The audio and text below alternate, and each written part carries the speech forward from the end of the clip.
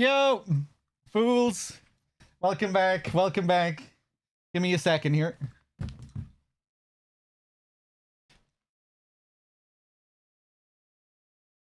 Let me see. Az, good to see you. Welcome back. Muff, Corsair, D Gamer, hello. Kuwabara, Bildux, Corvo, Second Naut.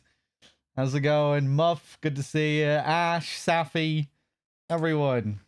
It's good to be back. Pew, how's it going?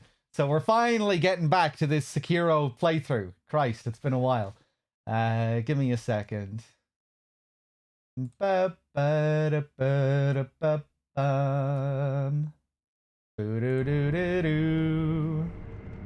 we go. Hold on. Getting fairly close to the end. We won't finish it tonight. Maybe I'll finish it during the marathon. Tomorrow we're gonna start off the Mint marathon. Kick off the Cyberpunk 2077, the second go around. Oh, hold on a second. Battle up, battle up. Battle up. Battle up, battle up. Battle up. Listo, good to see ya.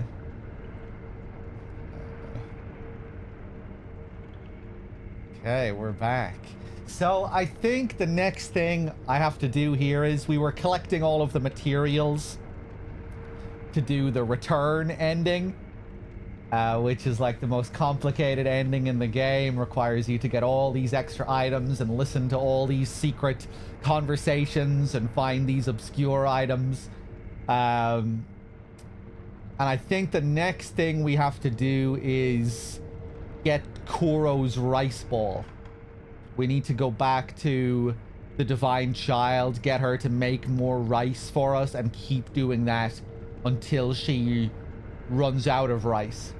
And then we need to feed her persimmons, I think, to get the special rice. And once we've done that, I think we can make our way to the Fountainhead Palace. The last main thing we did was we defeated Owl for the second time. I think I might be on the wrong save. I am. I'm on the wrong account here. Hold on. Poop Poop, I think might be the right account. Let's see. Ba-da-lamp, ba-da-lamp. Ba-da-lamp. Eddie with the 25 Thanks. And the 25 streak. Thank you.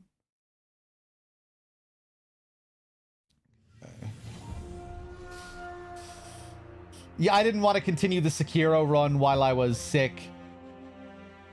Just I thought we'd have a bit of a Hitman series until I recovered.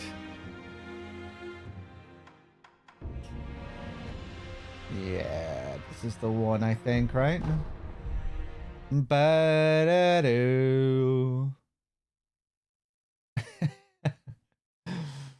Bum-ba-da-doo.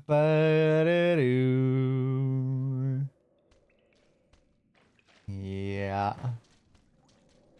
Forget what I was doing here. Did I dive down here? Can't remember. Hey, okay. I feel like I might have missed some of the alcohol in the game. I feel like we still haven't really done too many of the sake conversations. I'm sure we'll get more once we go up to the Fountainhead Palace. I wonder, did I miss anywhere though? The swimming feels good in this. It's really fast like everything else. Oh yeah, I remember we came back here and found that they had all sealed up the well. How do I get out of here now? I guess I'm gonna have to travel down here or use a homeward idol. Yeah, let's use the idol. Salami, hey. We have one persimmon here. How many Gizos do I have? Just one. We wasted a lot of these trying to get the extra dialogue with Owl. You have one Jinzo as well. Or Jinzao, rather. Quite mysterious, the end of his story. Okay. Let's go back to the temple. See what's up, see what's cracking.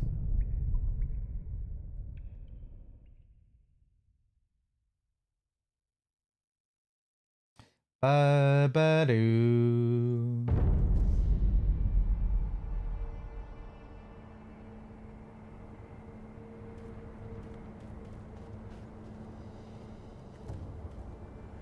Yeah, still a pretty game. What's this guy selling?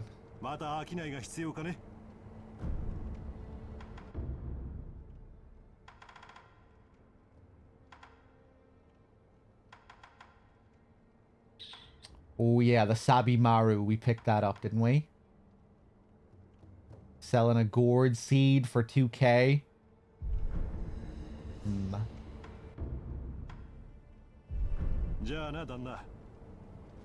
Let's see how much cash I have here. A load of Litecoin purses.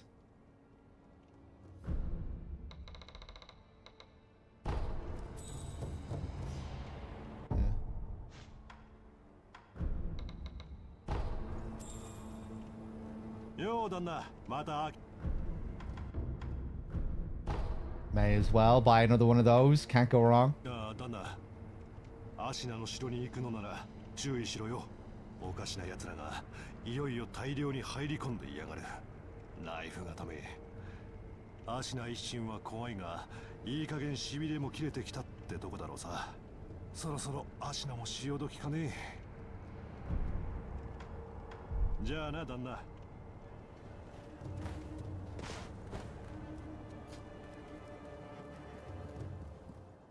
Oh, she's still here. The sculptor was in a bad way last time we were talking to him. He feels that he is inevitably going to transform now that the battle has been waged out there. He can smell the violence and the battle. His lust for violence. And any second now, he'll transform into a Shura. He's just postponing the inevitable here.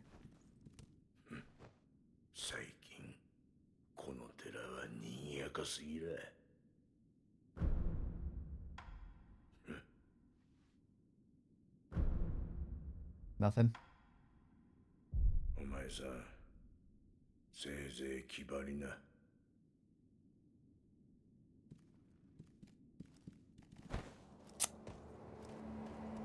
I probably won't even watch the Game Awards. I hate to be very boring, but it's not really my jam.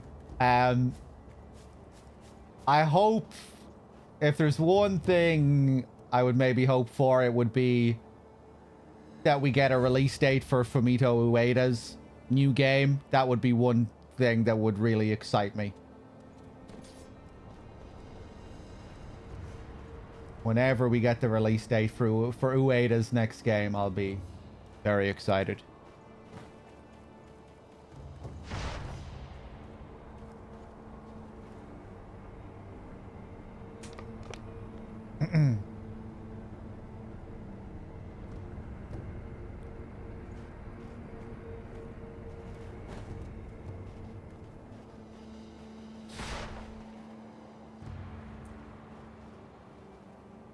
I'd just like to talk shit about the Game Awards together. I might watch a bit of Dave stream it. That's what I usually do. I usually watch him stream it. But even I feel like maybe the last couple of years, I've barely even watched him when he streamed it. I just find all of the advertising and the PR stuff to be hard to stomach. And just the way the whole show is presented.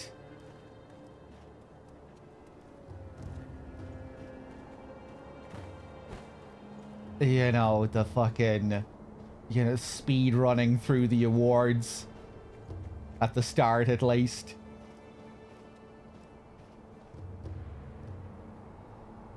You know, he says it's this big fucking celebration of video games. And then, like, the people who win best original score and stuff get, like, 30 seconds to talk, maybe less. All right, next. Who's next to come up on the stage? Quick, quick, quick, quick. We have more ads to get to. We have more promotional stuff to get to. It's just, I don't know. And then just all the fucking corporate talk.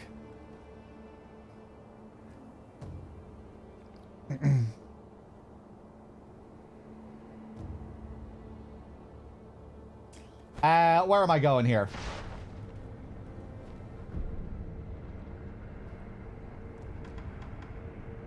Oh, I didn't talk to Emma. I need to give her my seed.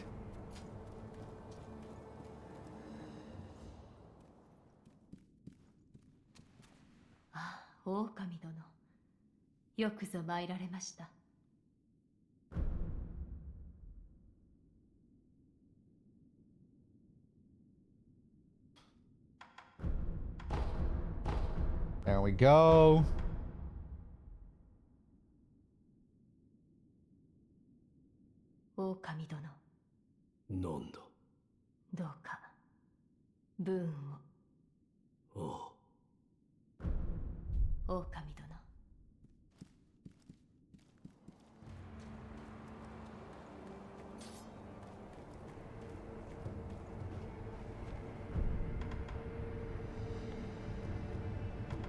But yeah, I thought it was pretty tasteless when they were like giving these really significant, or what should be fairly significant awards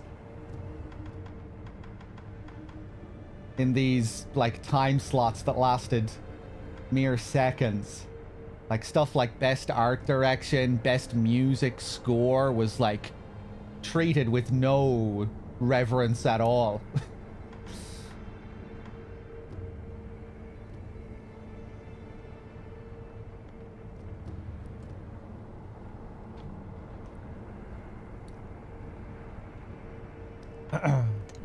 Thanks.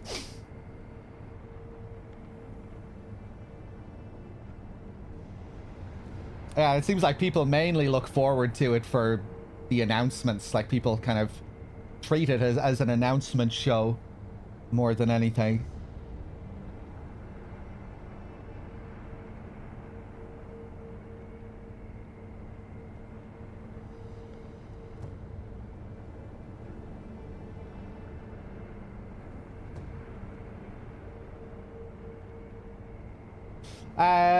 Let's see.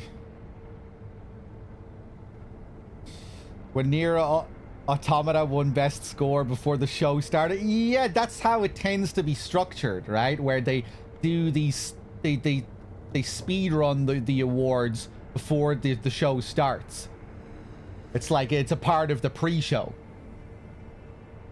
where they speed run all these guys up to a stage to the side. It's not even on the main stage. And it wasn't like best art direction and stuff treated in the same way. Like there was a load of different awards. Yeah, I don't know.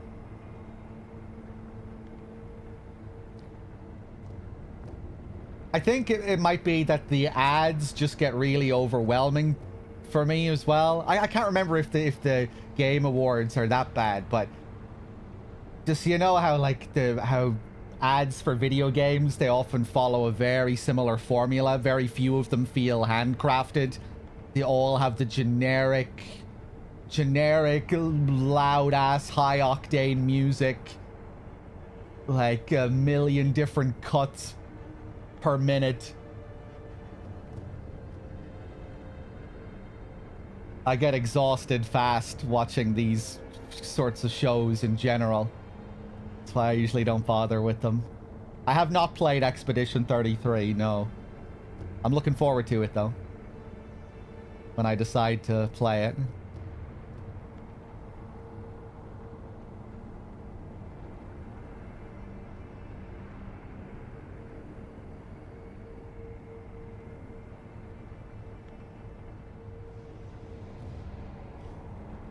Right. Where am I going here?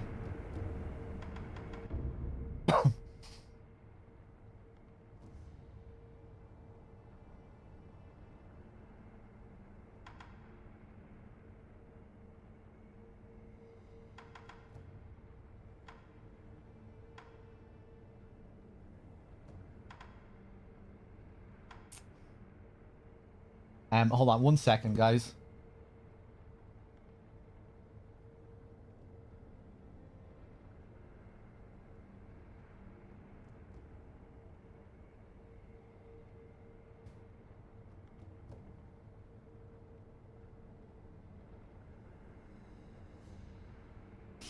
Okay. Right. What am I doing? Let's go back up to the Divine Child, like I was saying. Koro's room.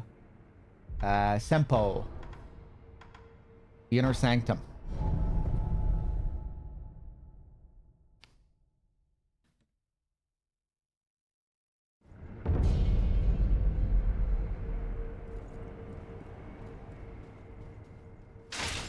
Ooh, Jesus. 巫女の忍びよ、ようこそおいでくださいました。Request rice. 巫女の忍びよ、お米が豊かに実りました。さあ、お手を。豊穣を。That is some shiny looking rice. Very magical looking. Rice that spilled from the palms of the child of rejuvenation. Gradually recovers vitality for a time. Rice is precious. The flavor grows richer with each bite and is sure to raise one's spirits. Even in falsehood, the power of the dragon's blood brings a bountiful harvest. かたじけない。お米は大事。また、いただきにいらしてください。I feel bad, but I think I'm gonna waste her rice. Waste her rice just to make her get sick. さようなら、巫女の忍びよ。あなたの行く末に、豊かな実りのあらんことを。May the good rice guide your way.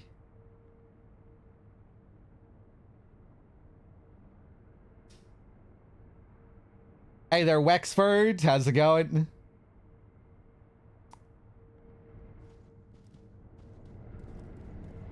Look up routine. Yeah, lots of people were talking about it the other day. Hey, Dames. How's it going? What ending am I going for? Is there a canonical ending? I'm going for the return ending. There's no sequel, so who knows what the canonical ending is. Unless you're one of those assholes who assumes the best possible ending is the canonical ending where all the characters survive. You better not be that kind of asshole, though. Okay, what am I gonna do? Have I finished this before? Yeah, several times. Many times.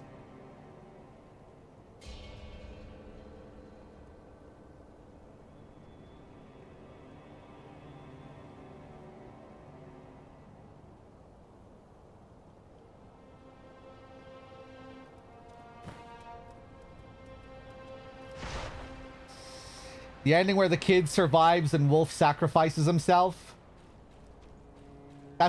I think that's the purification ending, isn't it? I think that's the purification ending.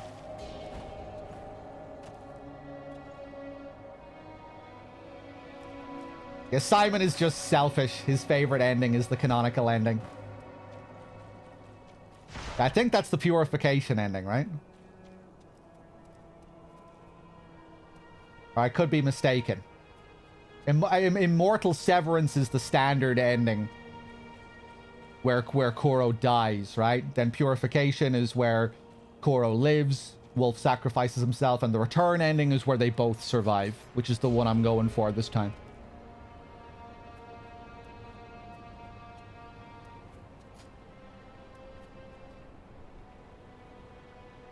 Is there an ending where you can kill the kids? Yeah, the Immortal Severance. That's the ending that most people will get on a first playthrough, where the kid dies.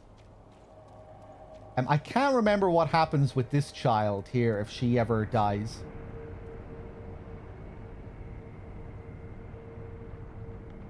Is there anything else I can do with the Divine Child's rice?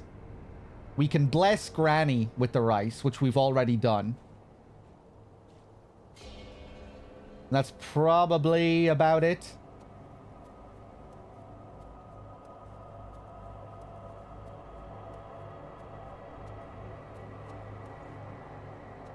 Did I do the Shura ending? I've done every ending.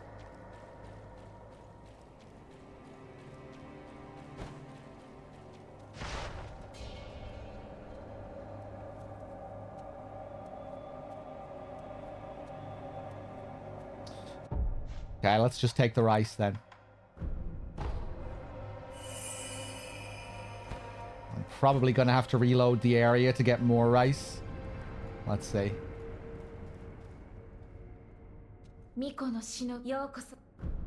すみません。お米がまだまた。Okay. さようなあな。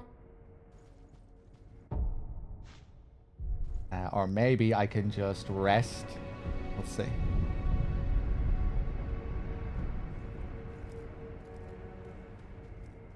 Oh yeah, her head is down now. I don't think it was like that before.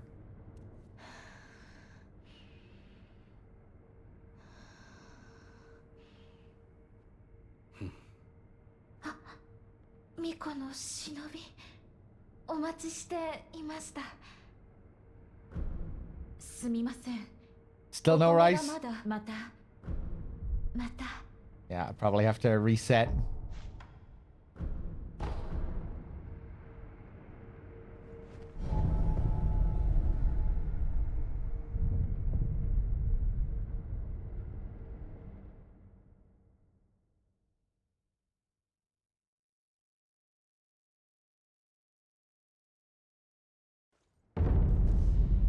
Oh, I didn't mean to come back here.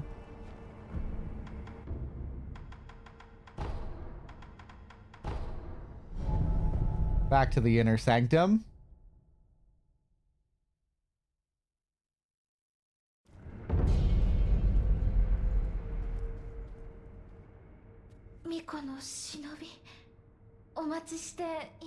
Yeah, yeah, yeah, yeah, yeah. お米をどうぞ。豊穣。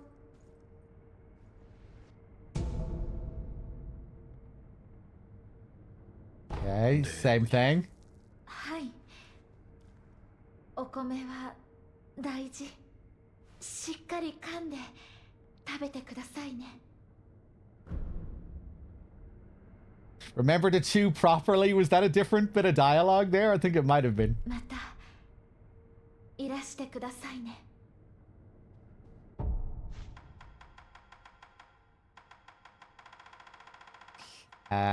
Take the rice. Not sure how many times we have to do this.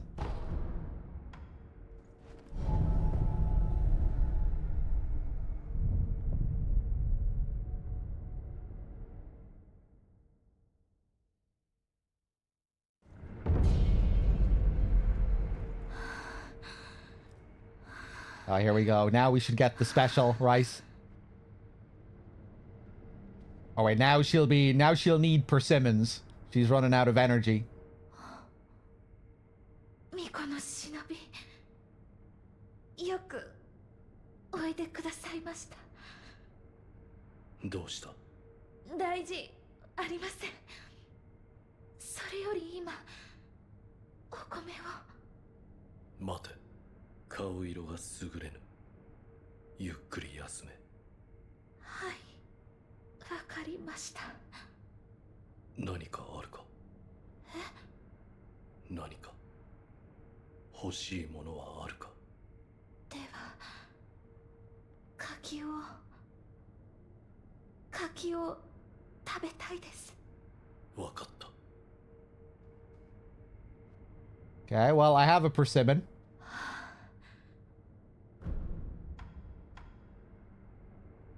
柿だ。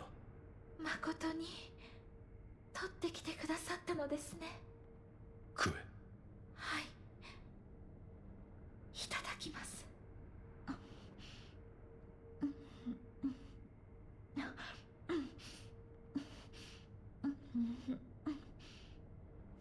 甘くて美味しいです。そうか。忍びよ、お手を。だがもう大丈夫です。お手を。分かった。豊かな実りをあなたに。 This is just regular rice again. Fuck. 礼を言います。巫女の忍びよ、いただいた柿のおかげでたくさん実ったようです。よければ流院の巫女にも差し上げてください。分かった。 Oh, nice. We don't just get regular rice. Rice for Koro. Rice that is spilled forth from the hand of the divine child of rejuvenation, intended to be a gift for Koro. Rice is precious. I want nothing more than for the divine heir of the dragon's heritage to get better. Koro would likely be pleased to receive it. Nice. 巫女のようこそ。すみません。お米また。さようなあなたの。 Okay, let's go back to where Koro is. Back up at the castle.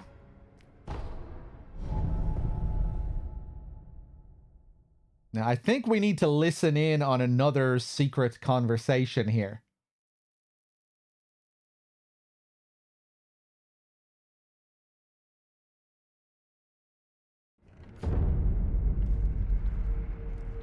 But maybe I have to do that after I give him the rice. I hope I didn't fuck anything up. That I can still give him the rice. I think we should be good. Yeah, we can eavesdrop again here. 強いな。私も核ありたい。Hmm.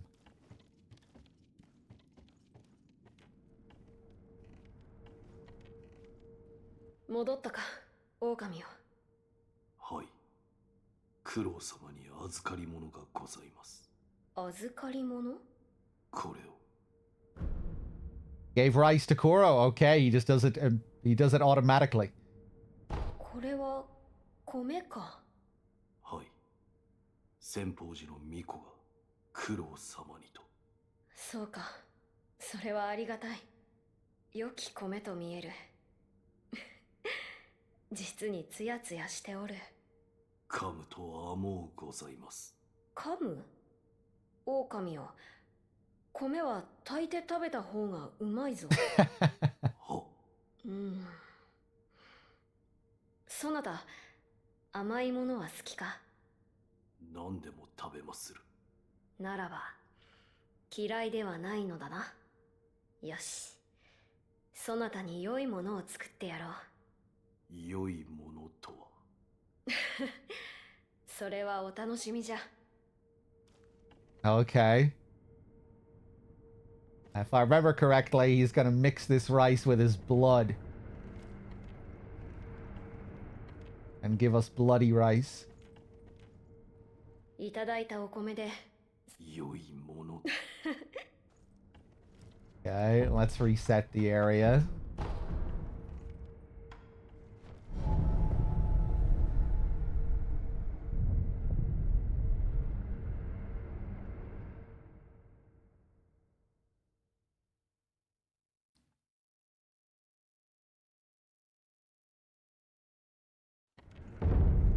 And after this, I think we can finally go to the Fountainhead Palace. Although we do need to defeat the Guardian Ape again for the second time in the cave with his woman. I can't remember if I need to do that to also get the return ending. Do I get another special item there? I can't remember. さあ、手を出すがよい。は。 Sweet rice ball. Sweet, sticky rice ball made by Koro using rice from the child of rejuvenation. Slowly grants medium vitality recovery and constant pressure recovery over time. Once, when the wolf was starving, his father wordlessly handed him a rice ball. It was astoundingly delicious.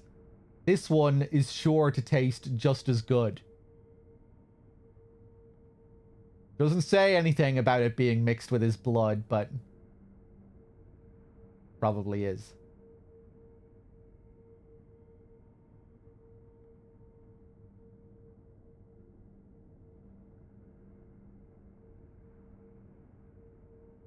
Can't remember if Owl refers to him as Starving Wolf at the start of the game. I think he might in that opening cutscene when he finds him on the battlefield. Does he refer to him as a Starving Wolf? Is the idea that that was when he gave him the rice ball? It would make sense if he was starving. これはおはぎじゃ。千宝寺の巫女殿にいただいたお米でこさえたのだぞ。さあ、遠慮はいらぬ。食うてみよ。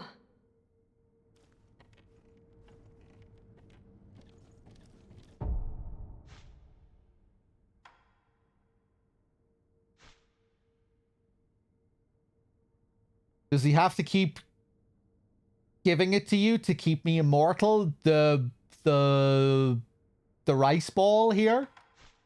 I can't remember what this rice ball does narratively. But I do think I need to take the rice ball. Oh yeah, it's his blood that gives me the power of immortality.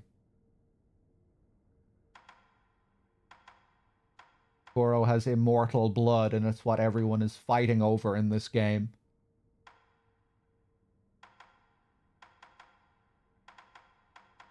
Yeah, that's how I'm immortal.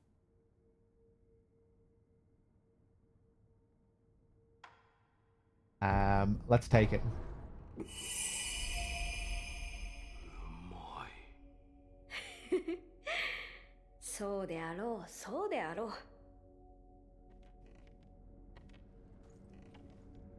狼よ、私のおはぎはどうじゃった？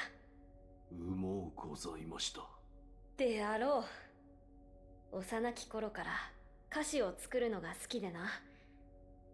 平田のお屋敷でもよく炊事場に入り込んでいたものだ。いずれいとまができたら茶屋でも開くかのう。That's cute. That's nice. He just wants to have a normal life and open a tea shop. This little immortal god here. He just wants to be a normal boy. Yeah, so we do have to take the rice ball there. You might think to yourself, well, I'm just going to save this, you know? This has a mechanical gameplay purpose. I'm not going to waste it here. But it actually has a narrative function here. I think we need to take the rice ball to progress with this story to get this ending. Thanks. 狼よ、ようやく叶うな。これできっと源の好機を抱きしめることができるだろう。さあ、香炉に集めたものをくべてくれ。御意。Or maybe not. Maybe you don't need to take the rice ball. Maybe that just gives you that extra bit of dialogue.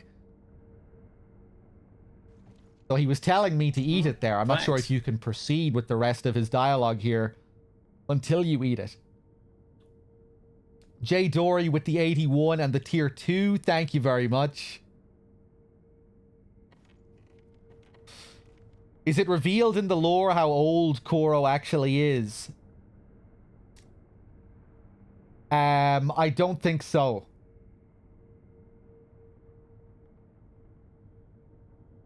And is it the dragon's blood that keeps him young? Again, I'm not sure exactly, but I think so.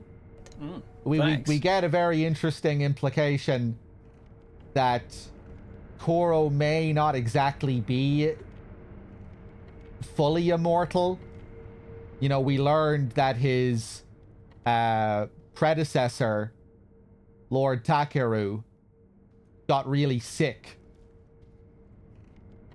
And I think Lord Takeru was responsible for the spreading of the dragon rot before, you know, where we learned about a previous dragon rot incident that killed pretty much everyone in another era.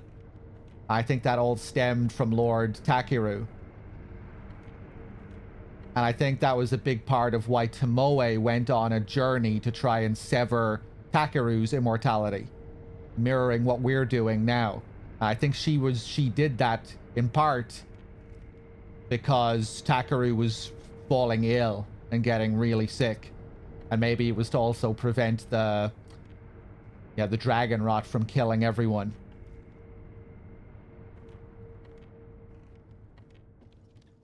But yeah, you know, it was interesting. I think it was during the last session where we got that dialogue where someone spoke of Lord Takeru's illness.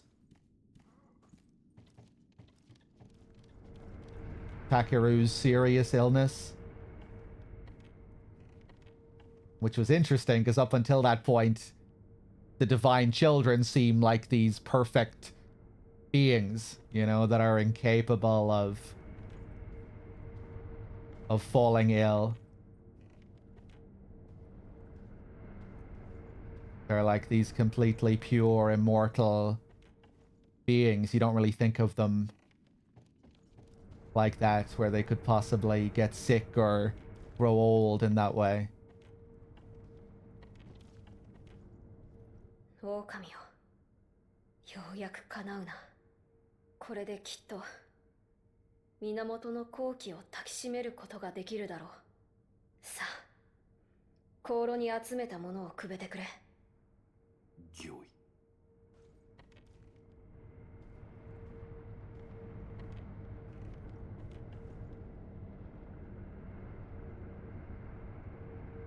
I think another idea that people had was that maybe it's something that happens once they start to share their blood.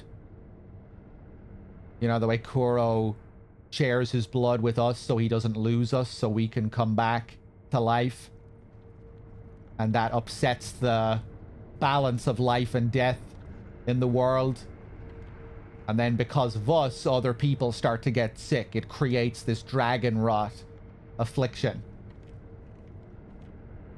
And we know that the same thing happened with Tomoe and Takeru. That Tomoe also had this power of immortality, so she must have been given the same ability by her master, Takeru. Just like ourselves and Kuro here.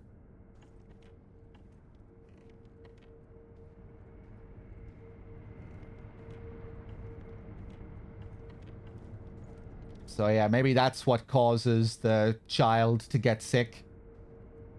When they share their blood, they upset the balance, and then maybe they start to dilute their own blood in a way. Maybe it starts to lose its purity then once it's shared.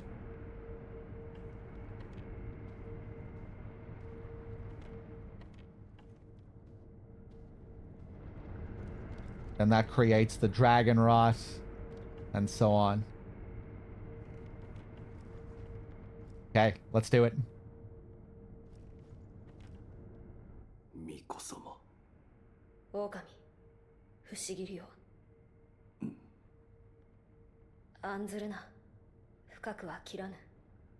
不思議を抜いてくれぬか。はい。すまぬが、目を閉じてくれ。は。The screen gonna go black? もう良いぞ、狼。大事ありませぬか。大丈夫。胸のあたりを少し切っただけだ。これが源の好機か。何やら無性に懐かしい。はい。どうじゃ、何か変わったことはあるか。匂いと、それから源の宮、その言葉が頭から離れませぬ。源宮。タケル様が書き残されていた通り、そこから宣教に通じているのだろうな。その源宮への生き方だが、かぐわしく腰入れ奉る。香りの石が置かれた祭壇にそう書かれていました。うん。そなたは源の好機をまとっている。岩戸の奥の腰に入れば源宮への道が開けるだろう。不死立ちは間近。頼むぞ、狼よ。御意。 Cool. So, I think we're good now. I think we can go to the Fountainhead Palace. We don't need to worry about missing anything. Can't wait to see the Fountainhead Palace again. I was thinking about what we were just talking about there with Kuro's immortality. We've seen that Takeru has been buried as well, right? You know, the little graveyard out the back of Ashina, where Takeru's grave, which is situated right beside Tomoe's grave.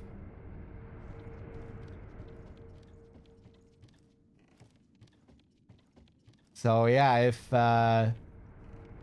Takeru was an immortal like Kuro, and he is dead for real, you would think Kuro isn't really fully immortal either.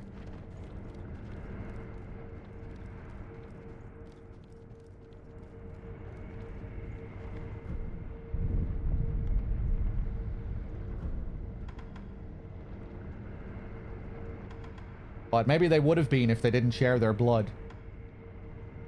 Because both of them shared their blood.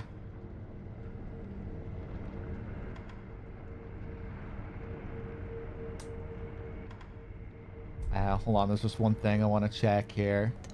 Thanks. Anima with the tier 3 and the 46. Thank you. The big tier 3. Thank you so much, man. Am I up to date on everyone else as well? Lil Half Dead, Jay Dory, Jay as well with the 34. Thank you, Jay. No matter, Eddie, Carl, everyone. Cheers.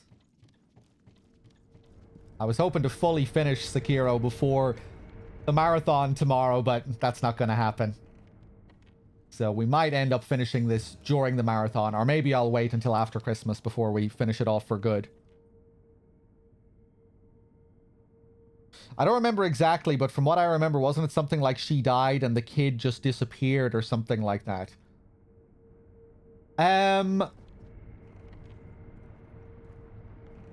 I can't remember how specific they get with what they say.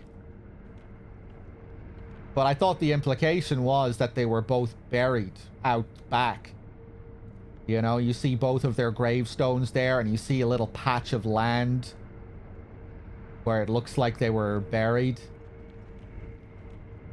Takeru has his little headstone next to Tomoe's larger headstone.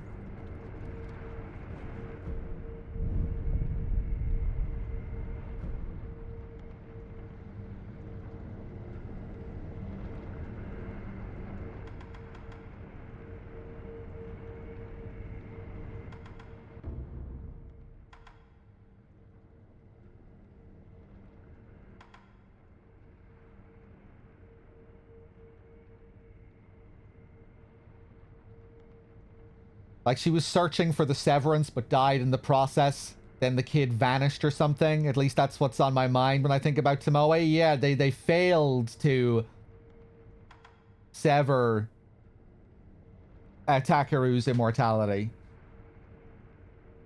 So I guess because of that, Takeru slowly decayed, withered away, and the dragon rot spread endlessly.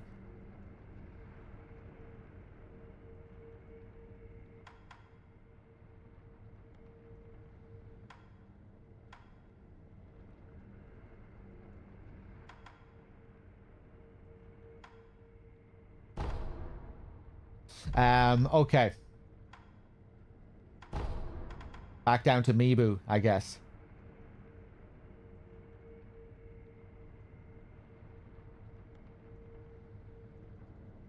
Dragon rot is tied to the kids? Yeah, well, it's tied to the blood.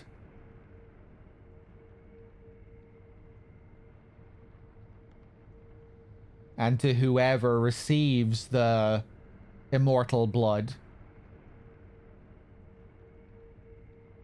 It's tied to our character as well, and how many times we die. The more we die, the more it spreads.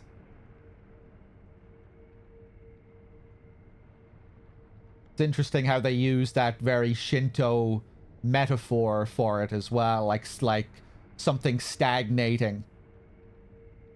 Like a pool of stagnating water that builds and builds until it overflows. That's how they describe the dragon rot. Like stagnating water. You don't think Takeru was a kid, Listo? Okay. I guess just because of Koro and the other divine child, it makes me think that all of these people with this divine blood are... or all these human figures with this divine blood are children. What makes you think the Takeru wasn't a kid? Yeah, I guess the small grave as well. And just the how the stories mirror each other. You know, Tomoe and Takeru is such a direct mirror to our own journey.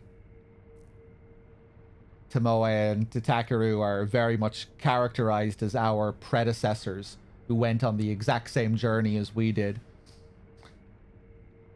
I'm browsing through the items right now, but I believe he's described as a samurai somewhere. Really?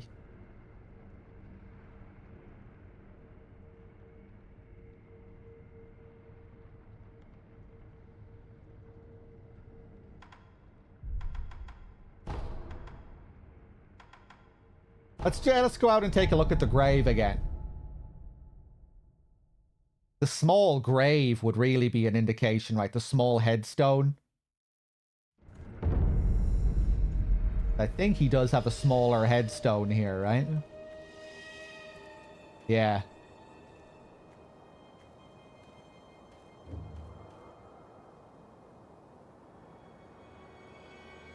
Tomoe could be a dwarf. Or maybe this is Tomoe's headstone. Genichiro learned from Tomoe, yes.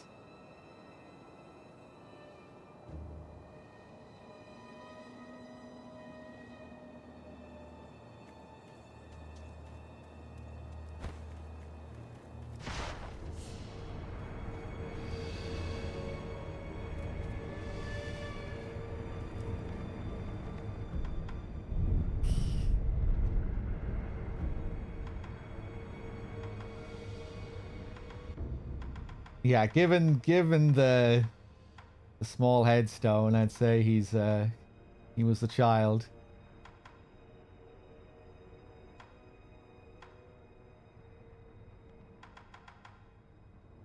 Now, do I want to fight the ape? Nah.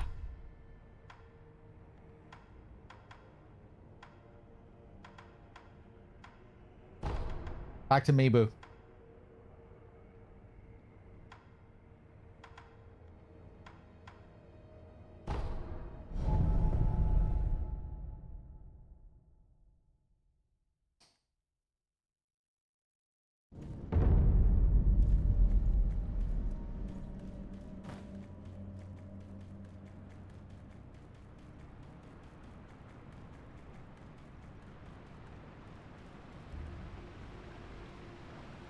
Very nice scene here.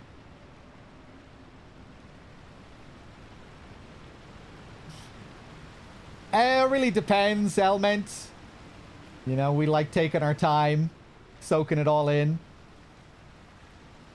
talking shit. But we're very close to the end. We're coming up to the final major area of the game. But then we'll probably have other loose ends and things to do. Side bosses.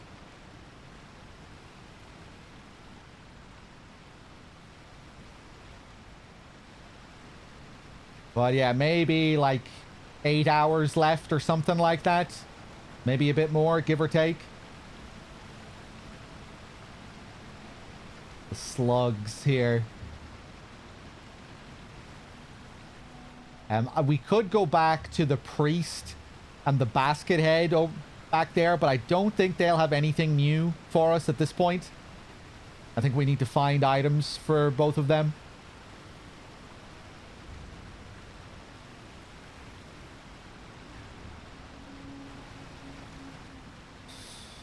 Is this the altar to unlock Shit Monkey's bride? Do you need to unlock that fight?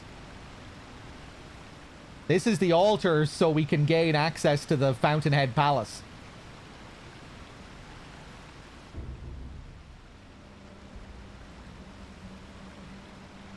Shelter stones such as this are an auspicious omen, sweetly scented for a bridal offering. Oh wait, no, you're right. The palanquin awaits with open arms.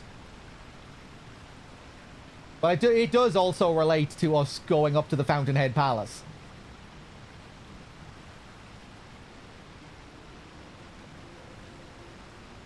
Do we offer up something here as well so we can trigger the fight with the monkey again? Do I need to do that fight again so I can go to the Fountainhead Palace?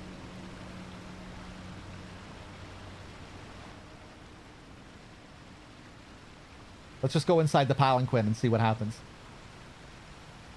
Oh, yeah, no, we can go up there.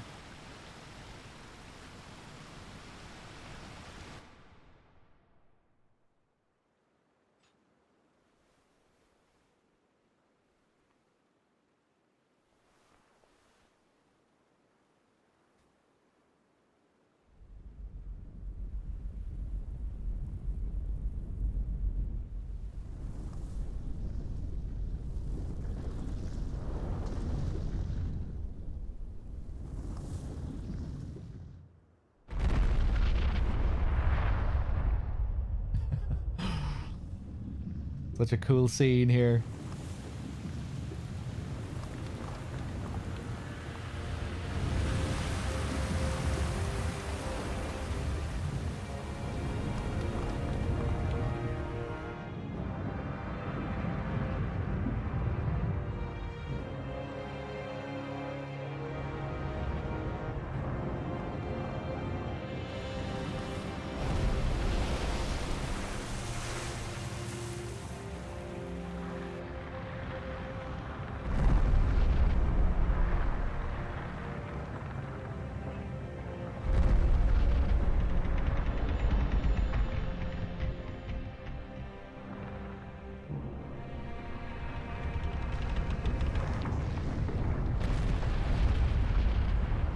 I forgot about that at the end. How he just topples over.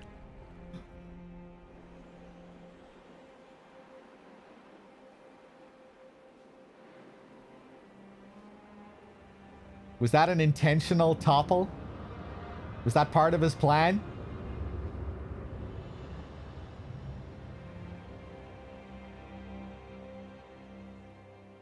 'Cause it worked out.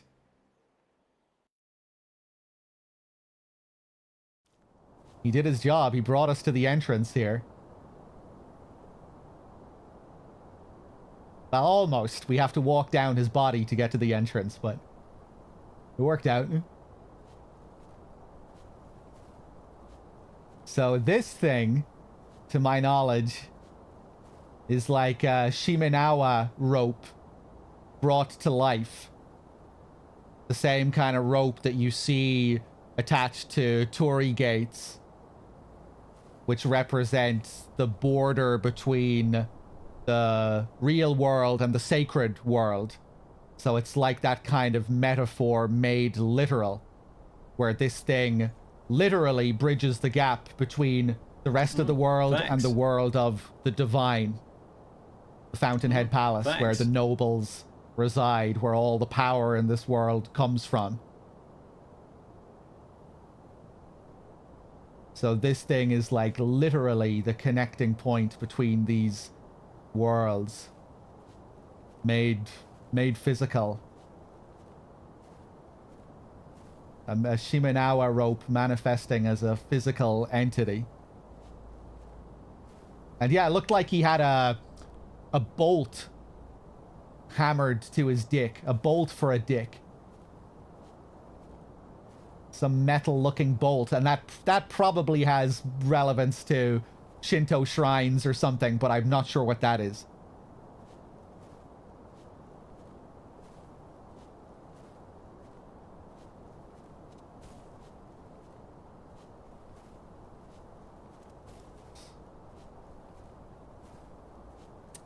That's an interesting theory, the Shimenawa rope. I think that's what...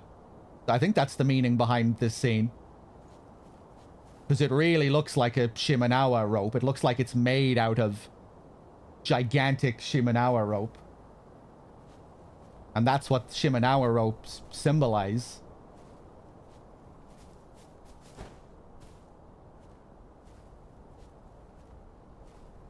That they, you know, they mark these sacred spaces and the border between the spaces of the physical realm and the divine realm.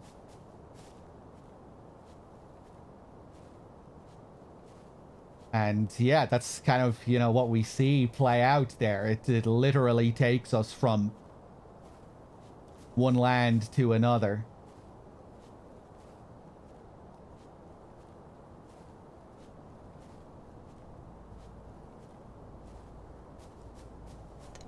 Thanks. Proceder with the 66. Thank you.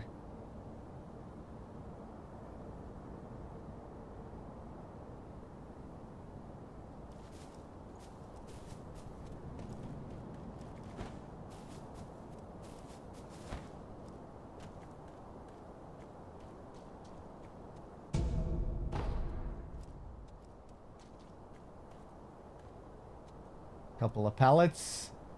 Ooh, look at the detail on his bolt dick. Yeah, I don't think it is metal, actually. It looks like wood. And look at that fancy writing on it.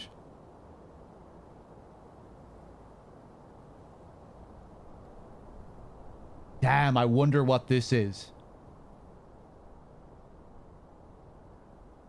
I have no idea. Sorry, no theories for what that is.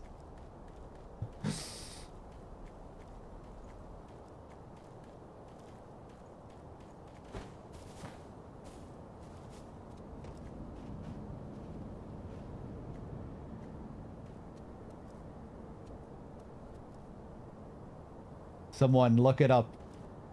Go back to the... Rewind the VOD and take a picture.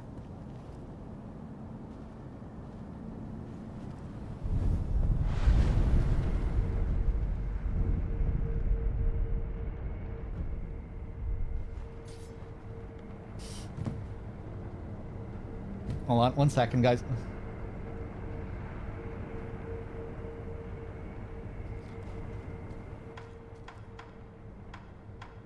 Okay, here we go. Time to fight the corrupted monk for real. Gorgeous.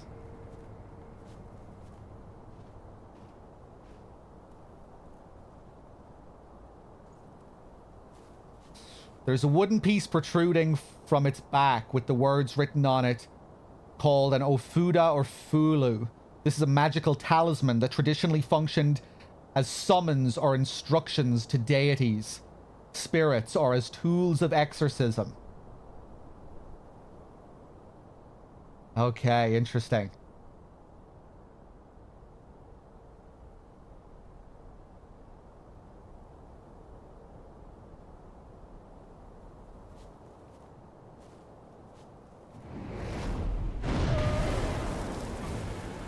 Ooh, 3 life bars. I remember a trick. You can get one, like, easy death blow on it by jumping on it from above. But I forget when you... I forget when you can do that. Not now. Oof. Right, I need to learn how to play the game again. It's been a while.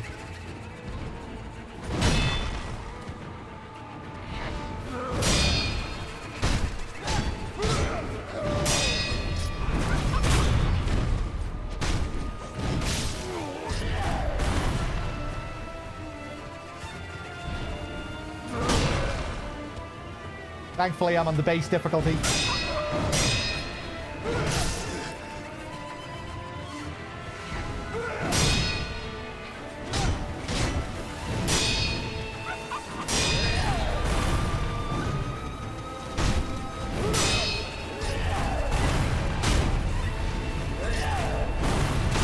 Oh!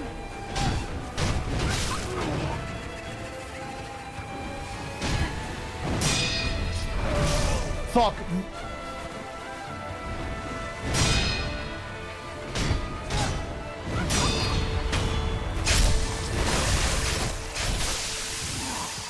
Here we go. Oh, yes.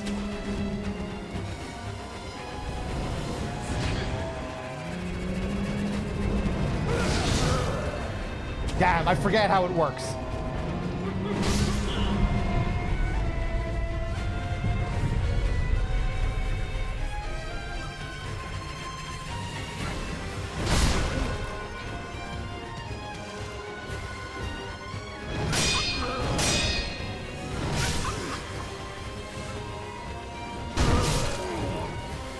Fuck.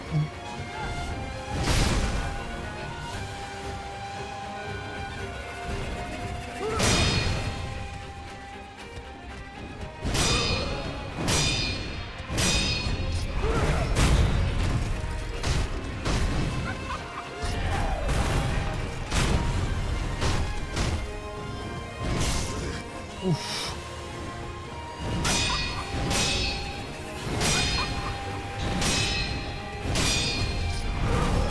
Oh, damn. You're very generous with the posture here. You don't need to bring her health down at all. Oh. Here comes the centipede.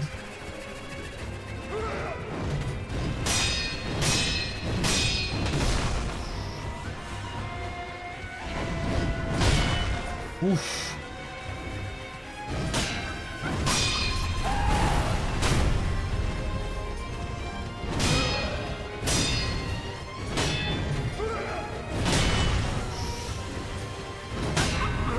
Fuck.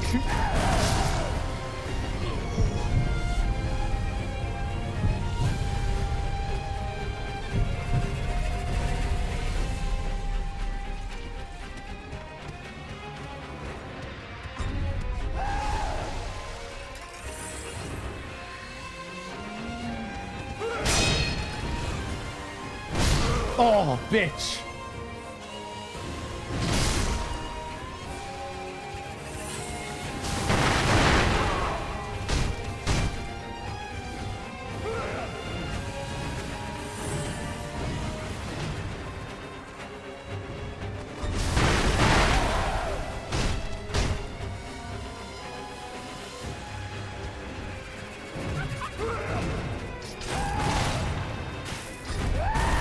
Oof.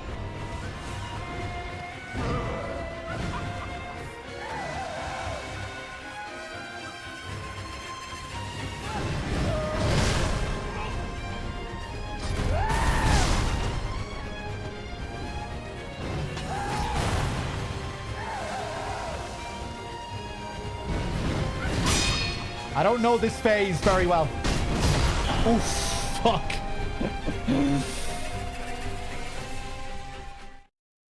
Fuck.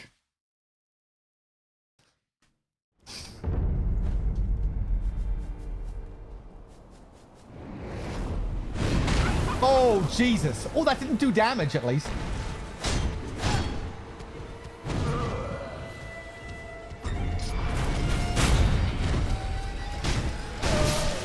Ah.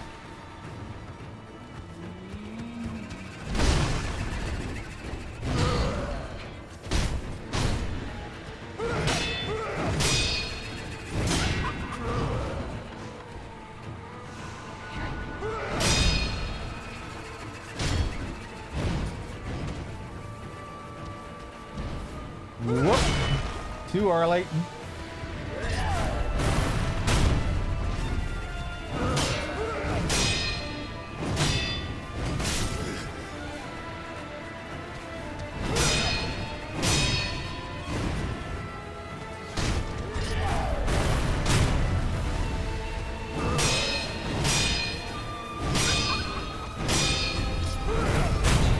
Nice.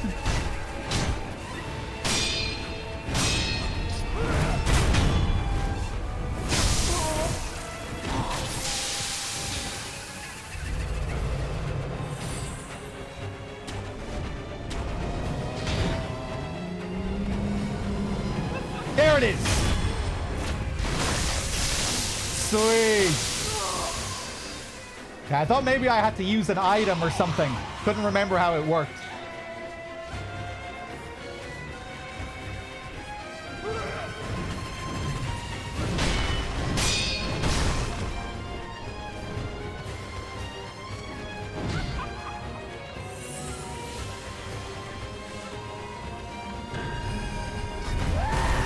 Woof.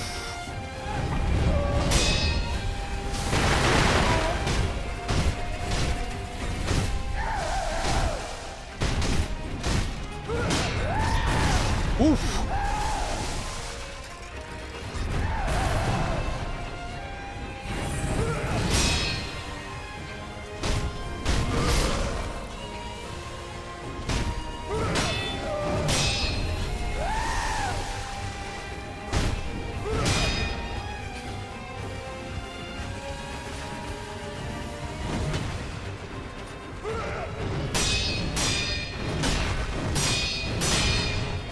Nice.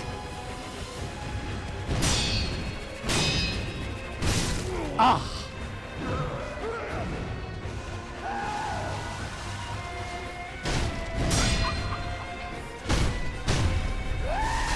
Whoa, close.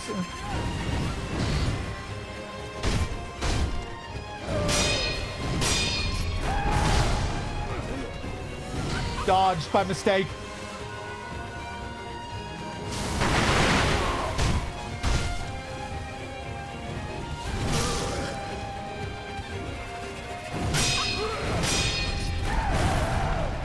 Oh, what?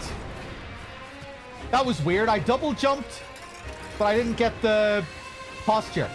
It felt like I jumped off the air, but that couldn't have been possible. I think I jumped off the centipede.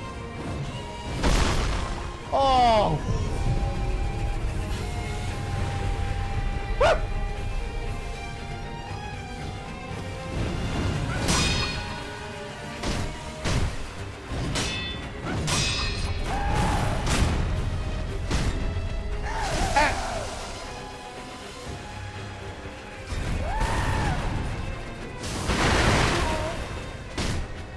Play it safe, play it safe.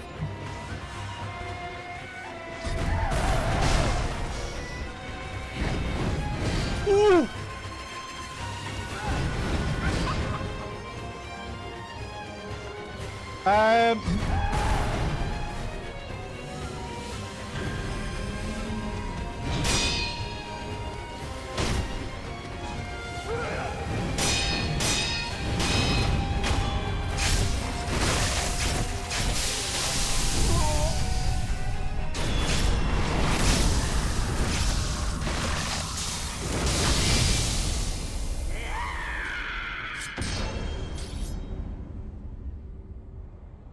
Sweet. Really cool animation at the end. Yank that parasite out. True monk. The corrupted monk guarded the bridge leading to the Fountainhead Palace. And Dragon's Tally Board. A tally board carved from a large piece of jade. Possessing this increases the stocks that can be purchased in merchants' shops. Such a tally board is highly prized by the merchant class. Old custom dictates that those of dragon rank are recognized as supreme merchants by the Imperial Palace and should be given the best possible treatment. Okay, I forgot that we got this.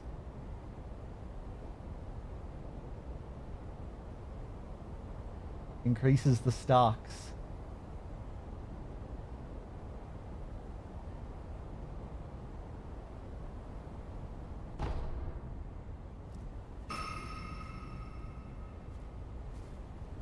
Shotgun Anaconda, thank you very much for the 22. Cheers. Hold on a second here.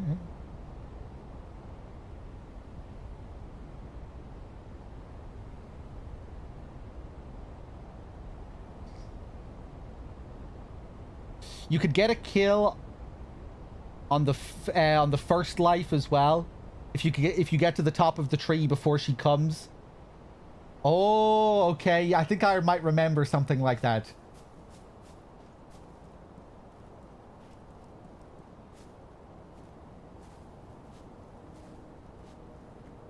Okay, Fountainhead time. Ooh, the first thing we see here, this gigantic cherry blossom.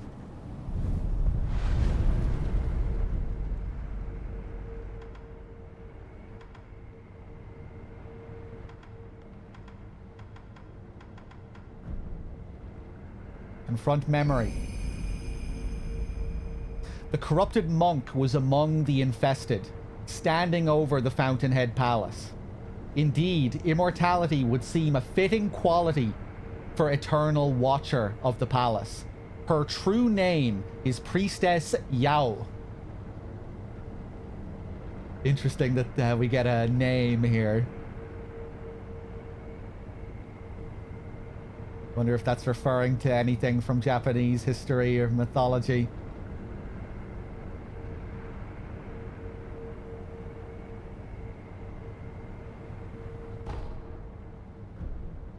A guardian for the nobles here.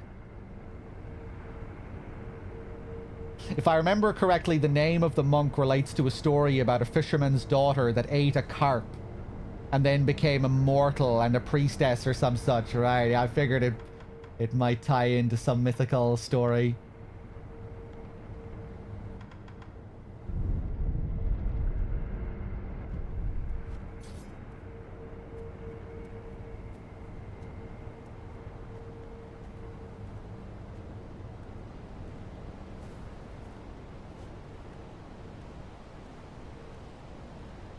Ooh, this giant waterfall here, the Fountainhead Waters.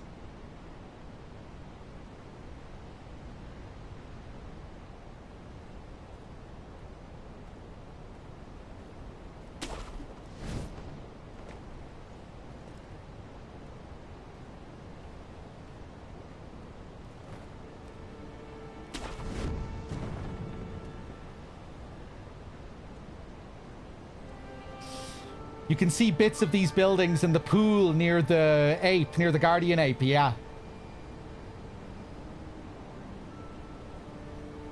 That's where the Fountainhead Waters pool. It's the lowest part of the sunken valley.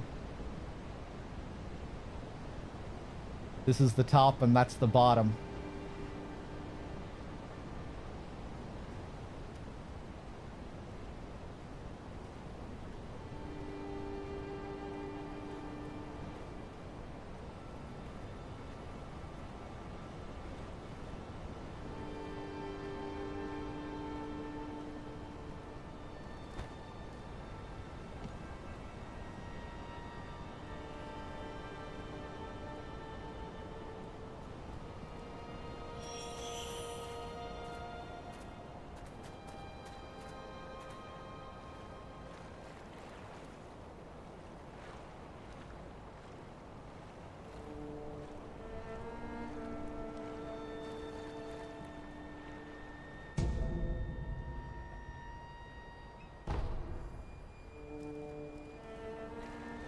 Such a cool reveal here.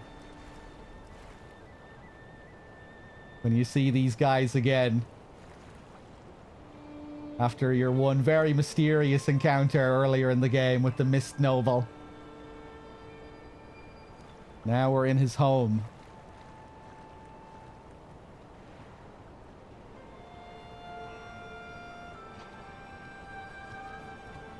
Yeah, I think that's the source of the centipedes as well. We were talking about that before. The very bottom of the sunken valley, where the Fountainhead Waters pool is. That's where the waters started to stagnate.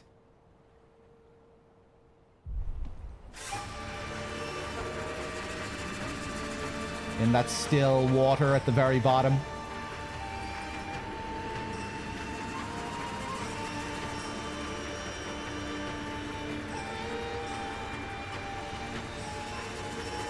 Oh, Jesus. Cool detail here with these guys, how they literally suck the life out of you, the youth out of you. Can't remember if you can see it happen while he's doing it. Enfeeble.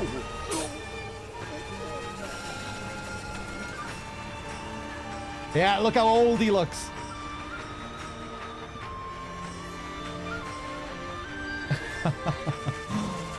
Oh, the hair as well, completely white.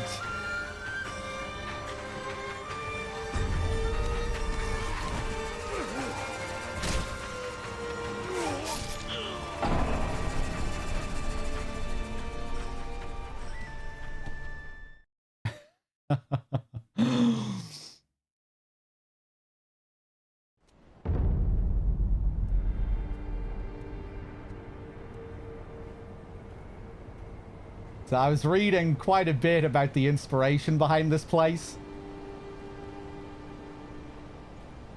earlier on in the playthrough. I think it was Listo who brought up the Heian period inspiration behind this place. All of the architecture is very much calling back to the Heian era in Japan.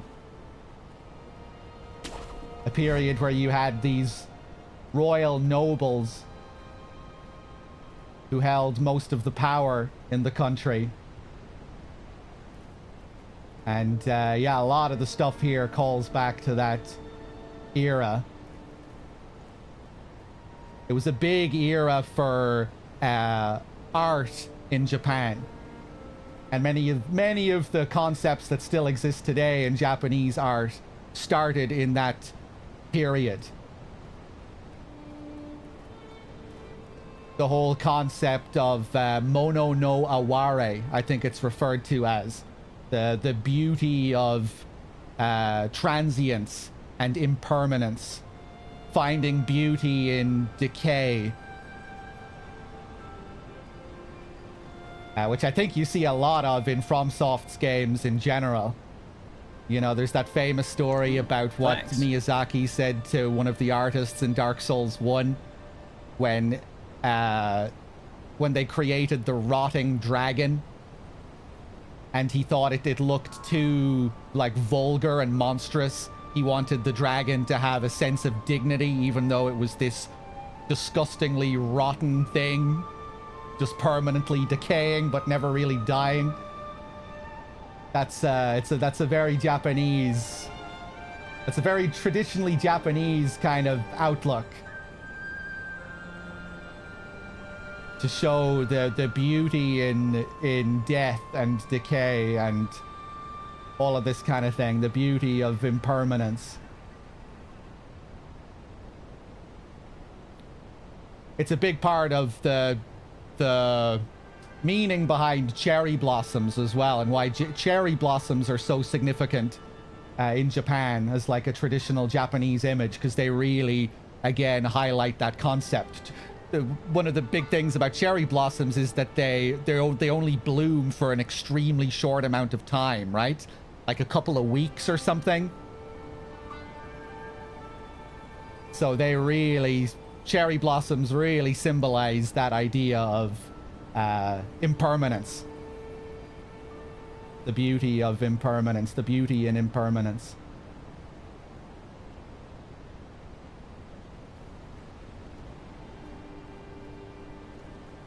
The cherry blossoms bloom, and then they're gone before you know it.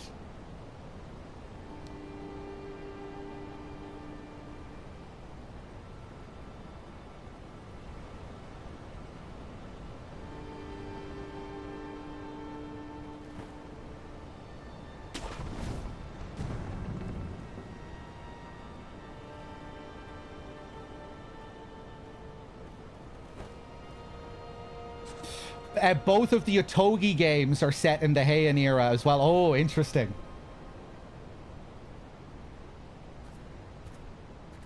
But yeah, the instrument that the nobles play as well, I think, is supposed to be like I think it's a ryuteki, it's called, which translates to dragon flute. And that was another very popular instrument of the time, of the Heian era.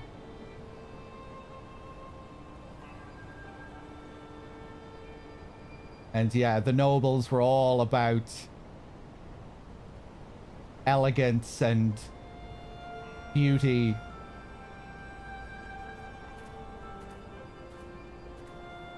The football game that you see the Okami women play as well in this level, that's another reference to the Heian era and a game that was played by nobles of the time.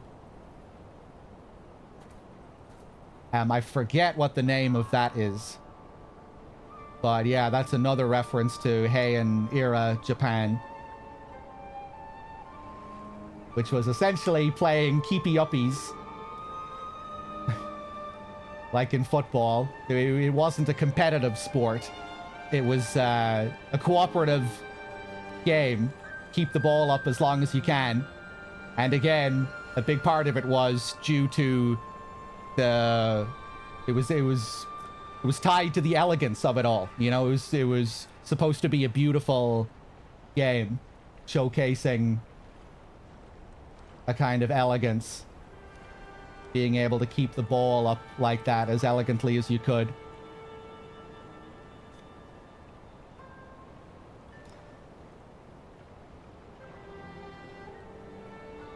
The Sakura branch you need for one of the endings is a cherry blossom branch.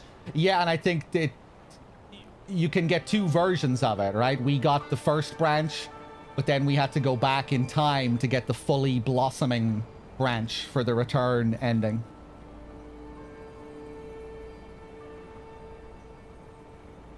Well before the Sengoku era, yeah. I'm not sure how long before exactly.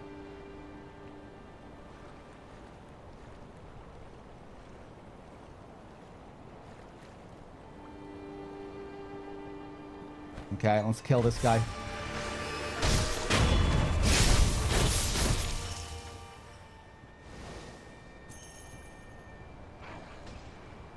Oh yeah, another thing when I was reading about these Heian era nobles. You know how these nobles that out...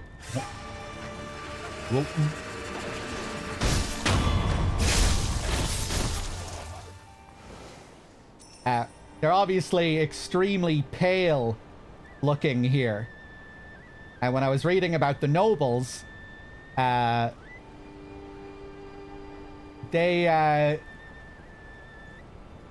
also prioritized having a very pale look, because that was also associated with royalty. The fact that you didn't need to go outside was like a status symbol. You know, commoners, they had to go out and work and get touched by the sun. So being tanned in any way was like it symbolized your class and your status. But nobles, they had all this wealth and power. They didn't need to be touched by the sun. So being pale showcased that. So that might have something to do with the way they look here as well. Maybe not. Maybe not. Maybe that's just something that I thought of when I was reading about it. But I thought that was kind of a funny thing when I was reading about the nobles. That having a pale visage was a sign of your high class.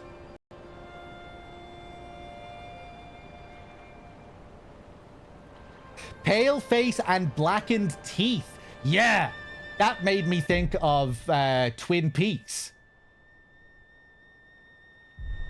And what's his name? Wyndham Earl showing up in the final episode with his makeup and his black teeth. I wonder was that what I wonder if that's what that was referencing in Twin Peaks. Yeah, I was going to say that was the same in Europe until the 20th century as well. Yeah, I think I think the Heian nobles would wear makeup as well to deliberately make themselves look paler.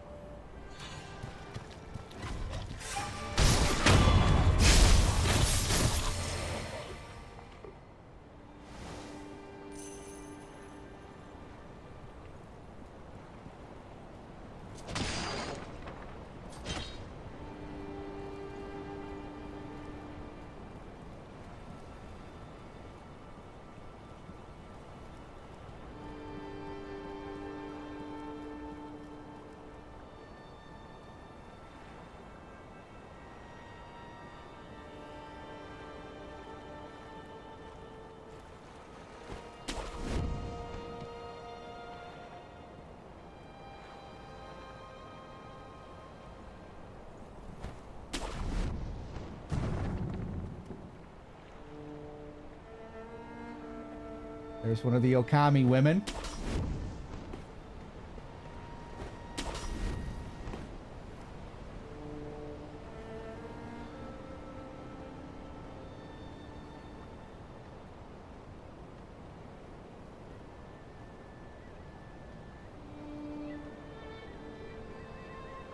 Yeah, they don't all play the football game. This one is just dancing around. These dances probably have some relation to Heian practices as well. The elegance, the form, the grace.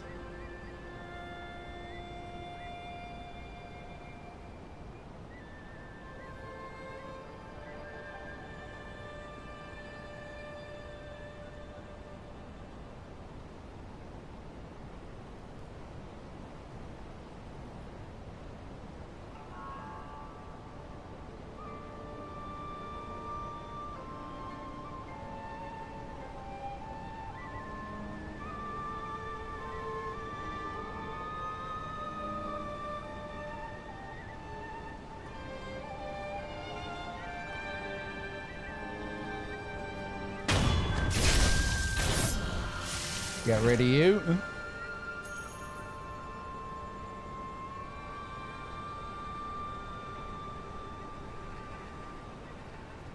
Oh yeah, and these guys, they're quite vulnerable to the Sabimaru, right? The poison.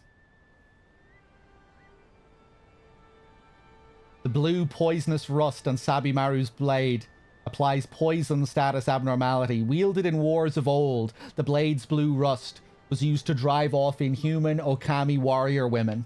Even now, it's likely to be effective against their descendants. Try it out. I may as well just get the free kill on this one. Oof.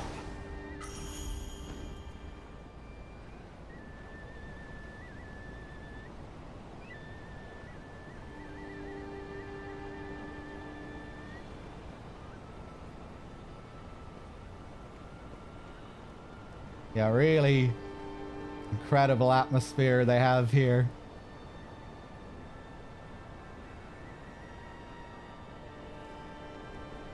Where it really does evoke that traditional Japanese beauty, the aesthetics we were just talking about, but it's also kind of off, like something's not quite right about it at the same time, like it's stuck in time.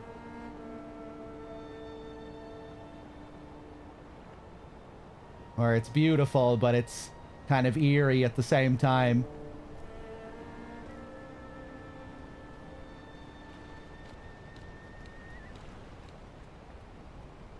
Stagnating. Stagnating like everything else in the game.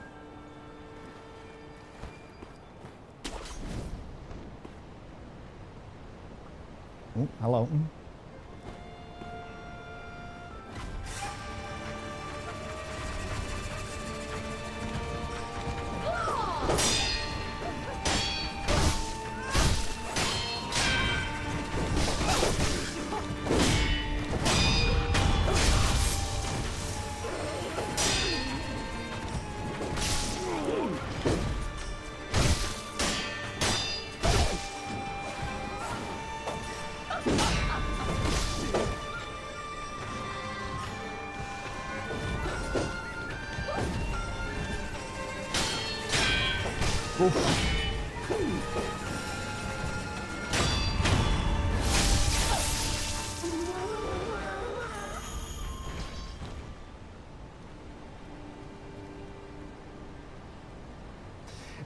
Oh shit! Clarky Cat!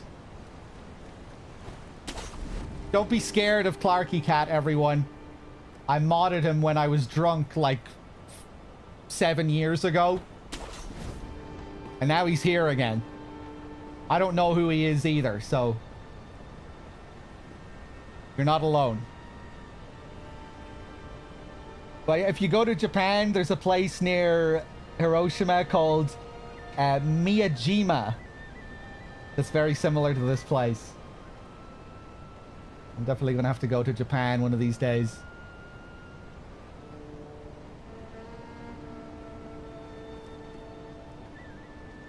But yeah, we were just talking about all of the influence that went into this place, all of the inspiration from Heian era Japan.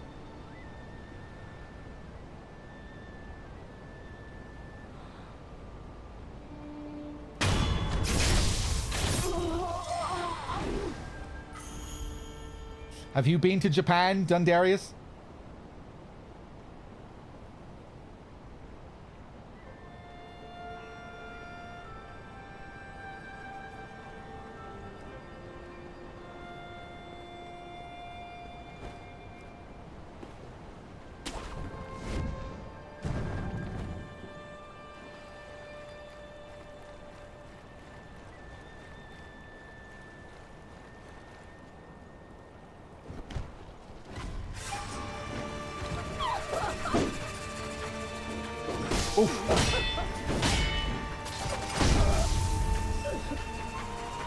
Got her with the poison.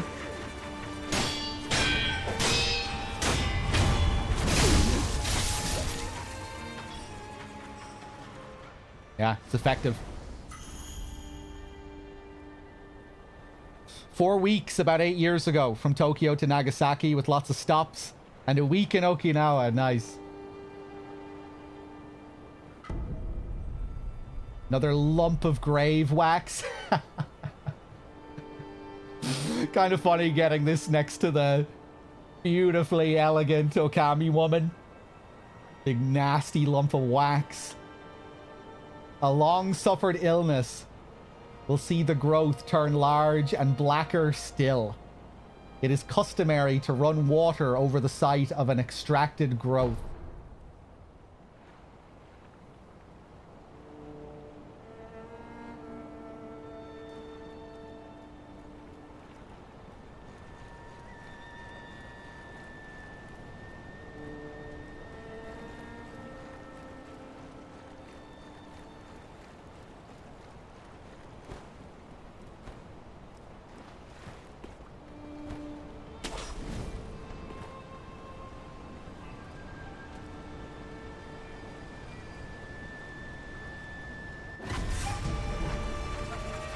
Whoop.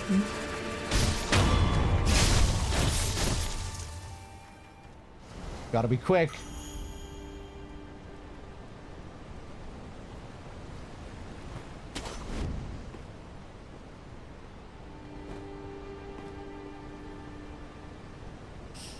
Also, hey Panda, and sorry if I missed anyone in the chat while I was rambling.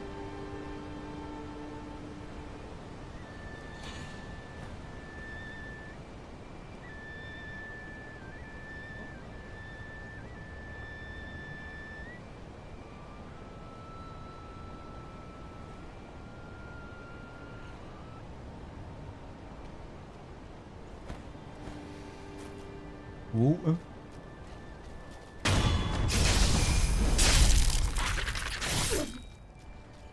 Now do my bidding.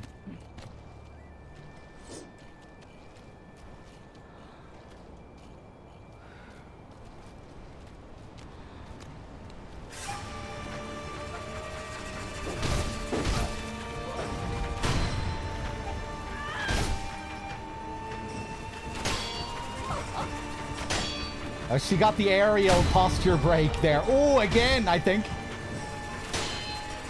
Don't jump. Don't jump. Don't jump. There you go.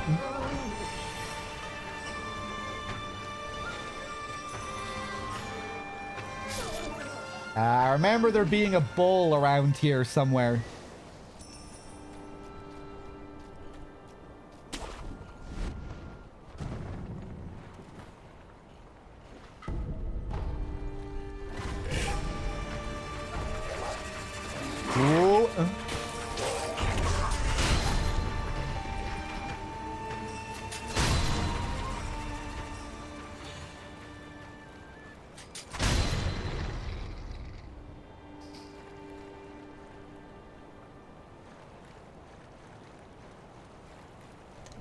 Thanks. Menardi with the 13. Thank you. Oof.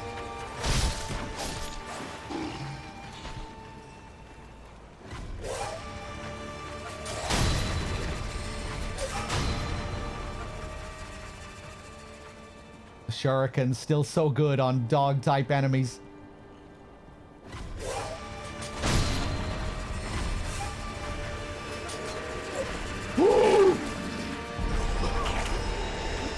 No, no, no, no.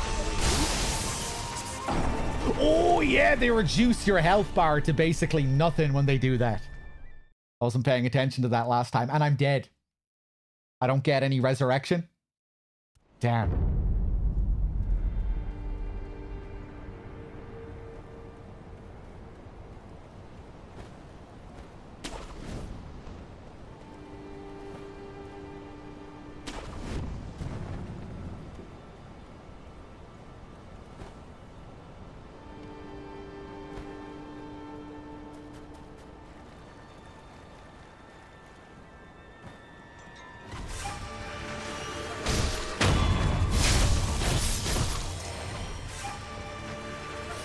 Such a creepy looking attack.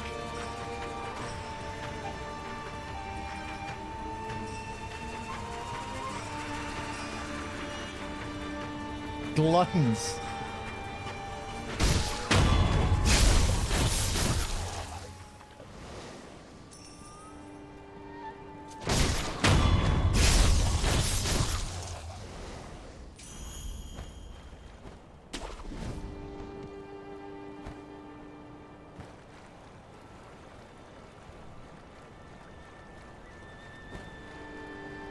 Okay, let's just run past these guys this time.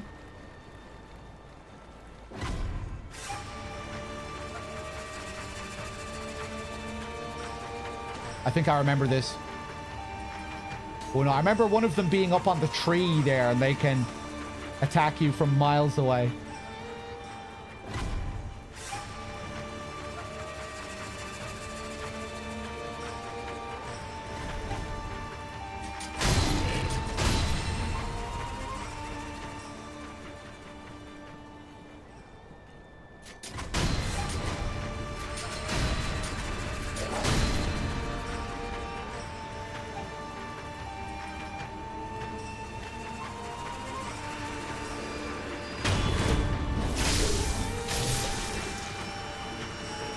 Oh no!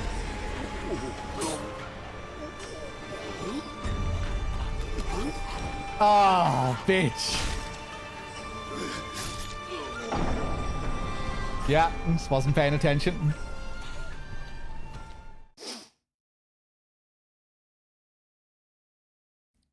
Ichiban, hey.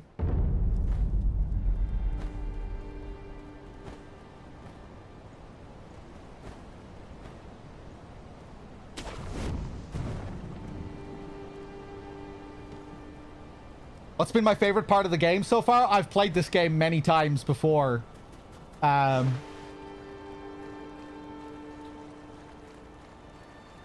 Fountainhead Palace and Senpo are probably my two favorite areas in the game.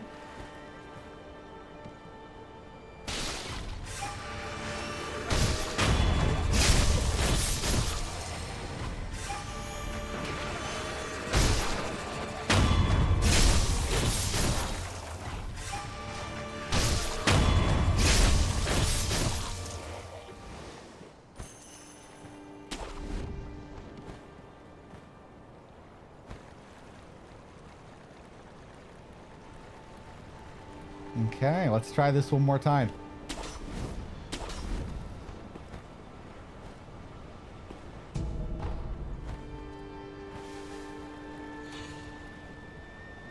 This asshole. Fuck you.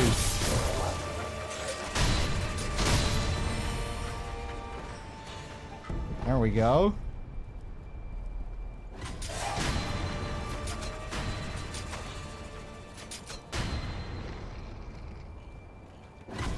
Good God, so many of them.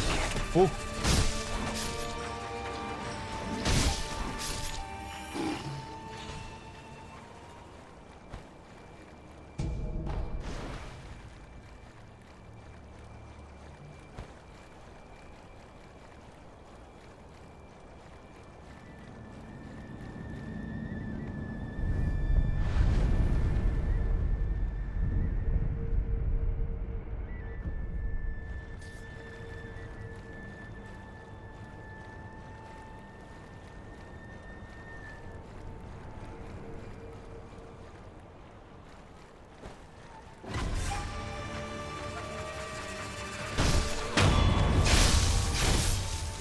Ooh, hello. I remember this woman. もしお若いお人、お若いお人、お気をつけください。宮の貴族たちは若い世紀に変わっています。吸いたくて吸いたくて仕方がないのです。特にこの先、中庭は鬼門です。宮の貴族がわらわら Crawling with them. 先に進むなら外周を回られた方がよろしいです。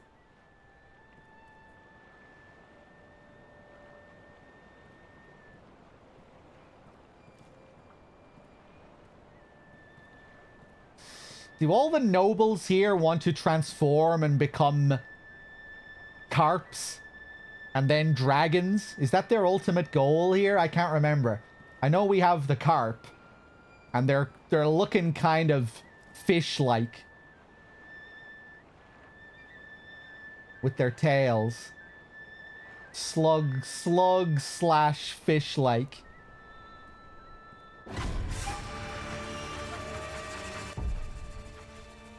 And I remember the giant carp here, and I guess he was the one noble that was able to turn into a carp but failed to transform into a dragon.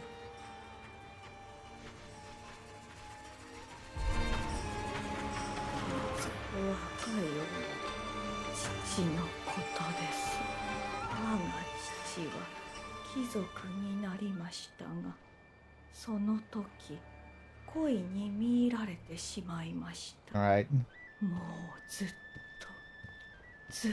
とただ恋に餌をやっています。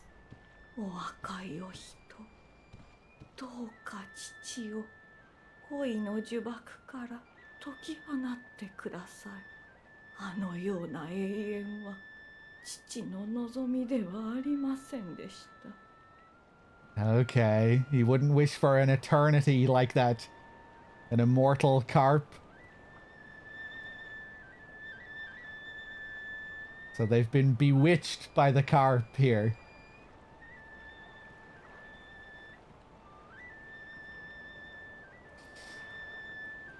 They turn that way drinking the water, don't they? I believe so.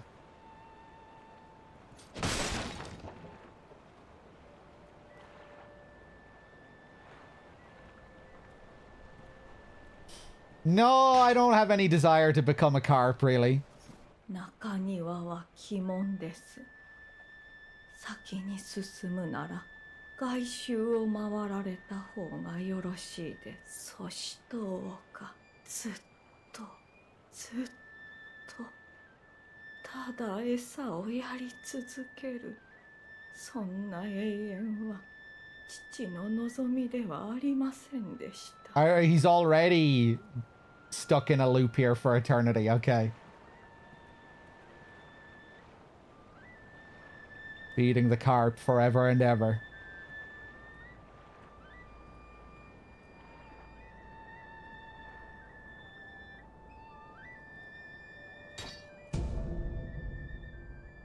Another one of these.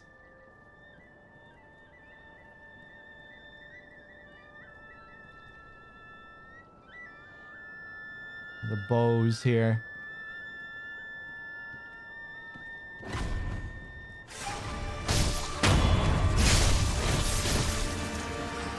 Fuck off.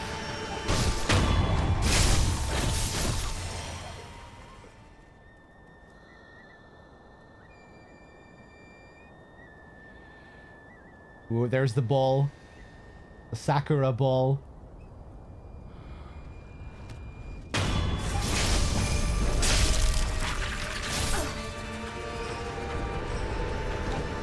Oof. Jesus.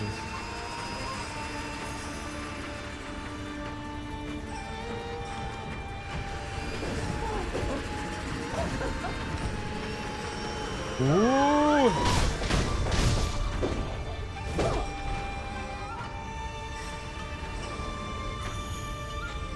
I wonder, can it also suck the life out of the Okami women?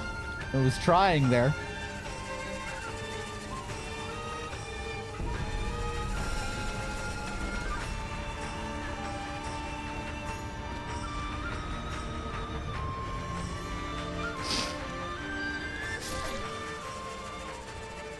Doesn't last long.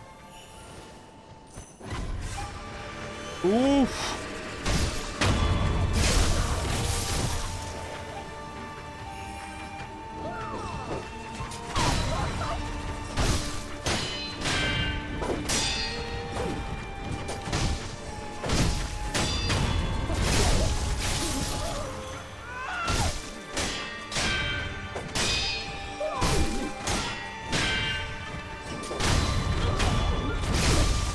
Nice.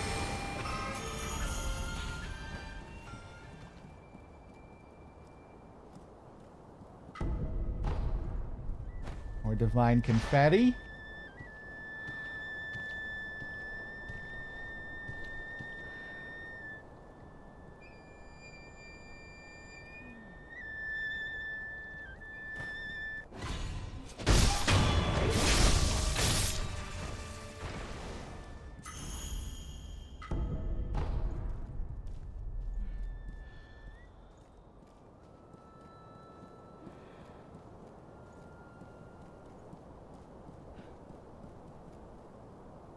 Oh yeah, another interesting thing when I was reading about Heian era Japan.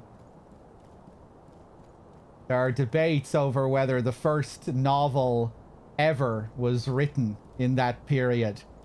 The Tale of Genji. Some of you probably know about it.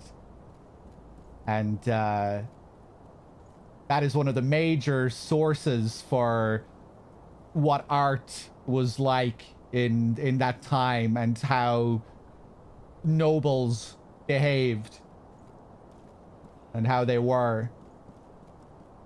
The book apparently depicts the noble lifestyle in great detail. And yeah, apparently it's one of the earliest books ever written.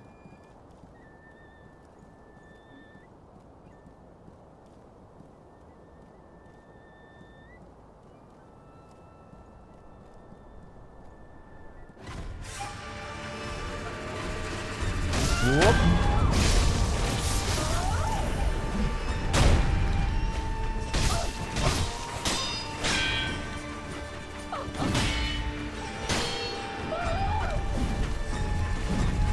Oh my god!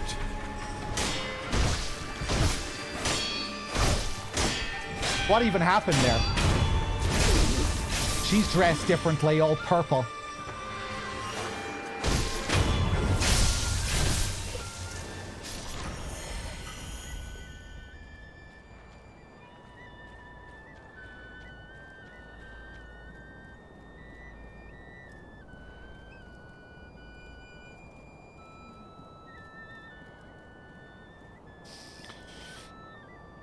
What's my favorite novel? I really like Cormac McCarthy's final novel, The Passenger.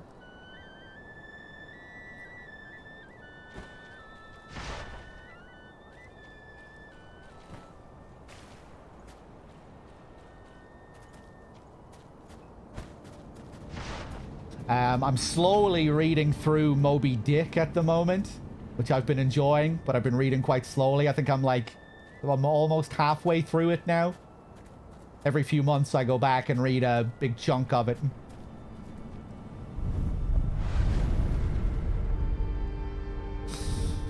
I dropped Dune. I need to go back to it.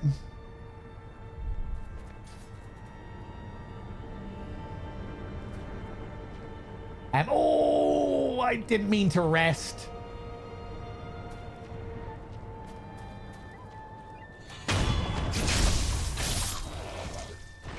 What's my favorite hack and slash game? DMC5.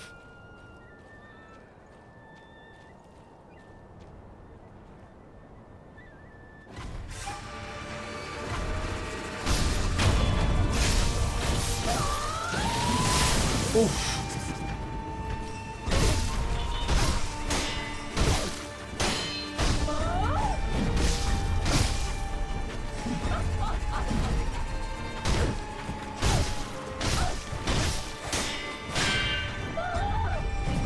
Oh god.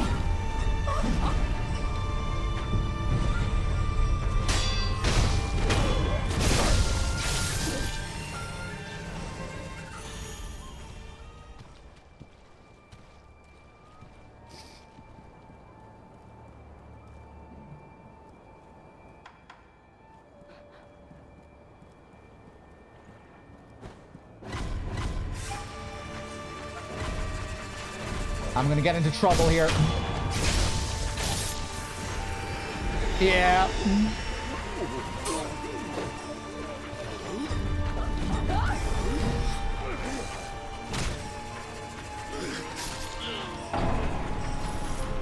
Oh, there's one wearing a red robe. Yeah, you need to be careful with how you navigate through here. Hey, Joycey.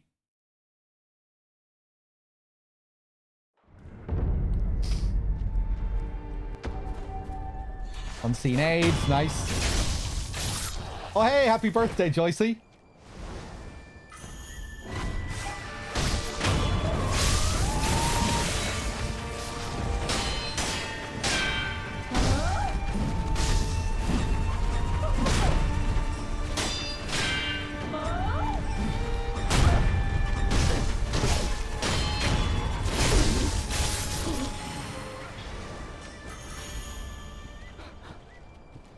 Crow, good to see you.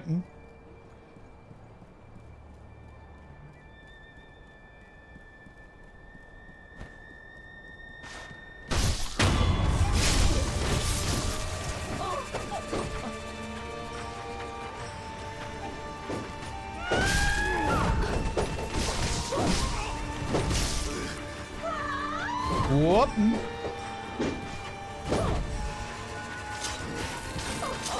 See if I can get one of them with the Sabi Maru.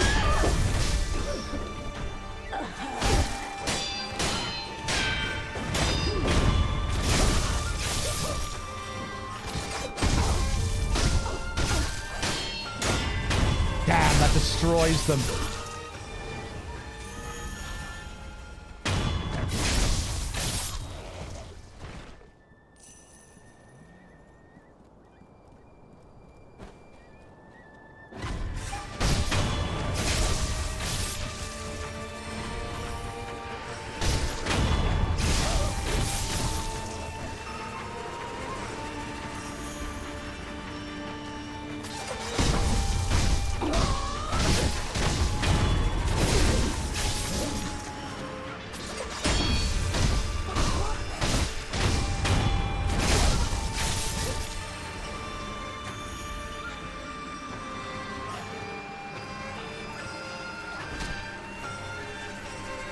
This guy doesn't have the soul-sucking flute. Was the Mist Noble also wearing a red robe? I can't remember.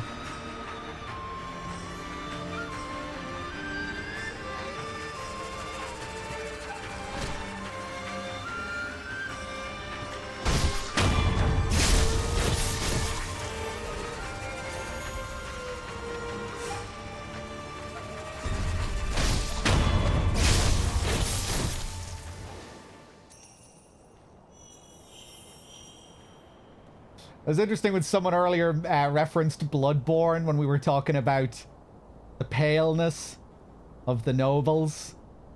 Look at their pale blood here. There might be some parallels that you could make there as well. The way you see slugs in this game as well as a big symbol.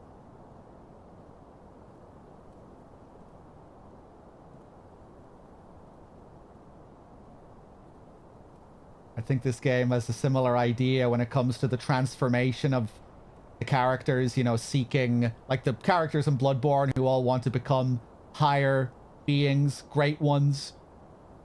Maybe similar characters here with the nobles wanting to transcend, become a carp, or the guys below down in Mibu Village who want to become nobles.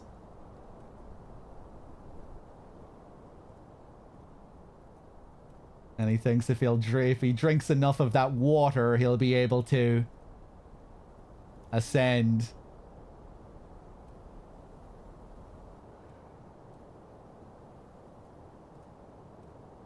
The way he describes the transformation as being like how he can feel himself liquefying. How he can feel his insides transforming and dissolving and liquefying. Makes me think of the patients in Bloodborne. With their murky, mushy brain fluid. And things like that.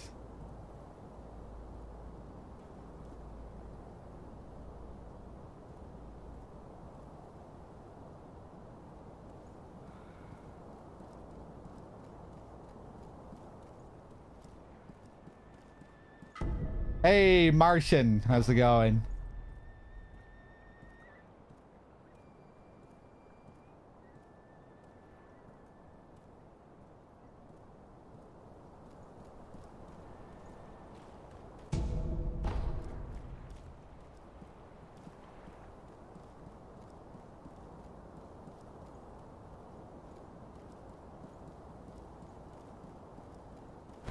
Where am I going here?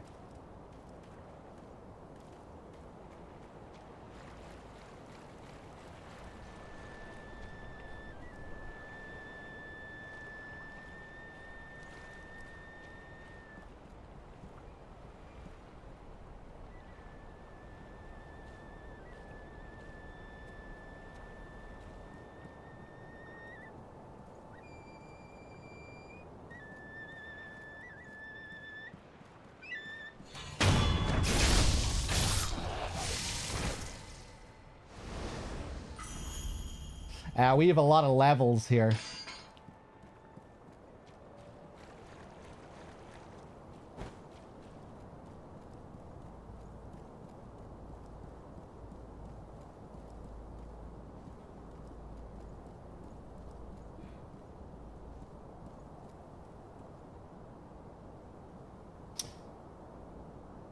Don't caterpillars also turn into a mush inside a pupae when transforming into a butterfly?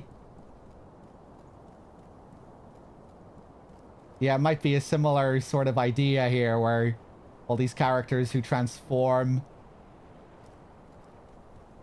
become something that's, or part of it involves becoming something that seems lesser initially, or there being some kind of irony in that all these characters who try to become higher beings become mushy slugs instead and often get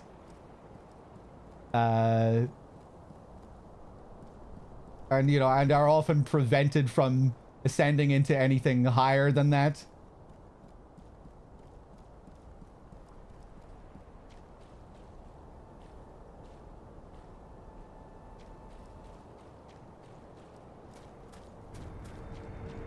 Let me see the skill page here.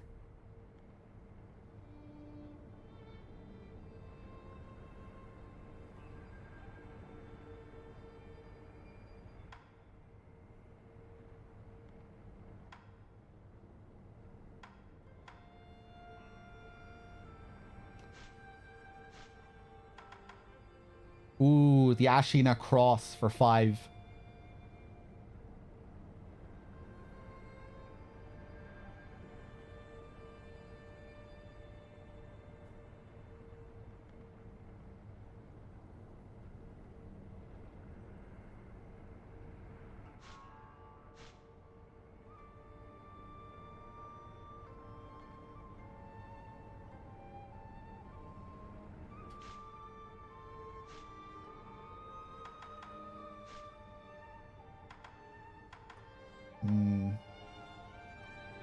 Mid-air prosthetic. This one looks cool. The sculptor retired the shinobi prosthetic after developing this technique. He'd gone too far, killed too many. The flames of hatred had begun to manifest.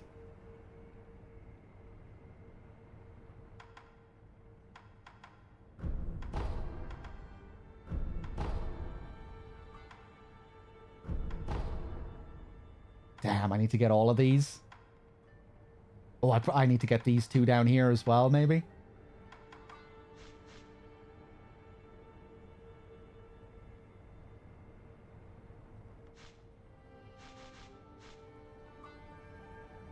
Hold on 1 second, guys.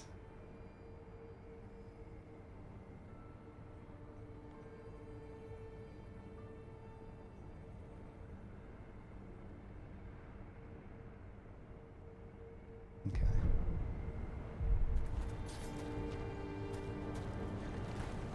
All right, let's go fight this bull over here.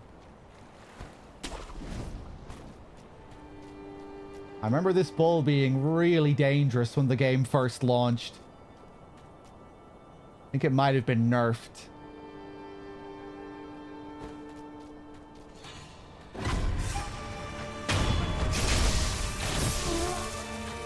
Whoop.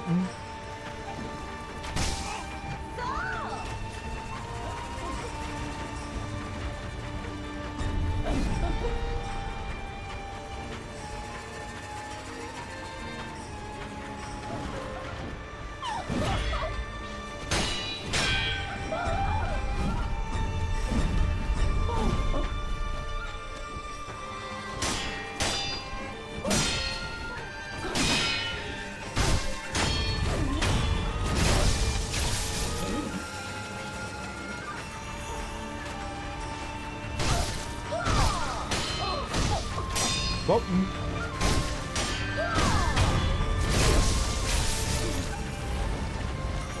Oh, I could have jumped on him.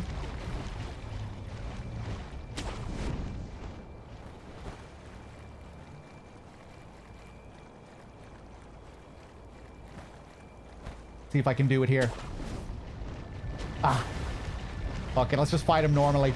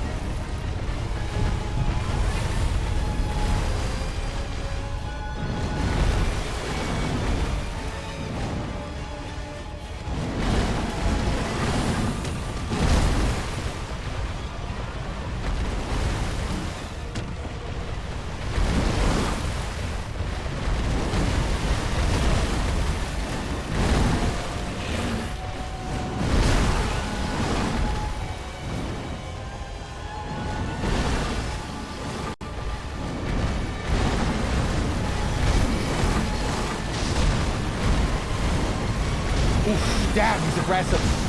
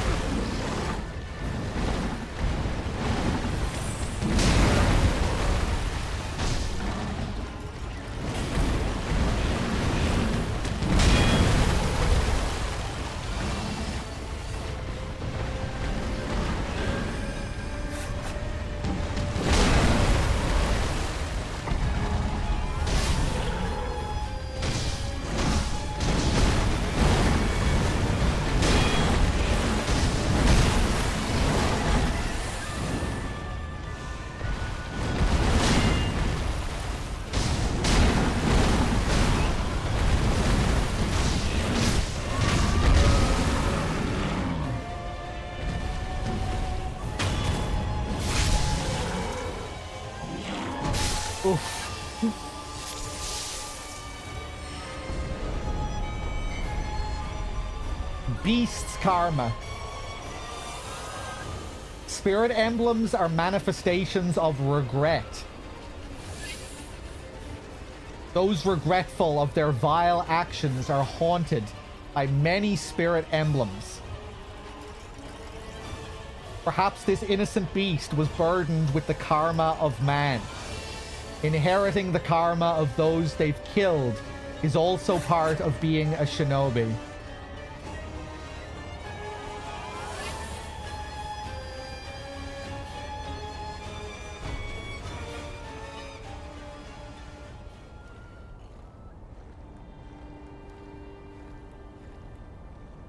Interesting.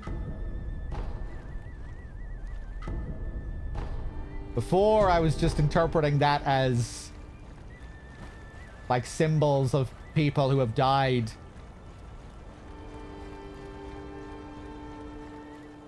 That's interesting that they symbolize regret. I think we see a lot of them here as well in the Fountainhead Palace. I think you pick up more of them here than any other area just as you're exploring the place, finding them in the environment.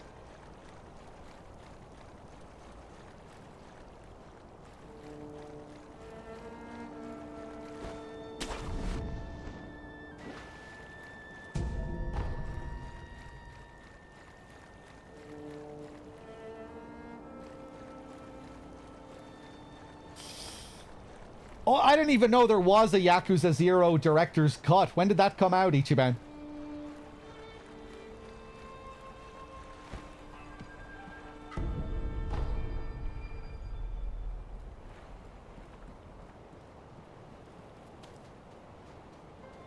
I think you see a lot of the emblems in Senpo as well.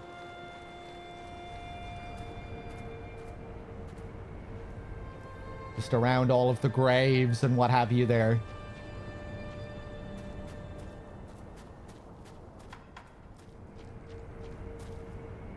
Mason, hey. Oh, this week, wow.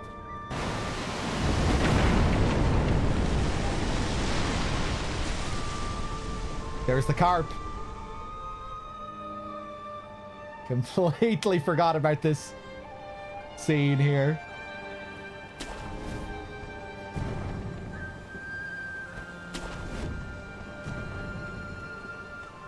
Oh, yeah, this gorgeous spot here. With the petals just covering the place. There they are, playing their game.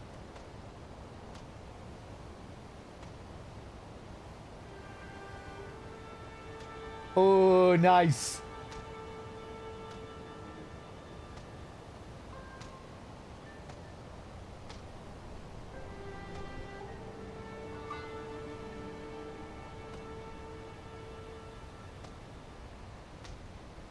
Yeah, like I was saying before, this is another reference to the Heian period of Japan. This was a game that nobles used to play.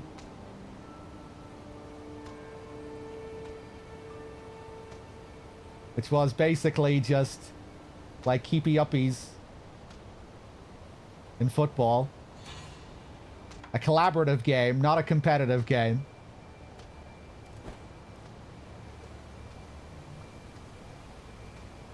And it was all to showcase the beauty and the elegance of it.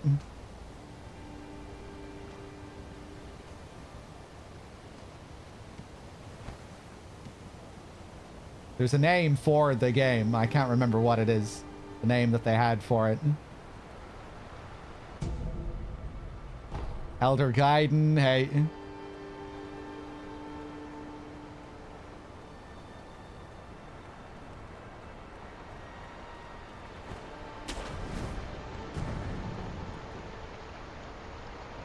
Let me see if I can Google it real quick.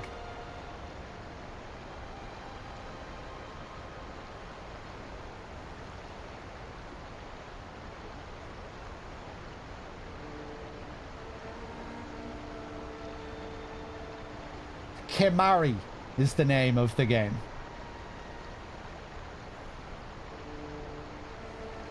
Kemari was a popular sport among the nobility during the Heian period, a time that heavily influences the aesthetic and the lore of the Fountainhead Palace. Yeah.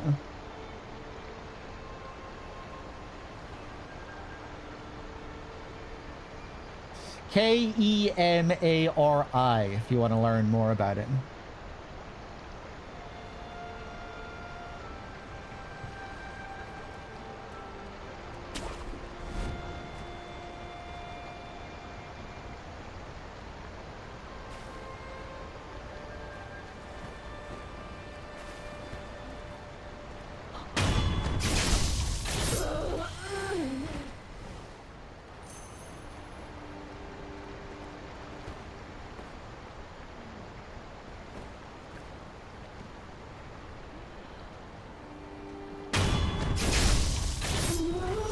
I could have gotten a close-up look of the ball there.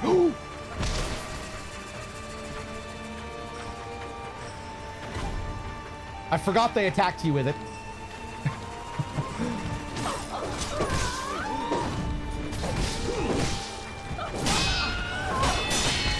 Jesus Christ.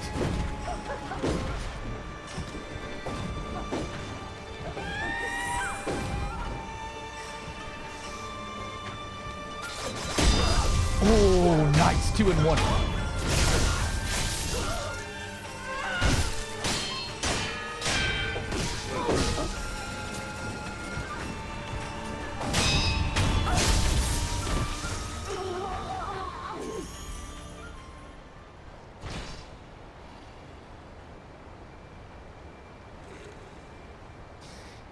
Definitely imported from Imperial China. Still a game that people play there.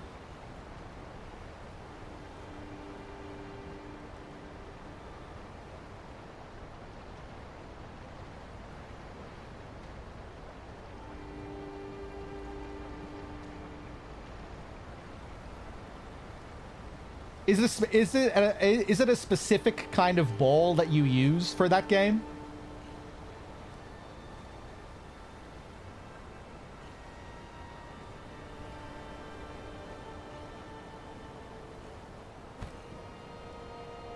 Ooh, fancy spear.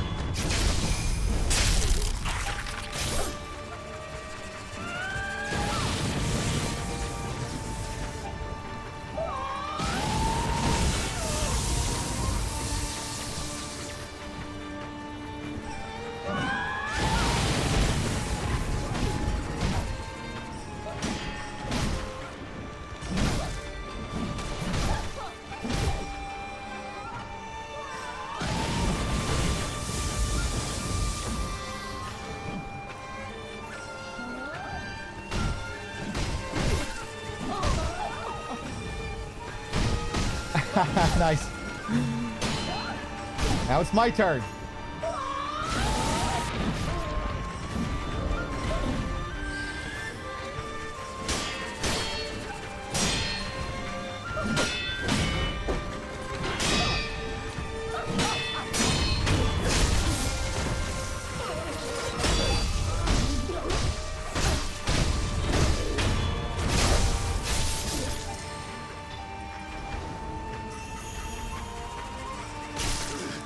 More spirit emblems.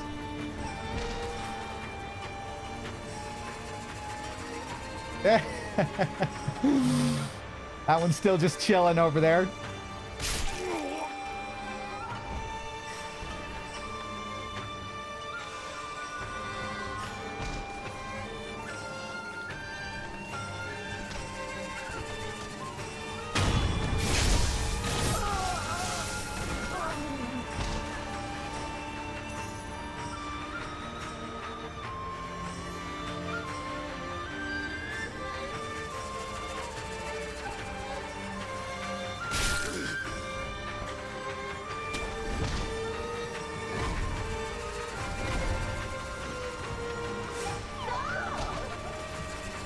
Oh, fancy.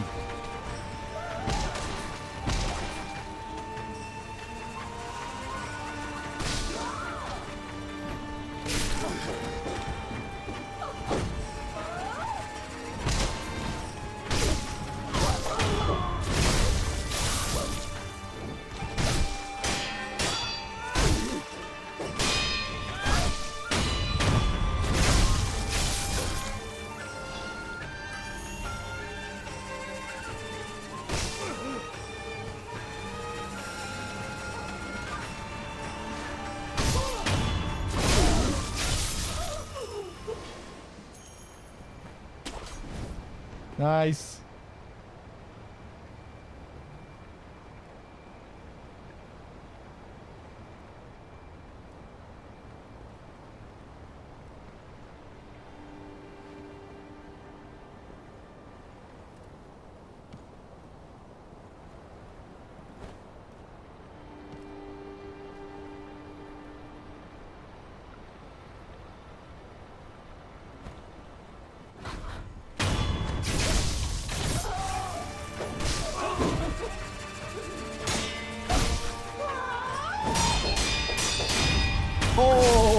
That was the flowing water combo, I think.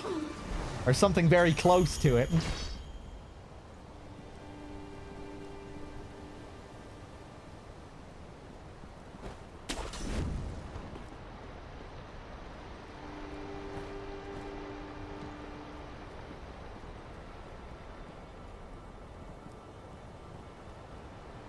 Elliot, hey.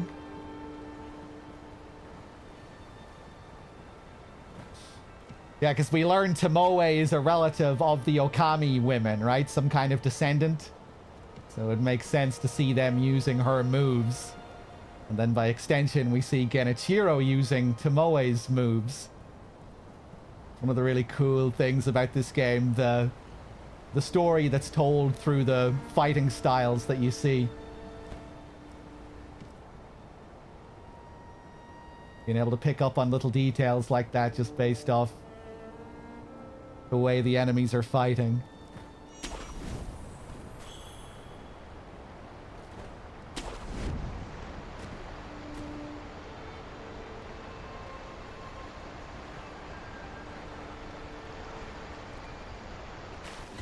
Whoa.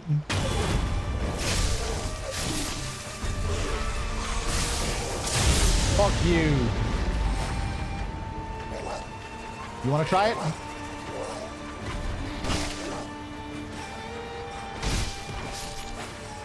Cloud Strife, you're very welcome here.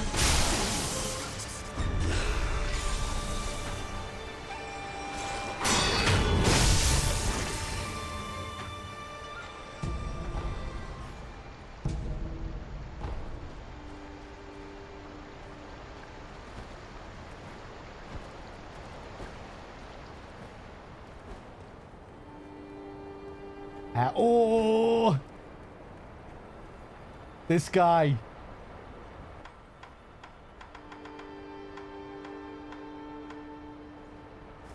Okay, I'm probably gonna fuck this up. Oh god.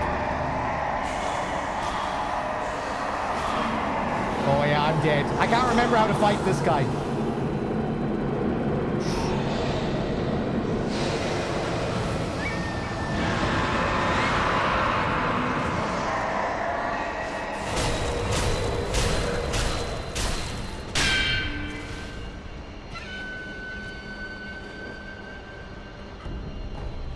Nice, another Jizo.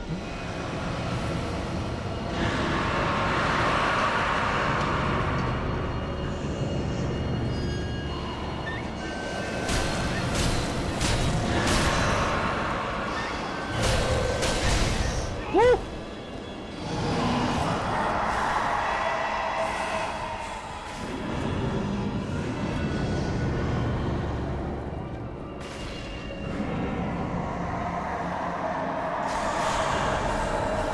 Bad timing.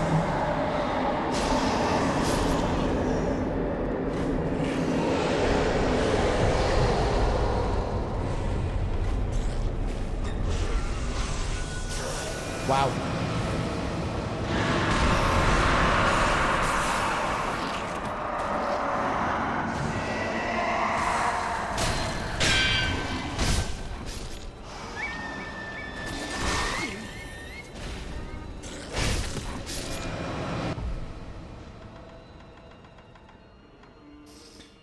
I forget what the item is. Pacifying agent. Jesus.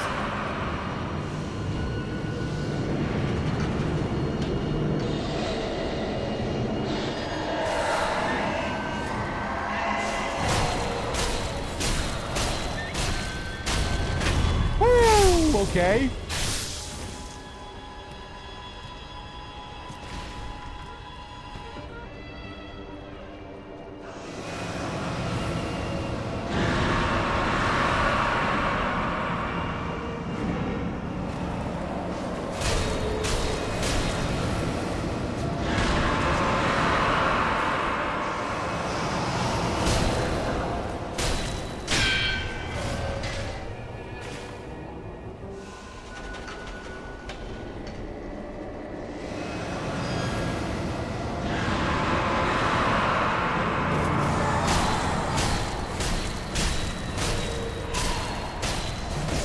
Oof.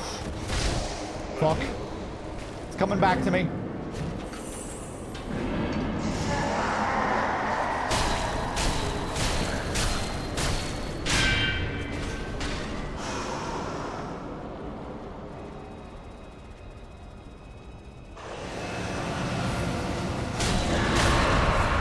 Nice. Lapis lazuli. Fountainhead lazulite is a symbol of eternity. And anything forged with it will never break nor rust thanks to the blessing of the divine dragon. Tools forged with lazulite transcend human intellect and are dubbed as treasures of the divine dragon. Make sense? We can only get one of these per playthrough, right?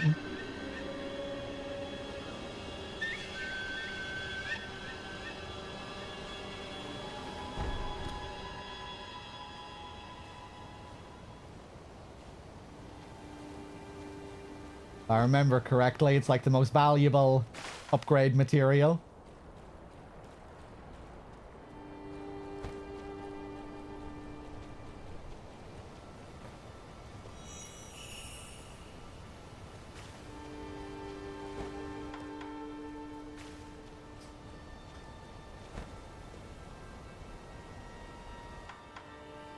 Yeah, divine confetti is really good, even when you're not fighting illusory enemies.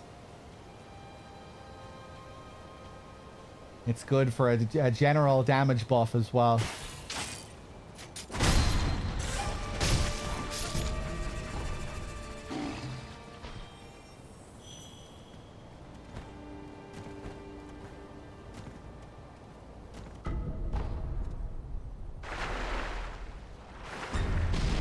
Uh-oh. Can I resurrect in the water? I can. Christ.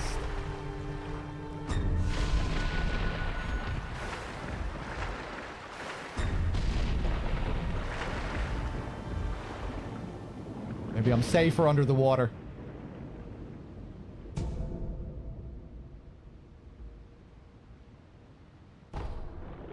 Ooh! I wasn't even looking at the screen there. I was reading the chat. We got some bait. Oh, God.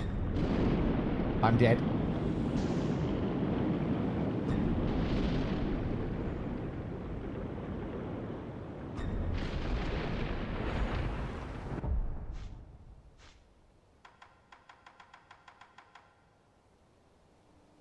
I have 2 of these now.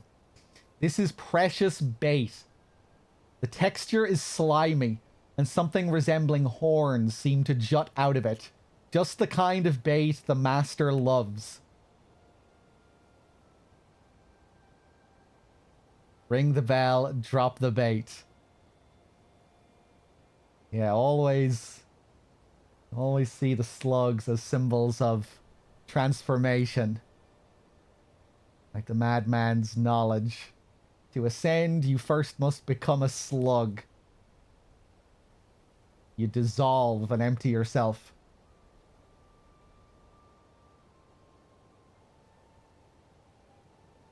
Or maybe you just become a slug and never evolve.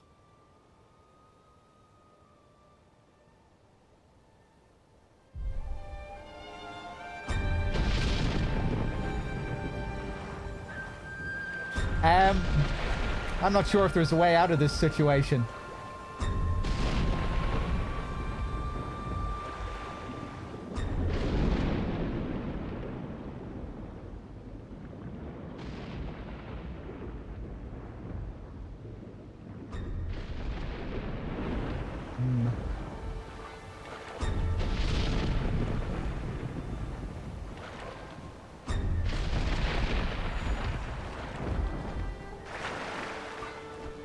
Fuck, I think I might be fucked in this position.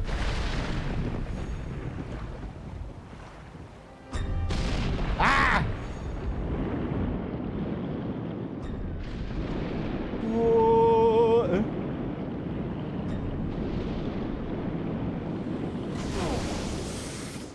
Damn.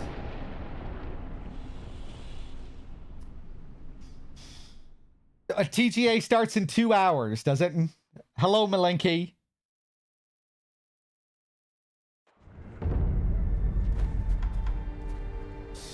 I'm wasting a lot of money here.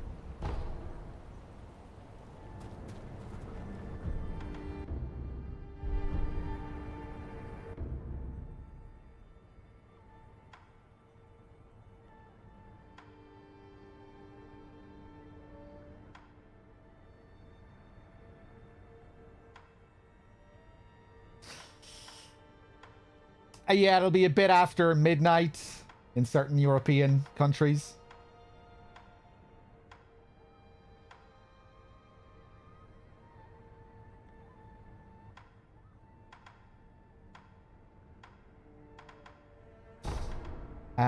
Yeah, let me go back to Mibu Village, see if the shopkeeper here has any purses for me.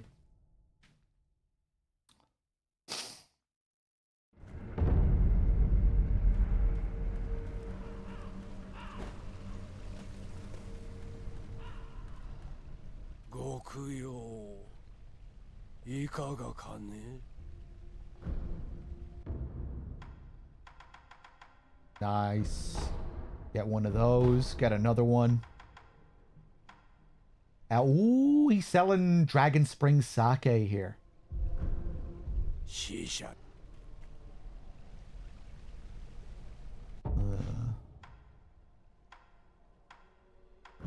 I'll buy one of those.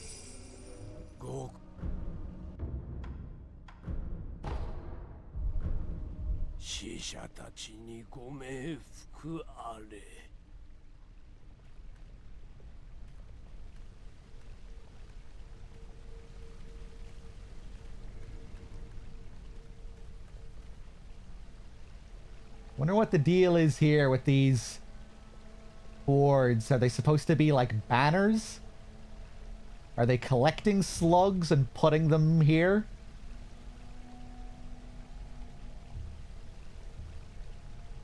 To use them as bait, to consume them?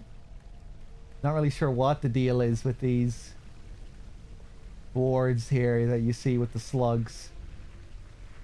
It would make sense that slugs are a symbol of this place as well, though, with all of these Mibu residents trying to ascend and become nobles.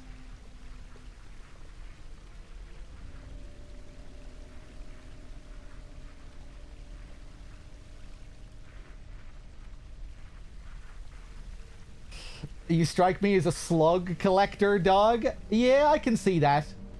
I'm not a slug collector, though, but maybe in another life. Definitely seems like something that I might do in another life.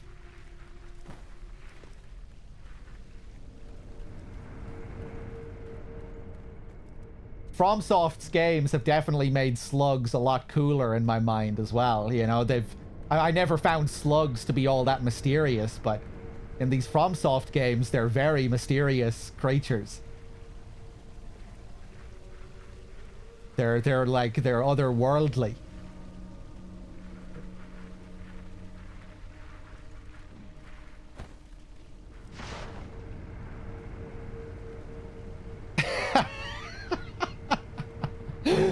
Licking floors and picking up slugs as I go.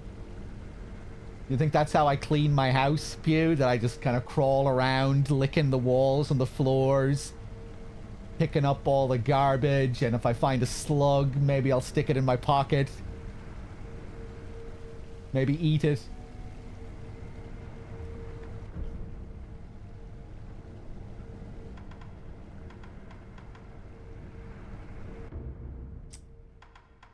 Let's go back to the dilapidated temple.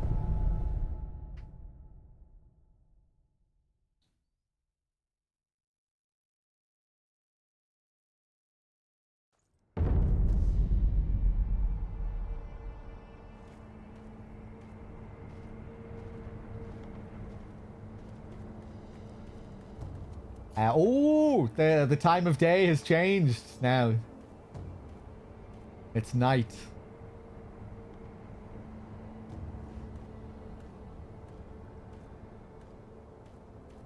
Cool.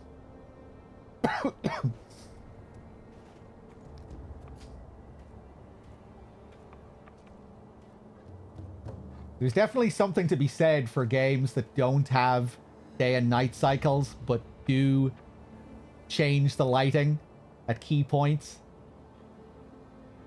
One thing I really like about some of the classic Metal Gears as well, how you get that gradual shift in lighting as you progress through the game, but it'll still be static when it does change. Like in MGS2 when you're on the big shell.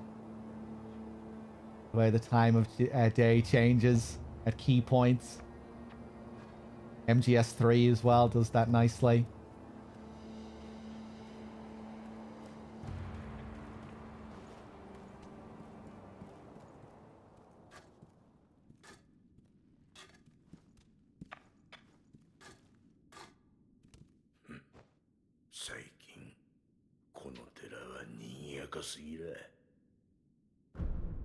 Just makes it feel special in a way when the time of day does change. Has more of a handcrafted feel about it. Sculptor, I have some special sake for you. Hold on, what is the description of this sake again? Let me see.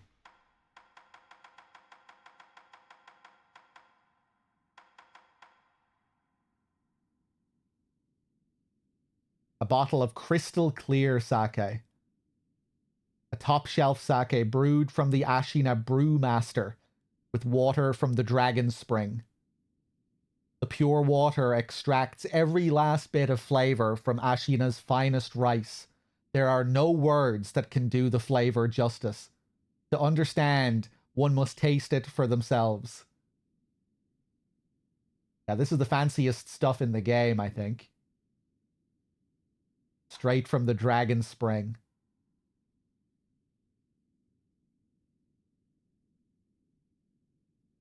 This is the plainest sake, I think.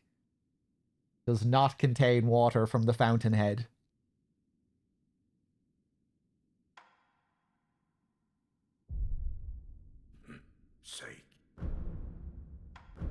Okay, he's gonna like this. 酒を持ってきた。おお、龍泉か。随分途上者だ。もらうとしよう。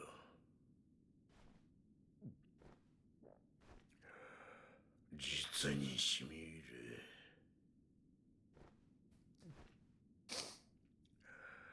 る。やはりこれじゃ。よく道元と飲み交わしたもんだ。エマに釈放してもらってな。エマ殿と長い付き合いなのか。ああ、ずいぶん前に戦場で拾った。戦場。じーっとずーっと握り飯を睨んできてな。面倒だからくれてやった。そしたら何やらついてきてな。それから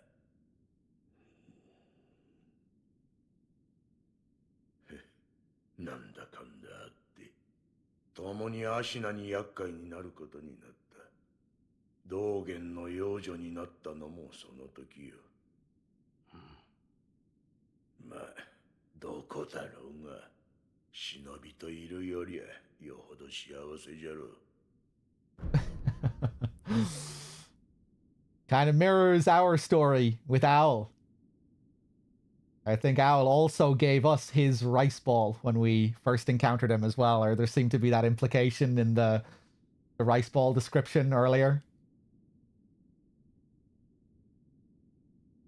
And Emma met the sculptor on a battlefield as well. He shared his rice with her. But unlike us, she wasn't raised by a shinobi. わしが惚れるのは鬼仏だけじゃ。木の中に見える仏様がいつだって怒ってらっしゃる。見えたまま掘るよりないじゃろうって。お前さん、せいぜい気張りな。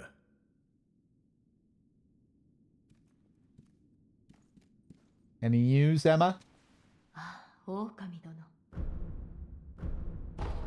狼殿、なんだ。どうか。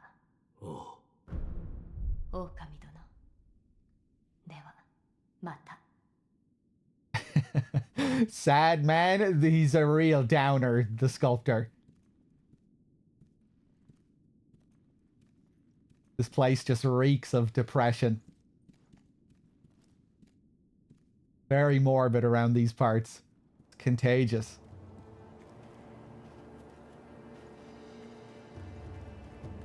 Oh.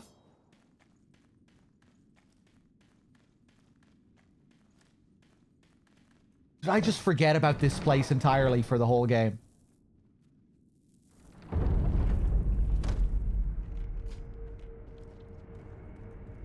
Oh, no. I came through here before earlier.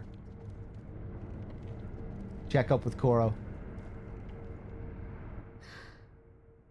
どうか無事で。おう、狼か。大事ないか。そうじゃ。これをそなたに。 More rice? Nice. Oh, this one has a different description, I think. Wolf senses it was crafted with feelings of resolve and a reluctance to part ways. Such deep emotions tend to be mumbled to oneself rather than shared. 竜の涙、必ず手に入れてまいります。あ、頼む、狼。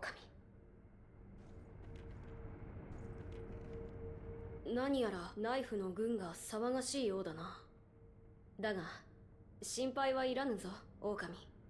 時折一心様が様子を見に来てくださる。心強いことじゃ。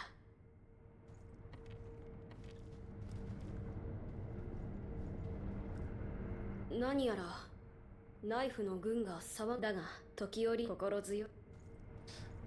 Okay, we need to have a few more drinks with Ishin. So I think I already drank the regular Ashina stuff with him.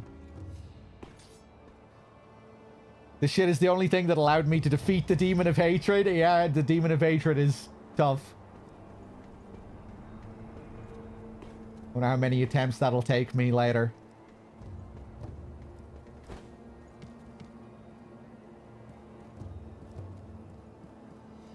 Some pretty smooth sailing so far this playthrough, given all my experience with the game and the fact that I'm playing on its base difficulty.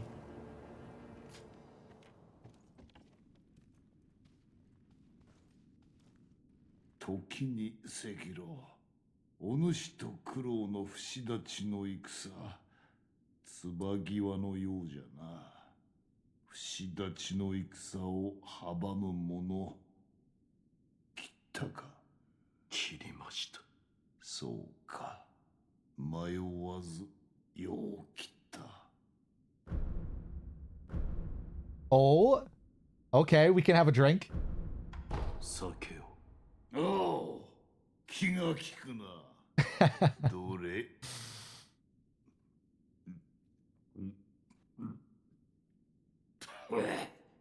良い酒じゃ。勝ち戦の時はこうして飲んだものよ。芦名衆の皆でな。国取り戦の芦名衆。国取りか。取られたものを取り返したまでよ。それはもともとこの芦名は我ら芦名衆が暮らす地じゃった。源から流れいずる水、それをこよなく愛する民じゃ。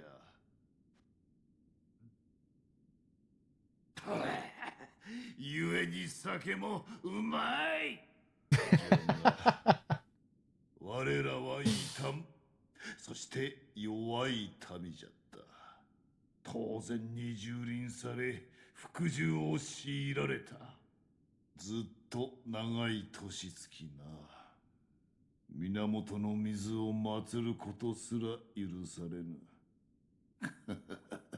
そのざまではうまい酒を飲んでもまことには酔えぬ。だが世が乱れた。ああ、日の元の乱れが、この人死に絶えぬ戦の炎が、ひとたびは好機となり国取りを果たした。だが今は七にあ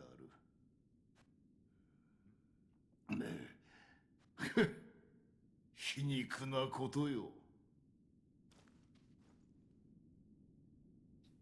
Really nice bit of dialogue there.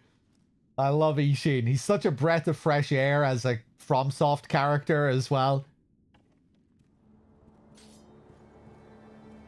You know, you might think when the game begins and how it parallels the previous Souls games that Ishin is going to be like a Gwyn type of character, some hollowed out husk of a man. I guess Genichiro kind of fills that role. But Ishin is great. He's so full of life. Yeah, I guess he's the opposite. He's still having a great time here, reminiscing and laughing about the old days.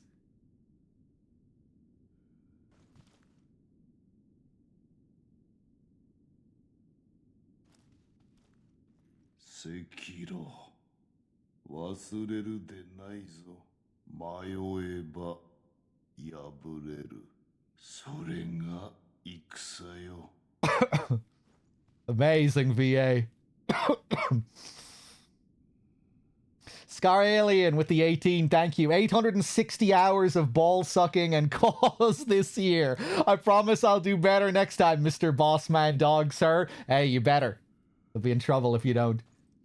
Thank you, Scar Alien. Cheers for all the hours.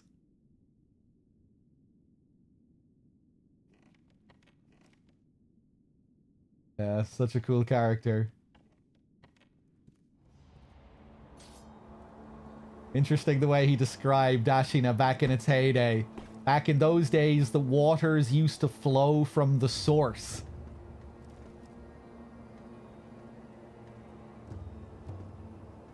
I wonder what that means.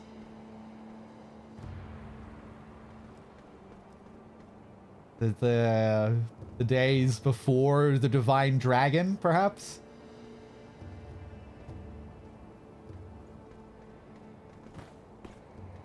Where the source of the water came from another place?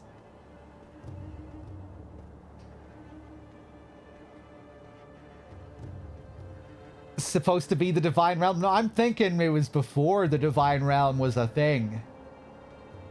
It's interesting as well that the Ashina Sake, which we gave him there, called Ashina Sake, does not have water that comes from the Divine Fountainhead, right? It's the purest of water, but it isn't Dragon Spring Sake.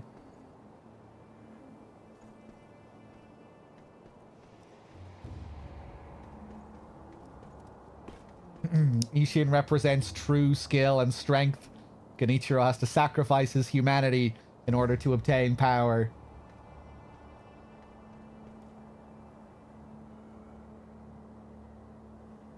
It's interesting as well that Ishin, you know, there's this whole thing about Shura in this game and these characters that are in danger of succumbing to their bloodlust, like Wolf and the Sculptor. You know, that their love of war and violence could lead them to turning into a beast. But while Ishin clearly loves battle and war, he doesn't seem to ever be in danger of turning into a Shura. In fact, he was the person to chop off the Sculptor's arm when he was about to transform. So I guess there's supposed to be a kind of purity in Ishin's way.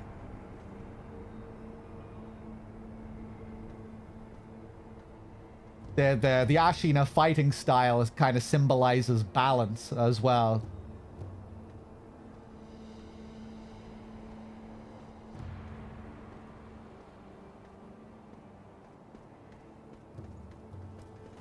You know, when you read the descriptions of the flowing carp and everything, and even mechanically, it has this balance between attack and regaining posture.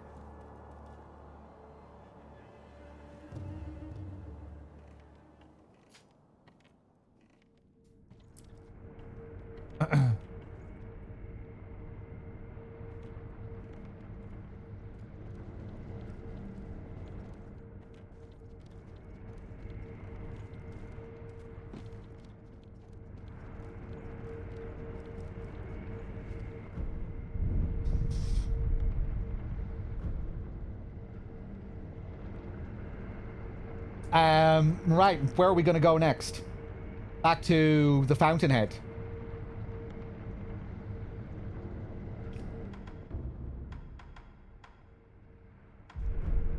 Hold on, actually, let me take a look at the skill descriptions again while we're talking about Ashina's style. Deals high posture damage, also recovers one's own posture with a strong forward step. Single-minded mastery of this technique is the heart of the Ashina style strength. Once mastered, it can likely be improved. Then you have the ascending and descending carp. The Ashina style is deeply rooted in the flow of the Fountainhead waters.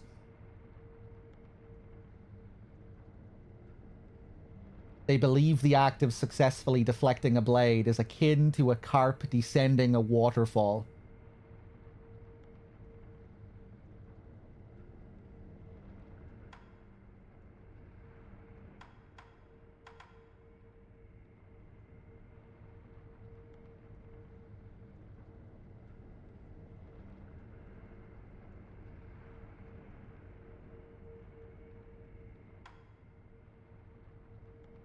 Flowing water. Much like the flowing waters known by the Ashina clan, strength should not be met with more force, but instead redirected like the flowing of water.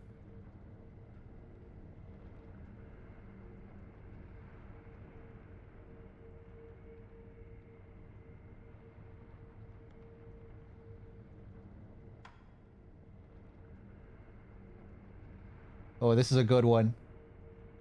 The Ashina style has, what is it? Breath of Nature Light. Recovers posture upon executing a successful death blow. The Ashina style also has techniques designed for fighting when greatly outnumbered. After killing an enemy, one must exhale, expelling both regret and reaffirming one's core to regain posture. Expelling regret.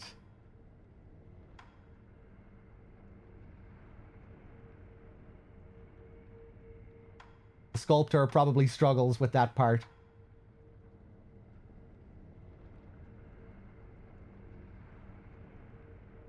The cruciform. A secret technique of the Ashina style devoted to the mastery of a swift kill.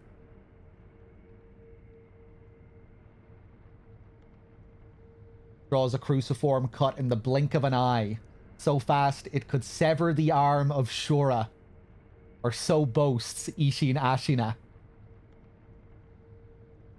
I guess this is the move he used on the sculptor.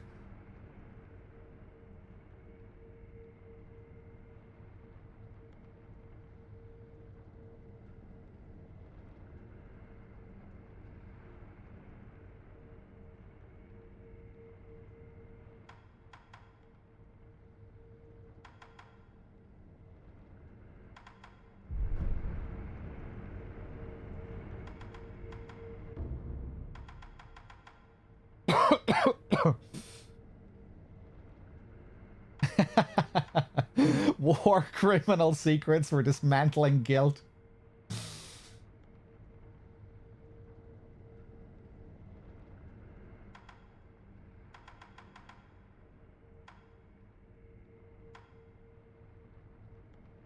Alright, back to the Fountainhead Palace. Flower viewing stage.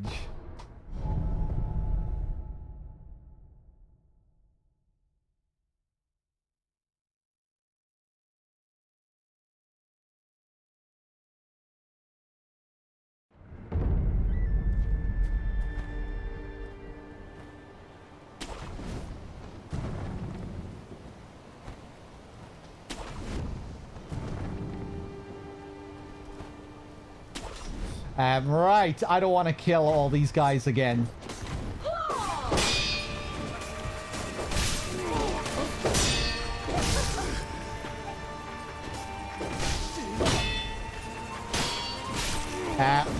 Get my ass kicked here.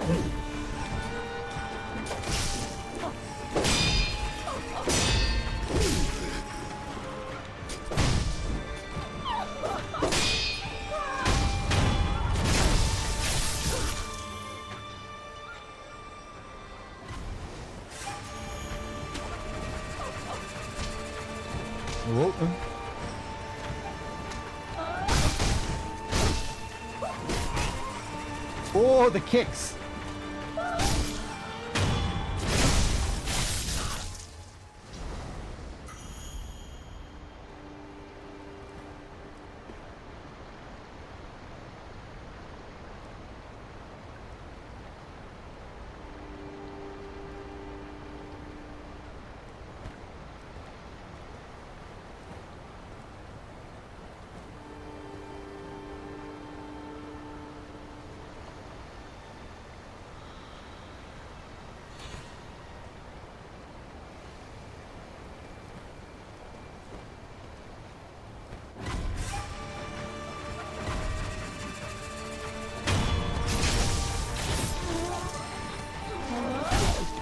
Nope.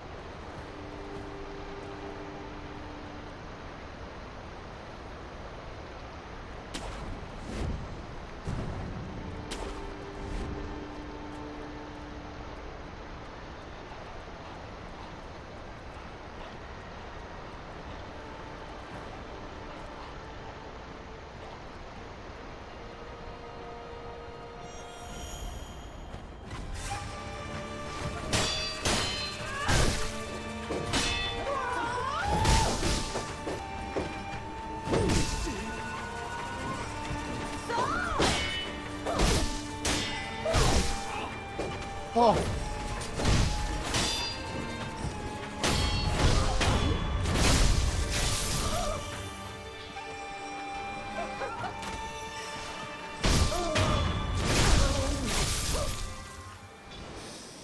I do have the poison knife. I was using it a lot earlier. I just stopped using it for some reason.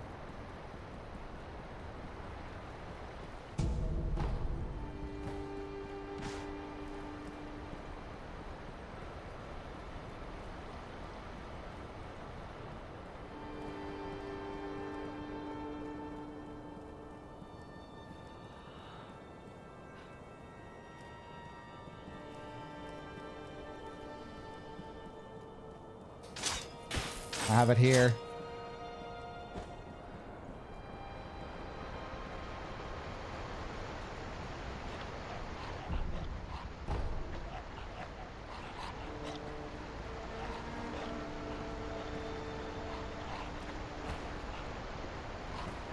Bum, ba, da, da.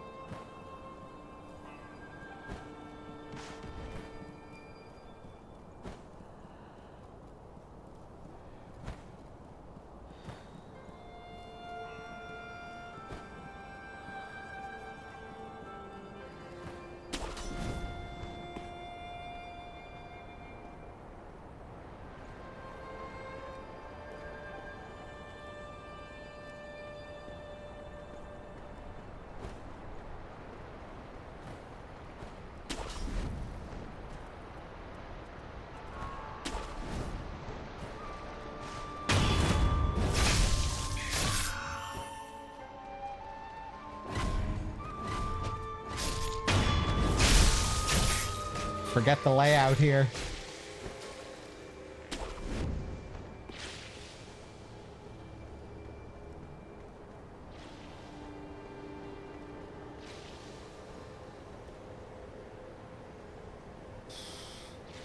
If you use the blood mist on these geckos, they have a unique effect. Huh, I forget about that.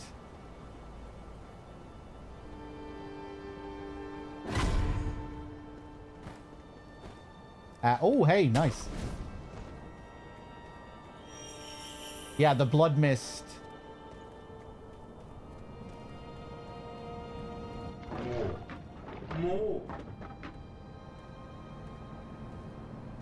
Here's the pot noble again. Or maybe a different pot noble.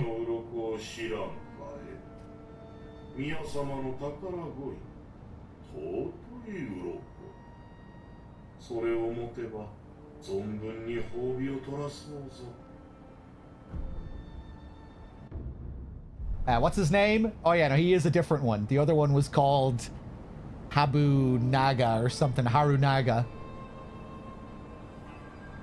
Hot Noble Koramori.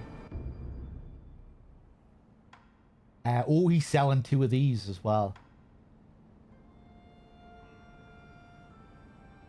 The mask fragment.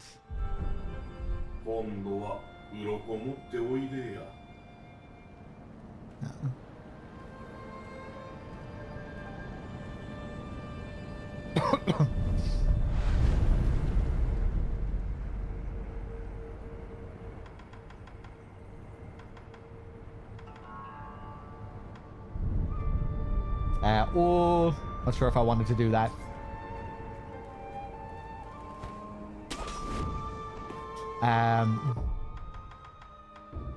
Yeah, let's try out the blood smoke on the gecko.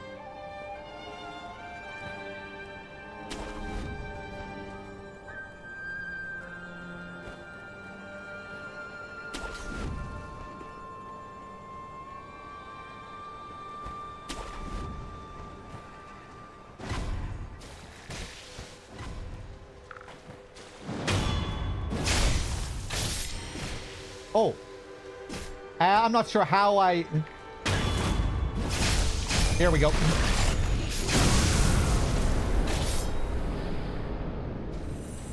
Oh! Can I use their spit as a weapon?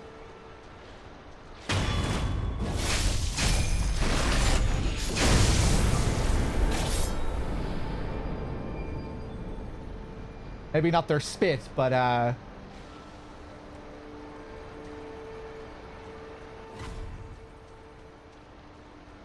oh yeah, maybe is it a health regen? I was thinking you never really get combinations of these things with enemies around.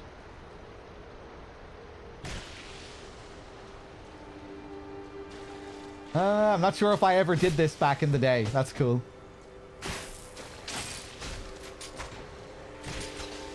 Oh my god.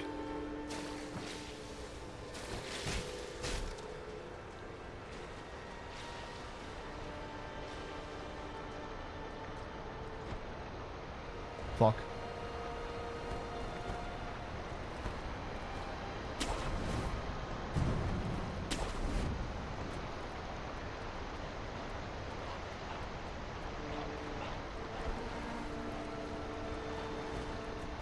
Ba ba da da. Ba ba da da.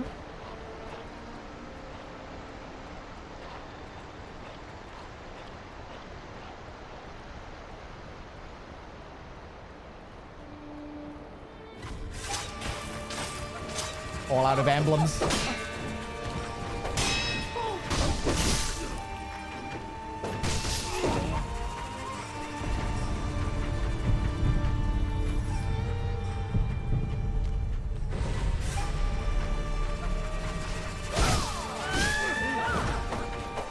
Ooh.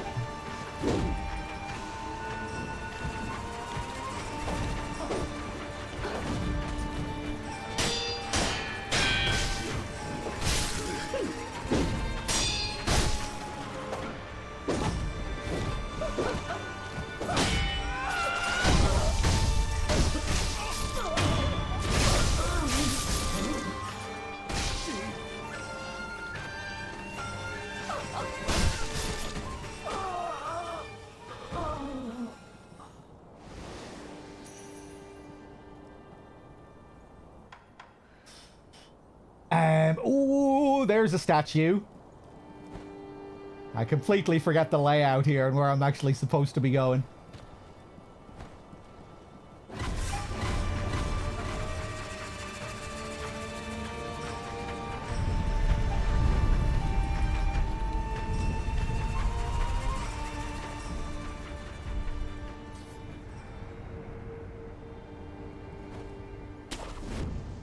Now, this guy is unique. Whoop! Ooh!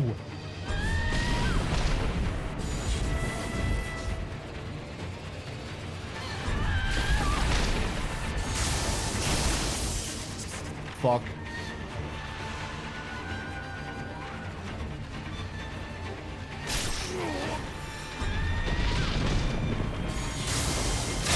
Ah! Wasn't locked on.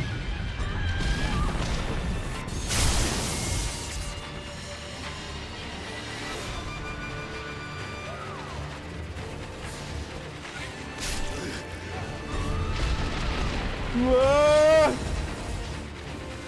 Fuck it, just go up to him and fight him normally.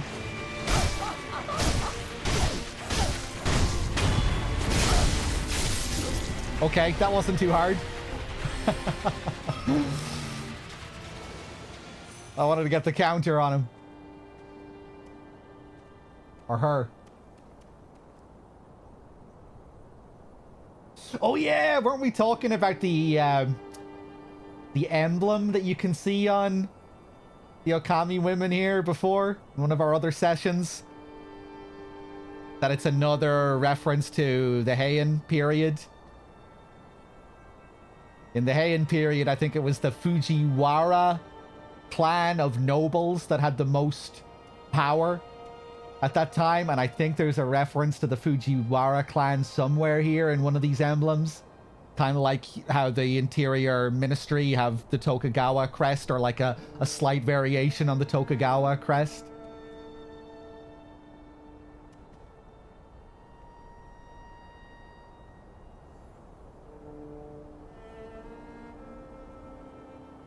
This might not be that Fujiwara emblem, but I think something here might have it. I think it was Listo who mentioned it, or someone mentioned it before.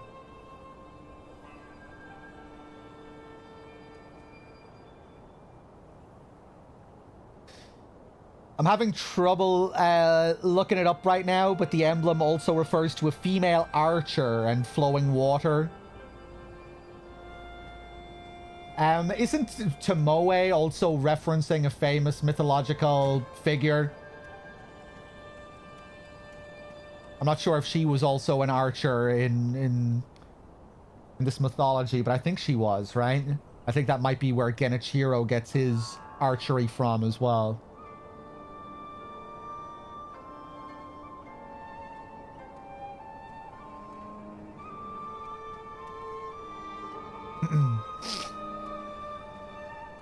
The clothes they wear are definitely pre-Sengoku. Yeah, I think most of the references you see here are Heian references. The architectural style, the nobles, the outfits. I think some of it might be merged with other Eastern influence, like Chinese influence, to tie in with the Divine Dragon being from another land, and probably other traditions in reality that were taken from the East and merged with Japan. I think you get like a fusion of old Heian Japanese stuff and other Chinese stuff, Korean stuff as well, maybe, because I think that's the implication with the Divine Dragon, which we were talking about before. That it's a Korean dragon.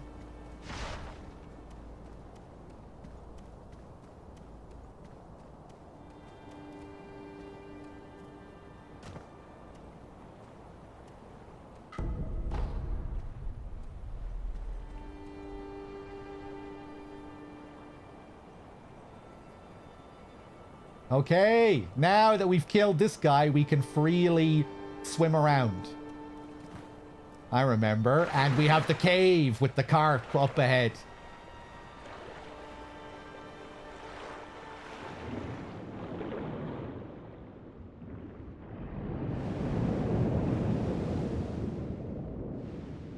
Here he is. And his big mustache.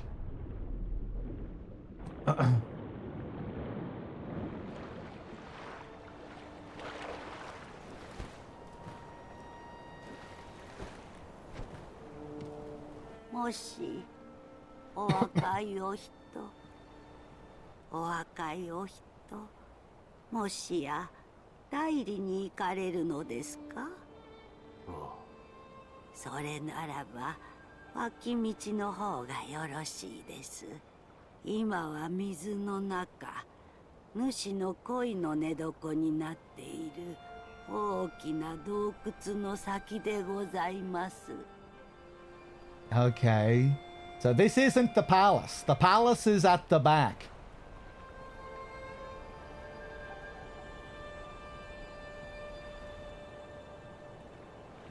Do we ever actually go to the palace itself?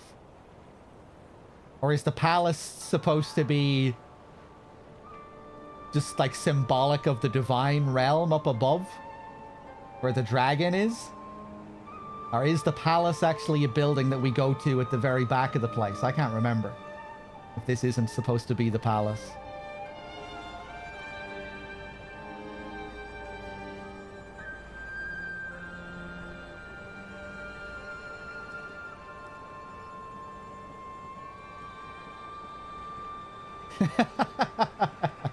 Is the palace the friends we made along the way? なぜそのような。 Why are you helping me, 大 Granny? 事の扉はもう長い間閉じたままです。大事なお使いがあるのですが、このババの身ではどうにも果たしようもなく、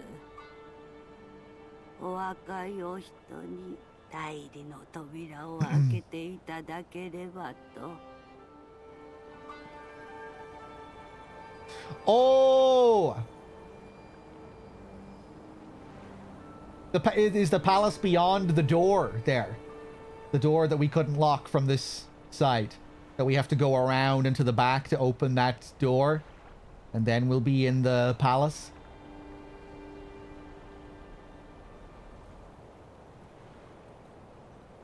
Yeah, so this is the palace. We have yet to... We just haven't been inside yet. We've just been in the courtyards and what have you. With the doors locked.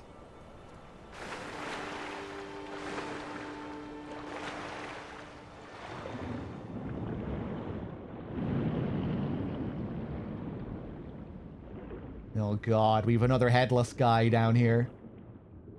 I remember. Don't think I'm going to bother with him yet.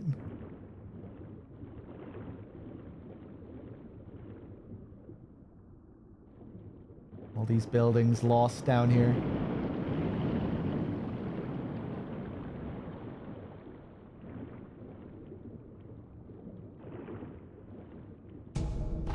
More precious bait.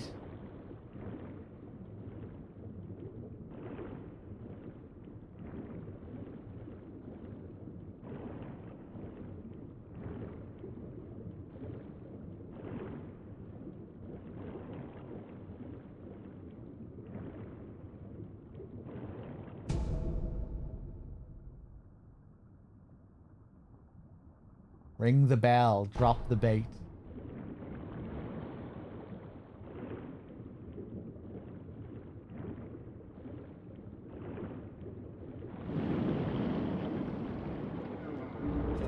Yeah, I'm gonna leave you alone.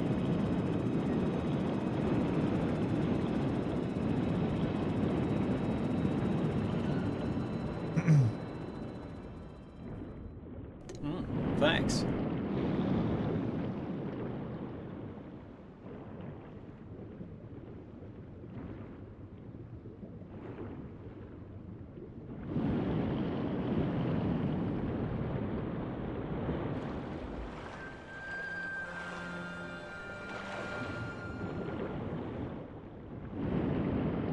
Blood Sense with the 101.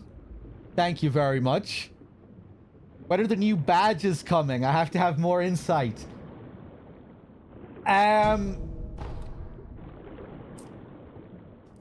Yeah, I should probably look into getting more badges, mate. I actually had an idea a while back for the badges to transform into something else. You know, the original plan was to have them transform into Steve after the slugs burst out of their brains in the final transformation, that the next transformation would be Steve from Code Veronica. But I had another idea a while back for something different, and now I can't remember.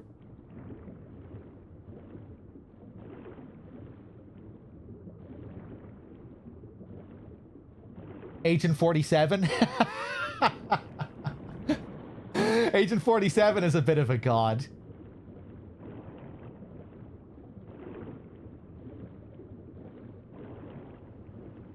What game was I playing?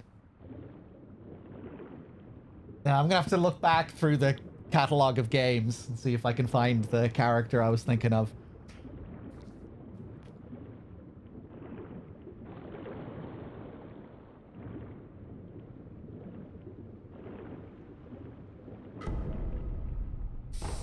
But it's also expensive getting those badges made. These premium emotes that I've been getting from Carson, they don't go cheap.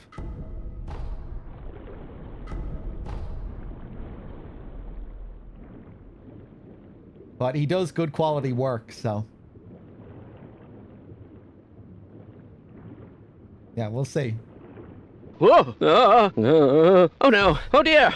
Blood sense, good lord. Does this help? I was just gonna say, thank you for the 25.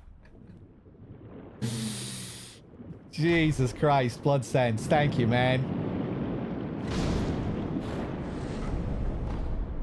Enjoy, whoever got a free sub.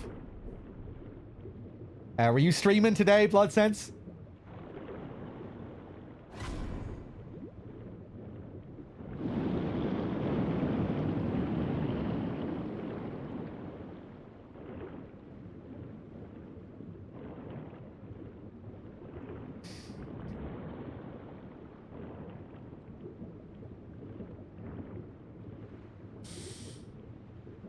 I didn't say yes, so I guess it does. I mean, it does help. I'm just not sure if I want it to help. I'm not sure if I want it to go towards emotes, you know? It could help other things more worthy in my life.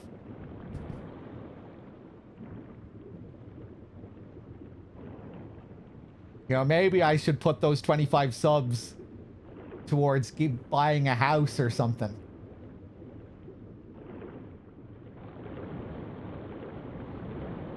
Or food.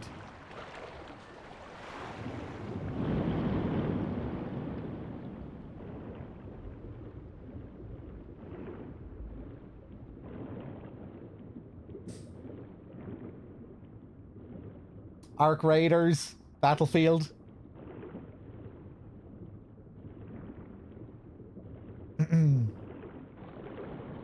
I probably will check out Night Rain sometime soon. HT thanks. Zone with the 56. Thank you.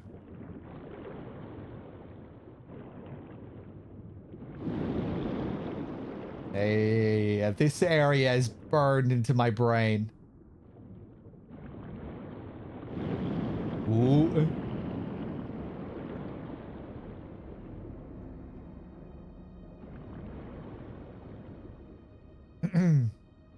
The story of the carp turning into a dragon, I think that's another story that was that came from China as well, talking about the fusion of Chinese and Japanese influences.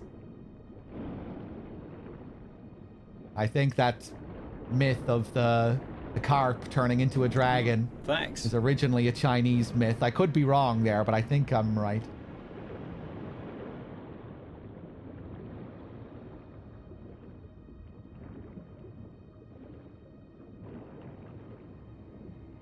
Which I guess ties in well with the dragon being from another land as well.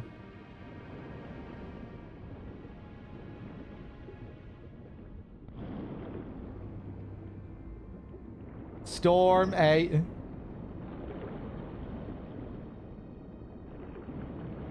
The concept of Magikarp evolving into Gyarados is based on the Chinese mythological tale of carps leaping over the Dragon Gate. Yeah, according to the legend, carps that leap over a legendary waterfall called the Dragon Gate are rewarded for their perseverance and transformed into dragons. Yeah, which is the same myth that we're seeing here. With the nobles trying to ascend and become dragons. The divine realm up above, which is home to the divine dragon from the east.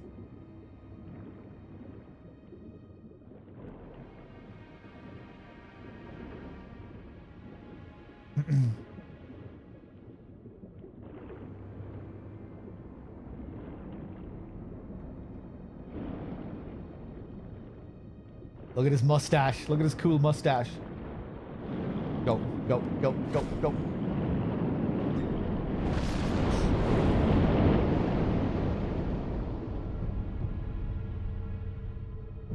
I didn't go to the right spot. I think there was a closer area below me. Ooh, I'm dead.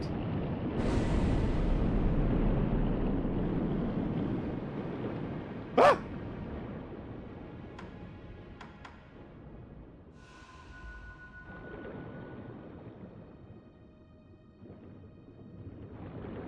God.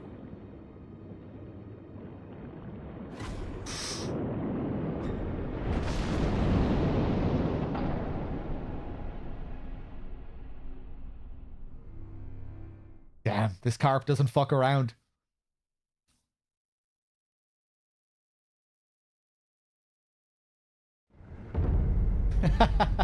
It's a good Half-Life scientist impression.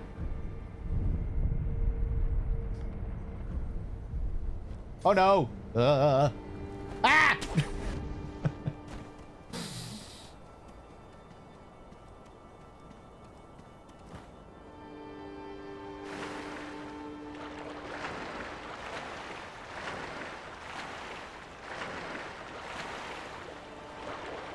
Okay, let's try this again.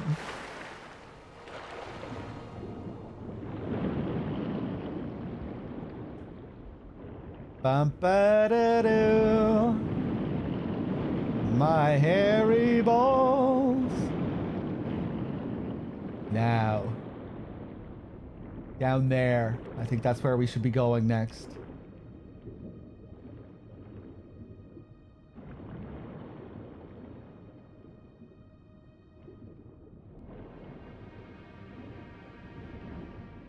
Wait for him to come back.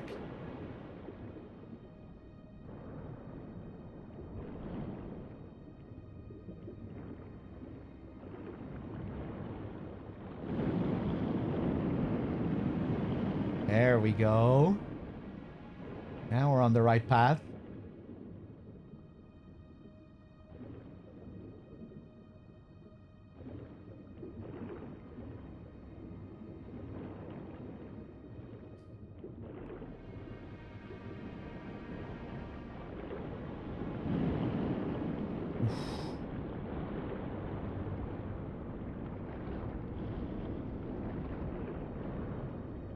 Cheers again, Blood Sense, for the 25. Your generosity knows no bounds.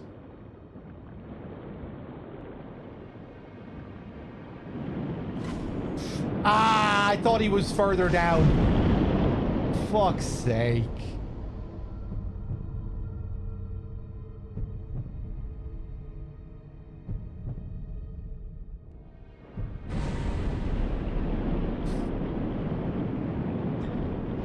No, I was so close.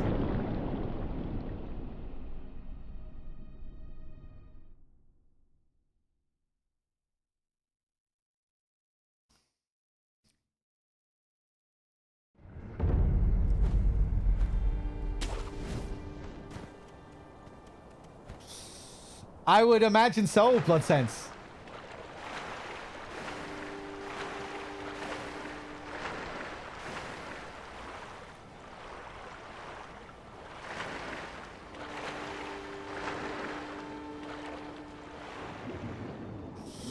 This fish guy is a bit scary. He is, yeah.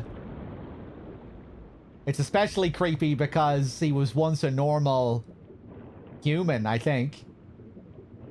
He used to be one of the court nobles here. And he's trying to transform into a dragon at the moment.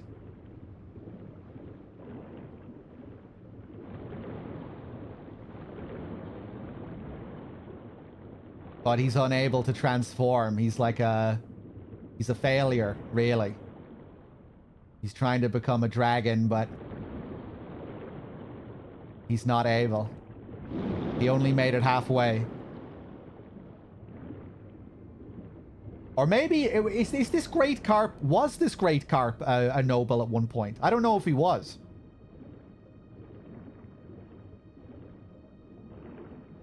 The other nobles here are kind of entranced by this carp. They've been described as being under a spell.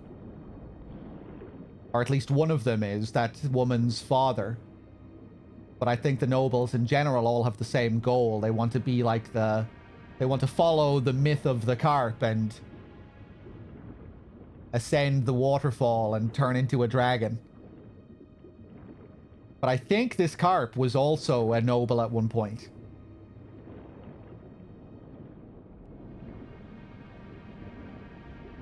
Because he has like human-faced like features, doesn't he? He has big human-looking teeth.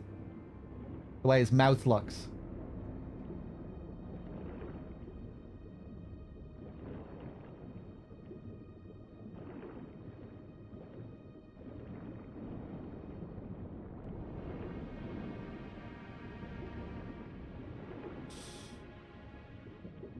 I always compare the Fountainhead people to kin. Yeah, like in Bloodborne. Yeah, a lot of parallels with Bloodborne here. With the Mibu people and the Fountainhead nobles. And the way slugs are used as symbols of transformation.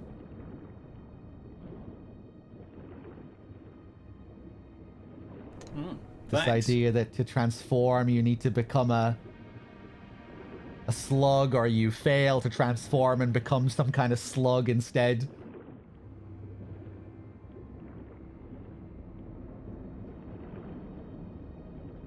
We feed this thing slugs later as well, in an attempt to aid his transformation. But in the end, it has the opposite effect, and he dies and falls downstream to the very bottom of the valley, right?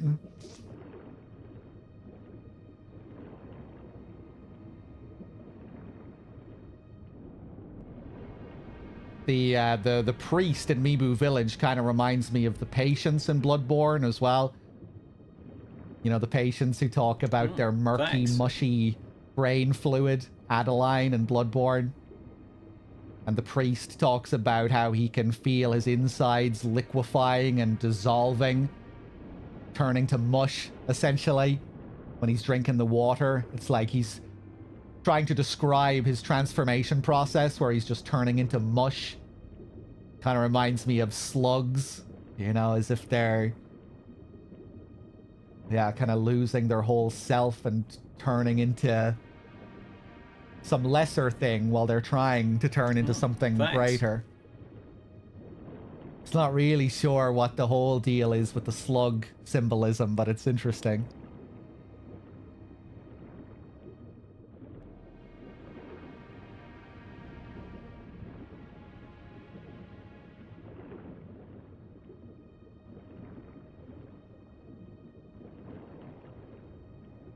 Bad humans, thank you for the 65. Pure mind, spirit, no body. Yeah, that's a good way to describe it. Yeah, it's... You get that feeling that they're kind of emptying themselves.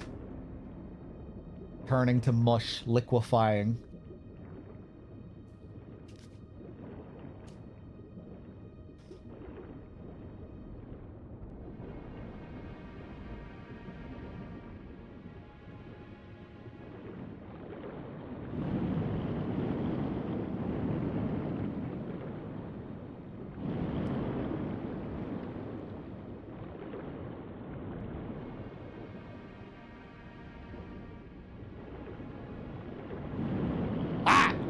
Okay, play it safe this time. Ahead, just ahead. I love how poetic some of the dialogue is in the Old Hunters. Adeline is a great character, and all the other heads that you talk to.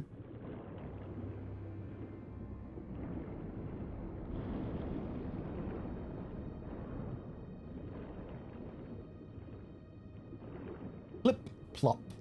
Flip, plop.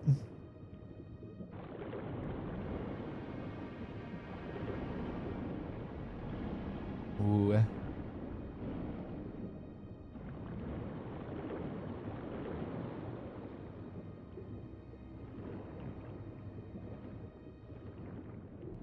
Yeah. Always stellar VA in the Souls games, Bloodborne. When you come back down to Adeline and she's just twitching in the chair after you feed the brain fluid to her a couple of times.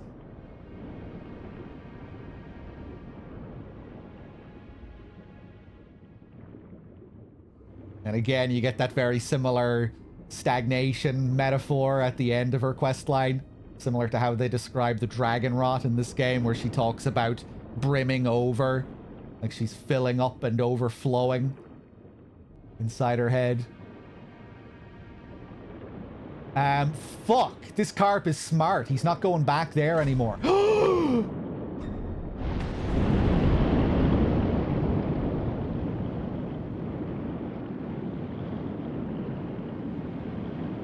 Okay, nice.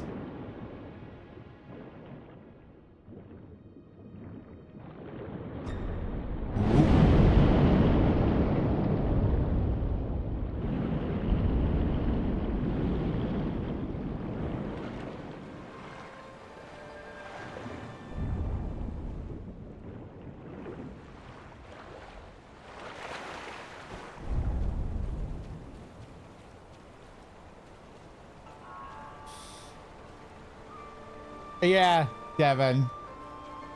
This whole place is stagnating, stuck in time.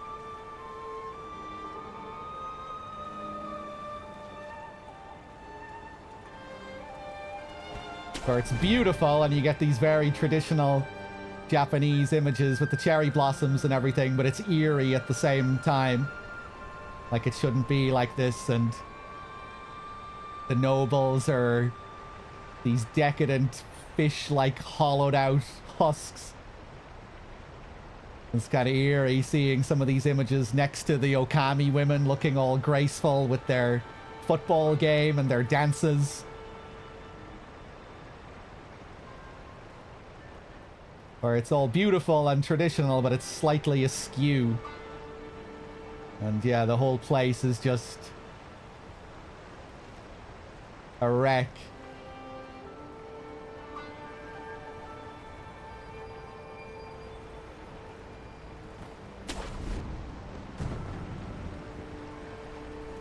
The overflow. Did you see the symbol on the statues? I didn't look at the statues up close earlier, no.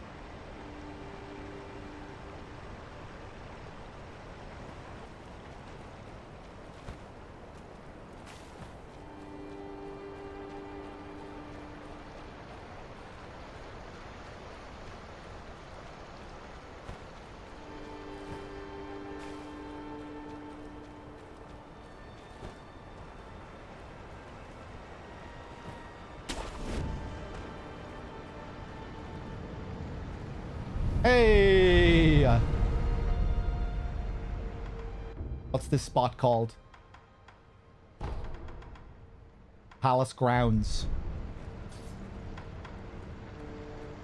Oh yeah, now we're gonna see some really decadent nobles. They're like beasts in here. Guess they're like beasts earlier as well, the way they crawl up to you, but even more beast-like here.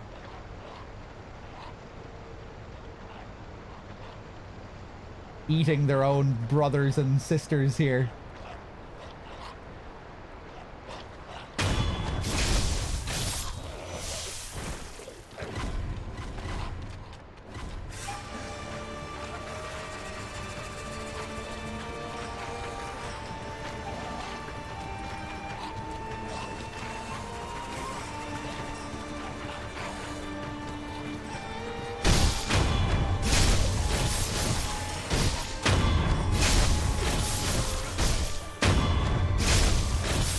Oh, the way that one held its hand up to its face. That was kind of unusual. Was it reacting to the murder? Usually they do stuff like that if you know, have a torch equipped or something in Bloodborne. You're shining a light on them.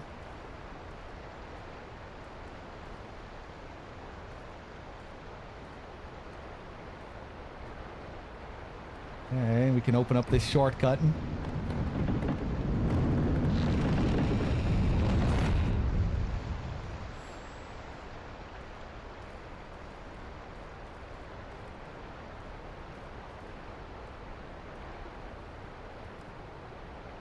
Oh yeah, is it the Okami women that they're eating here mainly? Yeah, I guess it is the masks. That's another, they're not eating their own kind exactly here if the Okami women are from a different, if they're descendants from another bloodline. It's only the Okami women that you see wearing these masks. Some classic environmental storytelling here.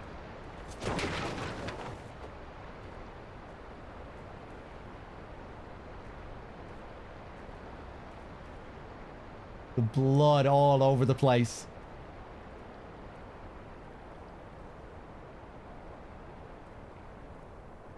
Another one here.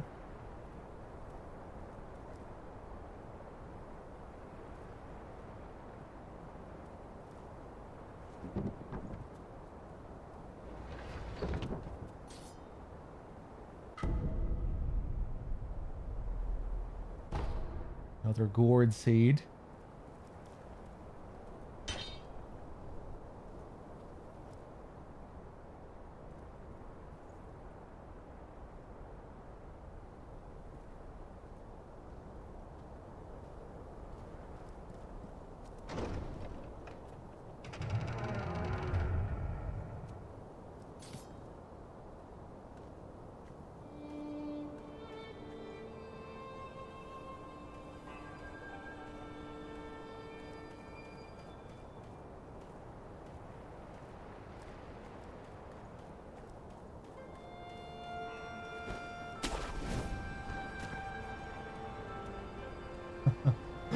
Beautiful.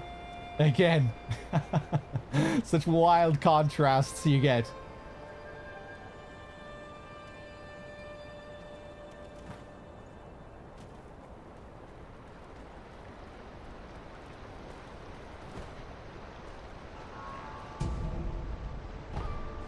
Another Mibu balloon. Ba-da-dum-bum.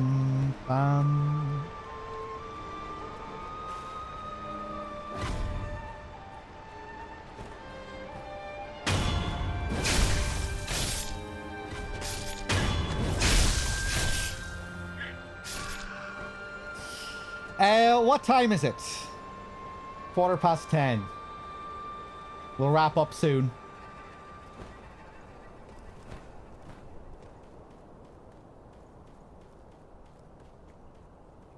Let me check my following list. Oh, I thought my following list would be packed with people already with the special events turned on. Thought people would have already changed their category.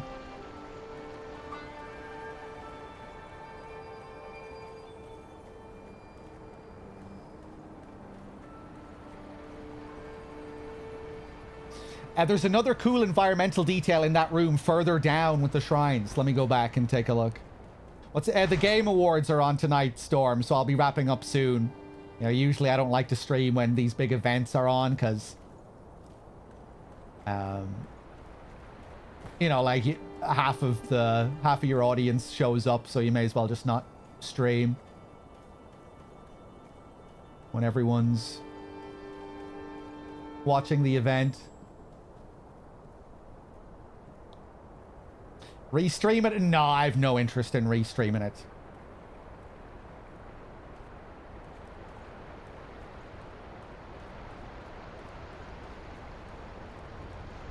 I don't want to be sitting here for hours just being cynical and sarcastic. I've no interest in watching the Game Awards. I don't enjoy the Game Awards. And I don't really enjoy being a cynical asshole for several hours on end.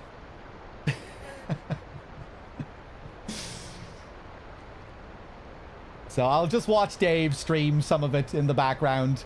And I'll be heading to bed soon enough anyway. I want to get up early tomorrow and get ready for the marathon.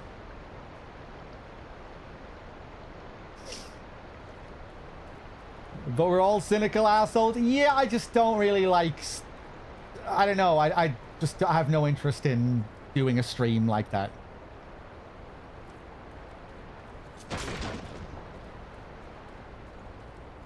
Right, someone wanted me to see something here.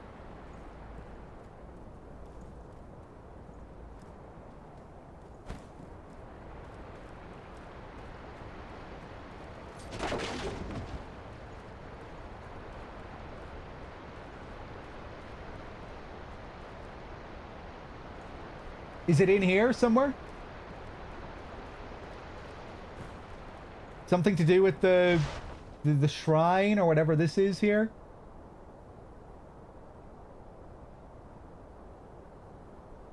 It's the other place before this one, straight down the path. Ah, okay. Where we were earlier.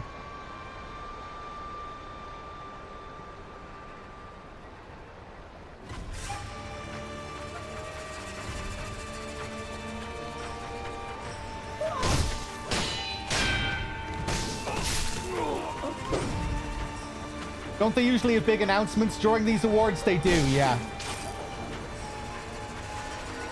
But again, I just don't really have interest. I don't have much of an interest in watching trailers.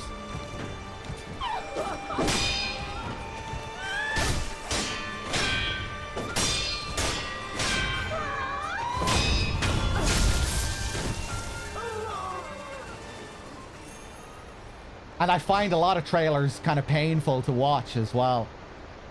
So many of them are just, you know, you just feel like you're watching something on a conveyor belt. They all have this annoying high octane energy and music. Or like 3/4 of them tend to. So I don't know, I don't really have much of an interest in watching an endless series of trailers either. And all the ads and all of the fucking PR speak and all the speeches. It's not a good vibe for me, really.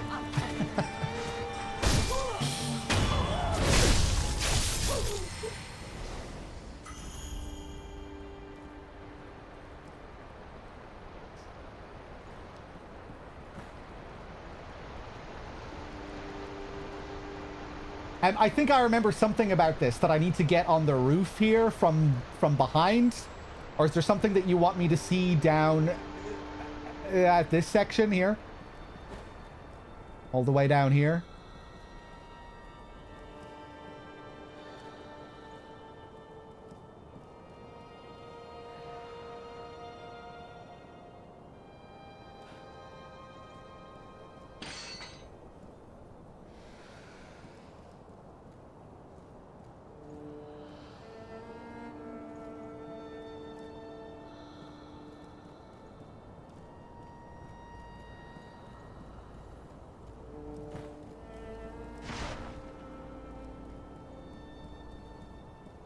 There's a missing shrine in this room, this one here.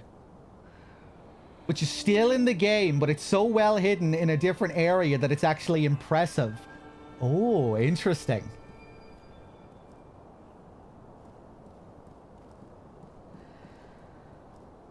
Could it be hidden at the very bottom of the Sunken Valley? Because I know we go there later and we see remnants of the Fountainhead Palace down there.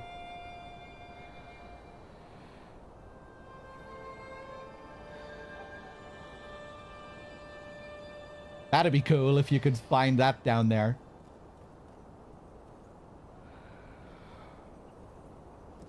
Where is it?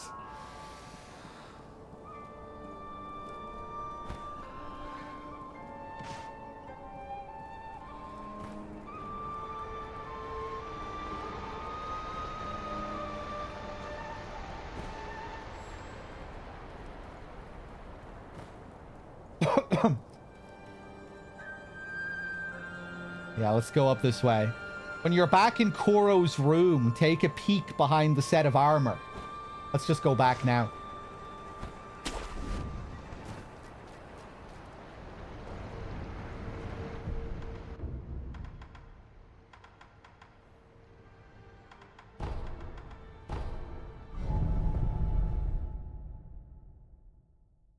Is it the shrine at the very back of the room?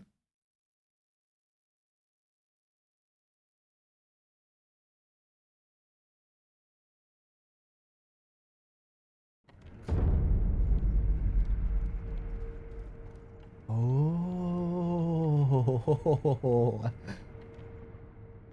Is it the same? It looks about right. It looks like it has the same kind of style.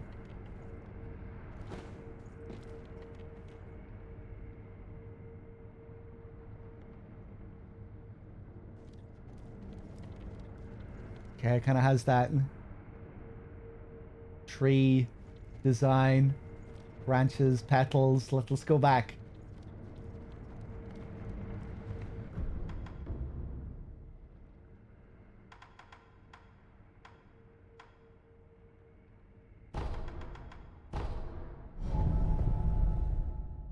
Damn, that's a cool detail.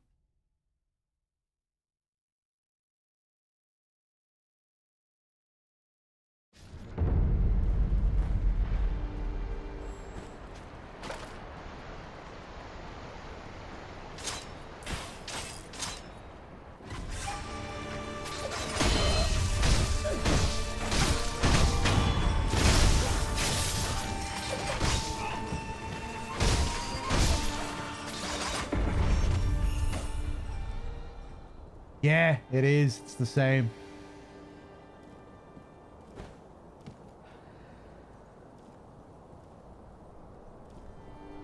That's pretty cool. I wonder what the significance of that is.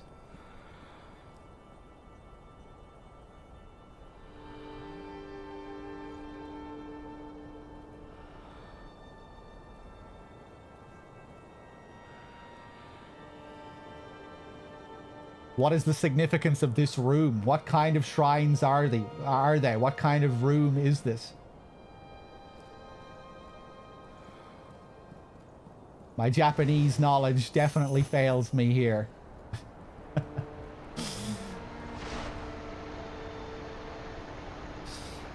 Every other shrine has a different design pattern, but these are specific to the Fountainhead. Yeah, I figured. You get a very specific architectural style here. Same with most areas in the game, like the Hirata Estate has its own look, the Senpo area has its own look. They all have their own different shrines and refer to different time periods and what have you.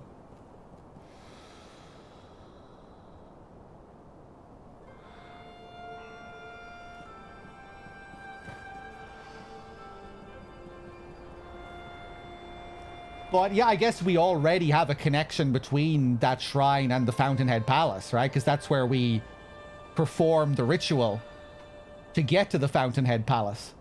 So it probably ties into that, you know, the incense burner at the foot of that shrine.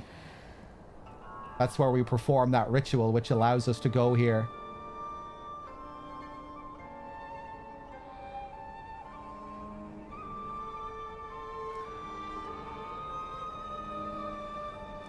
So there's a very basic connection.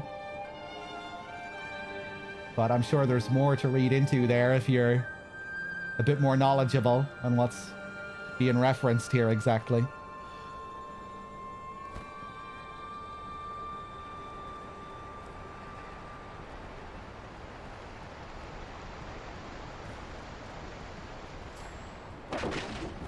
Damn, that's cool.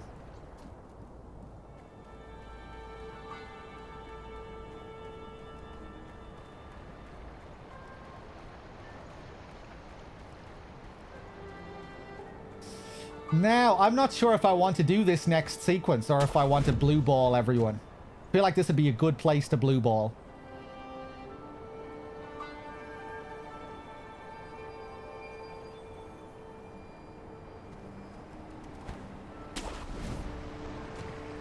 And then we can do the Divine Dragon next time.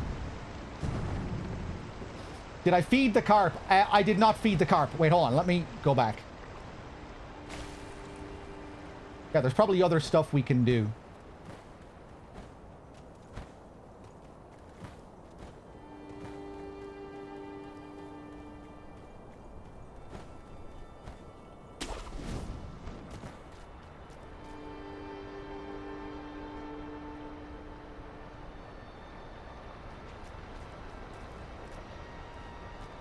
But yeah, we perform a ritual at a Fountainhead shrine to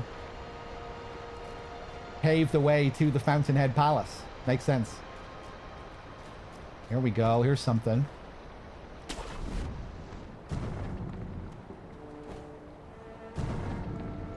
Oh, suck my balls.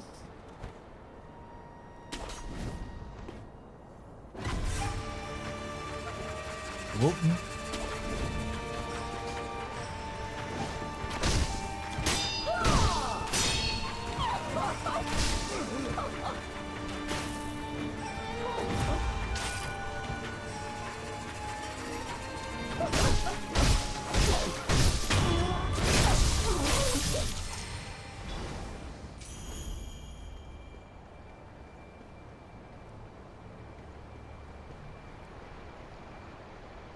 Oh, suck my balls. Whoop.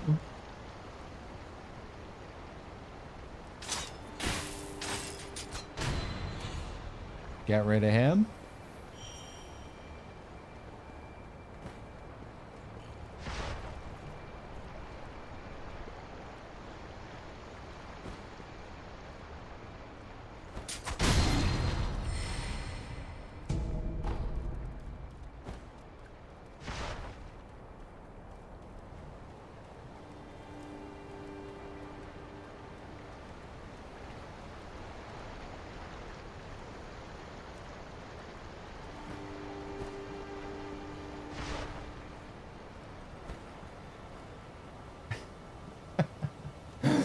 God, I hate being cynical about the Game Awards. I wish I wasn't, you know? Because it'd be cool. It'd give me something to stream. And we could have fun together watching it as a community.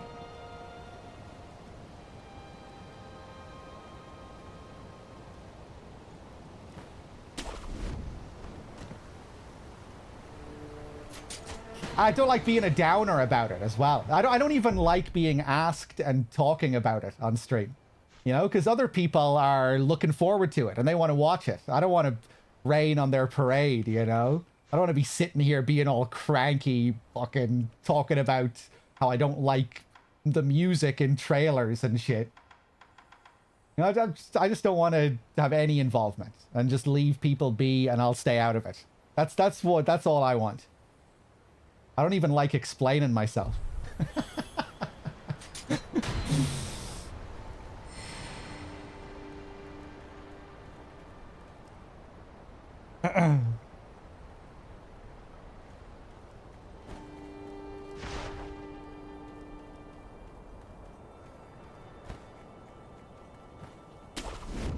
Whoa.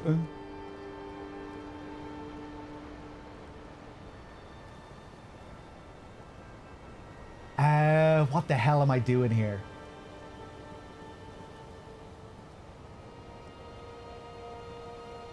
I think I might have already missed my opportunity to get something up there by jumping down too early. It'll be subtly confusing, this place.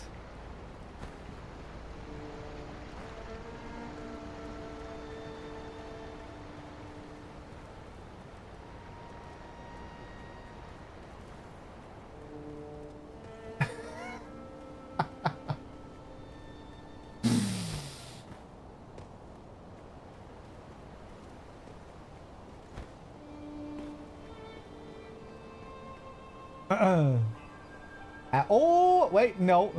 Alright, fuck it. I'm just gonna jump down here. I don't care. Oh, this guy! This legend over here.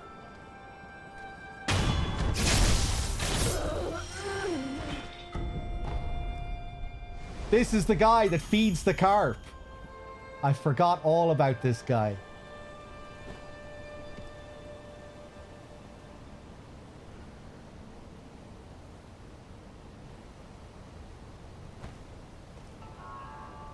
Wonder what this is.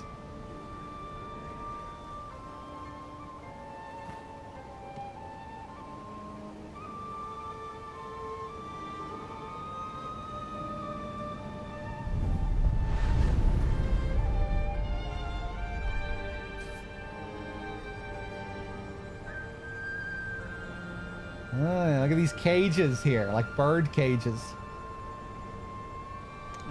Thanks.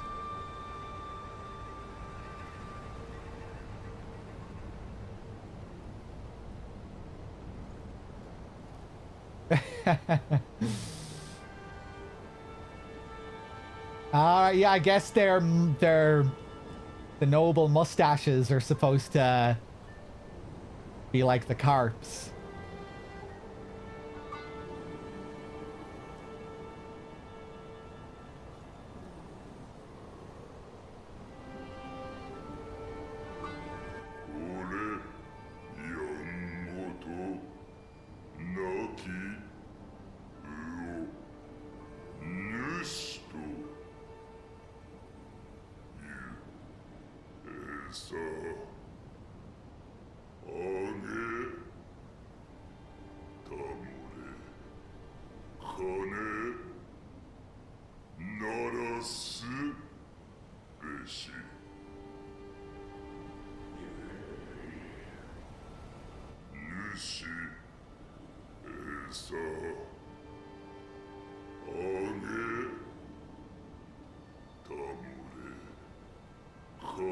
Yeah, okay.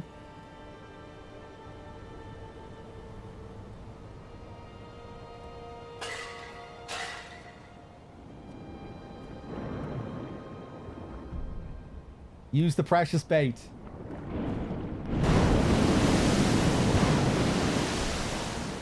Want some more?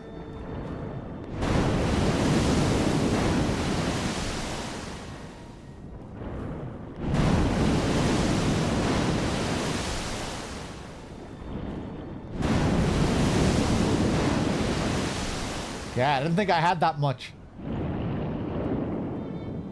How much do I need to feed him?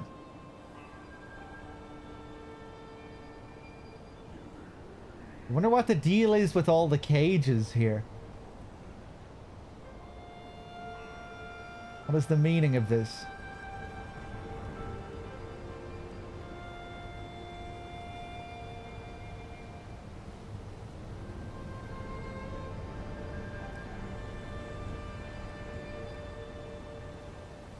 Oh, different symbols on both of these as well. This one has some kind of dragon-like thing. Serpent dragon. And this is more like a bird.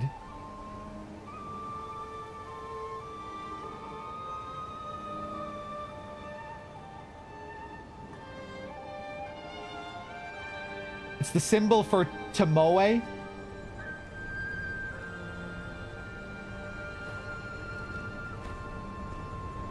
You think this is supposed to be like a phoenix? I'm getting dragon vibes more than I'm getting phoenix vibes from this.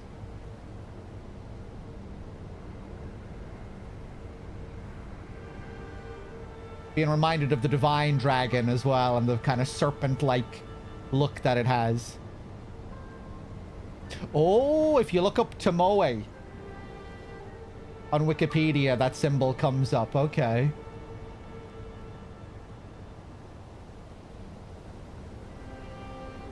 It looks like a drum.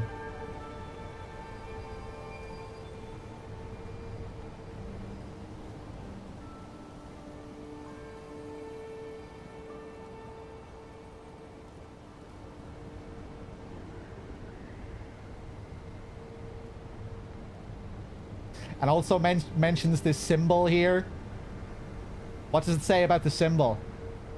The symbol is making me think of all the other Buddhist symbolism in the game and the, you know, the eternal circle symbolism that you see a lot in this game.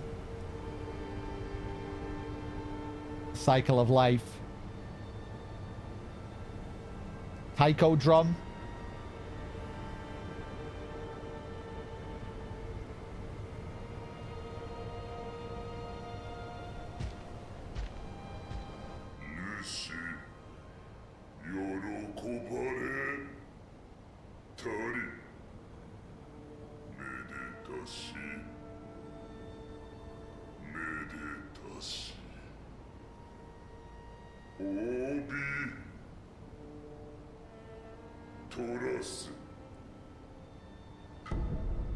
Okay, thank you for the scales.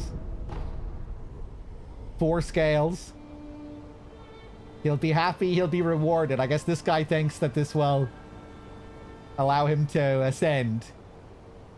When the opposite happens, he gets full and bloated and fat, and then he falls down the waterfall and dies. Thanks. But I think we might need to feed him more food before that happens.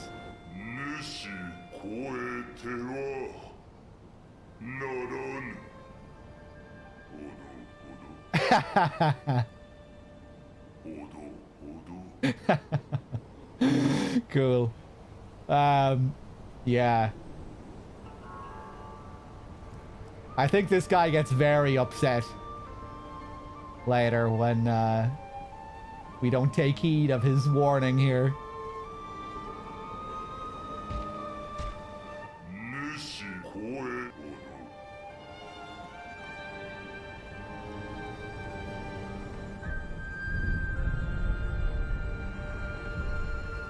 Let me rest and talk to him again. Monk with the 17, thank you.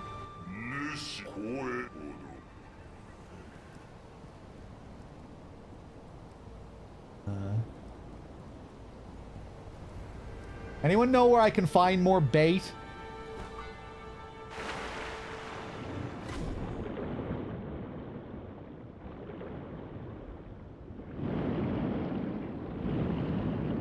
I think I'll probably just find it all as I play through this area naturally. I don't think there's much left to find. You want all the rewards, then it's a sad outcome if you give a shit about the carp.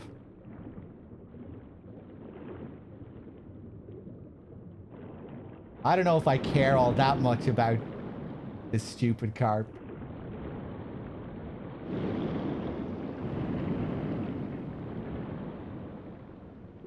You know, the nobles are in a bit of a pathetic state here. It's kind of hard for me to have too much sympathy for them.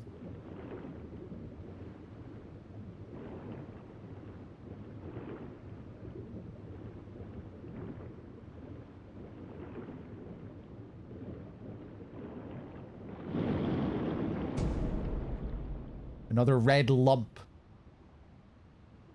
A red mass is the lingering trace of one who was unable to achieve their desires. Slightly warm to the touch, it pulsates softly. Did I do all the water stuff in Mibu Village? No, not yet. I think I need to get Dragon Spring Sake and feed it to the priest. I haven't been back to those characters yet since coming to the Fountainhead Palace.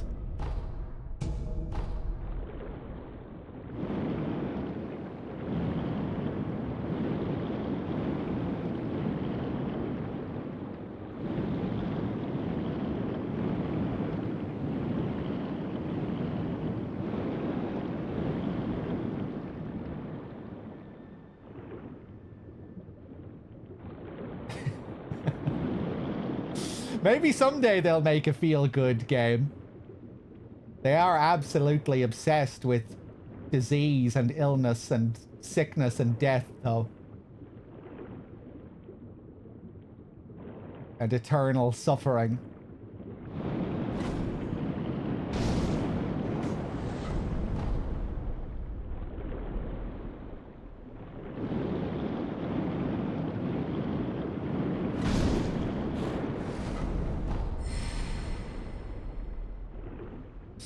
Irasune is pretty feel good, not happy all the time though.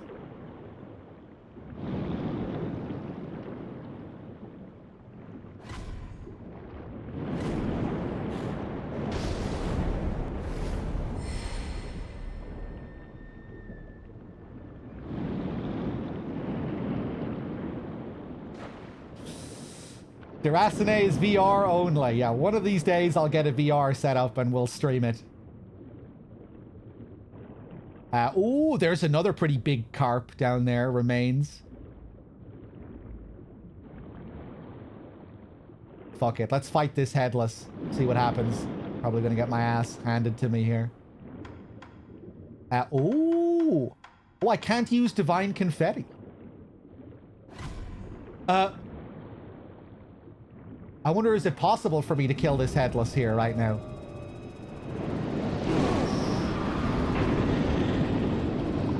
Give me the bait. Give me the bait.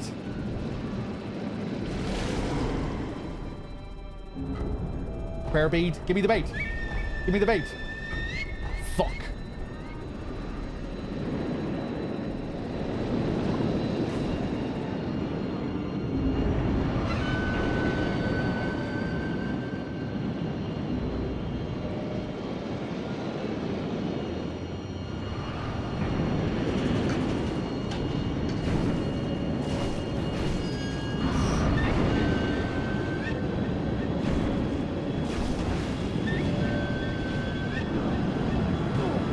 Fuck!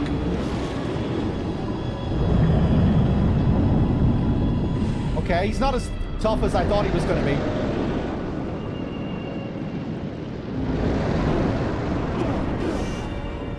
Got greedy.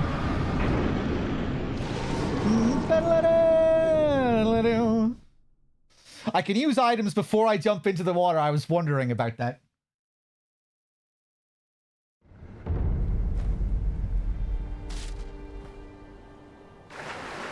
Okay, let's try this one more time.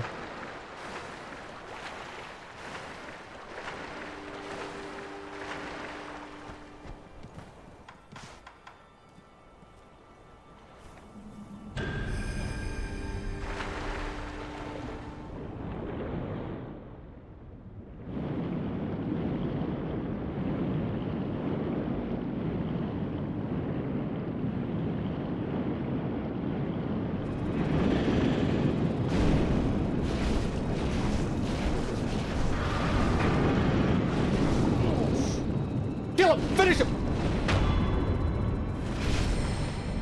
Wow. Oh, of course there's a trick.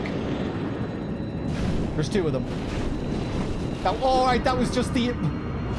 That was an illusion.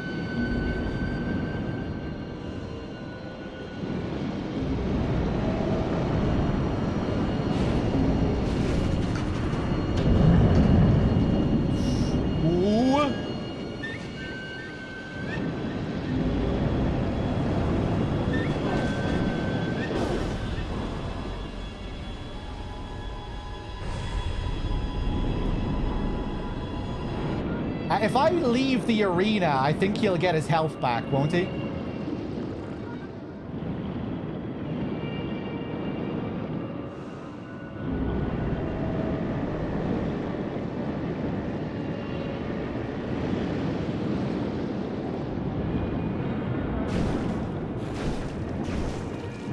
Play it safe. Ooh, cool.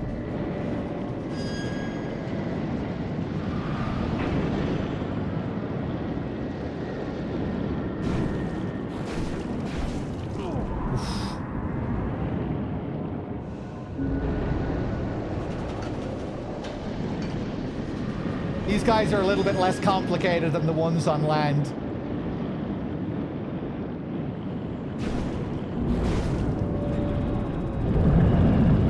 Ooh.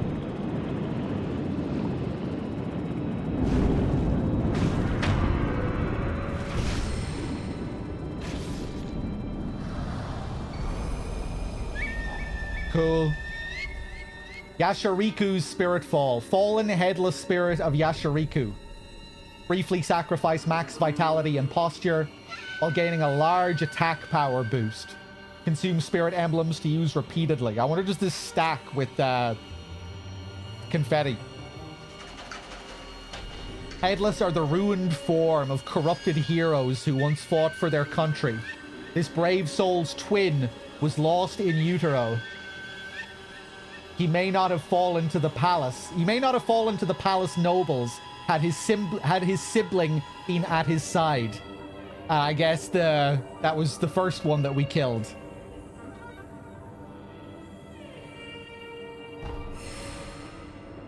The one that was more like a ghost, an illusory figure.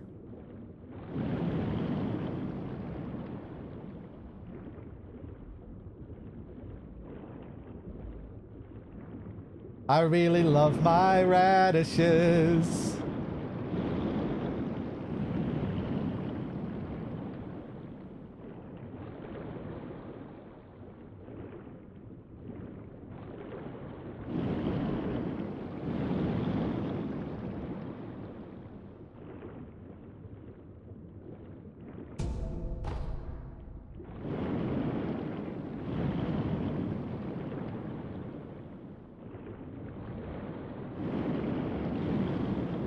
Okay, any more precious bait around here? Doesn't look like it.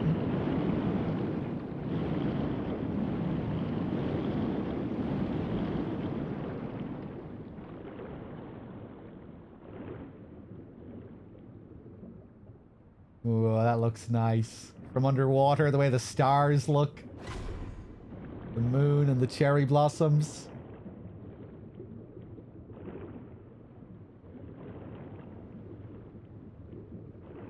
And such an amazing job they did on this area.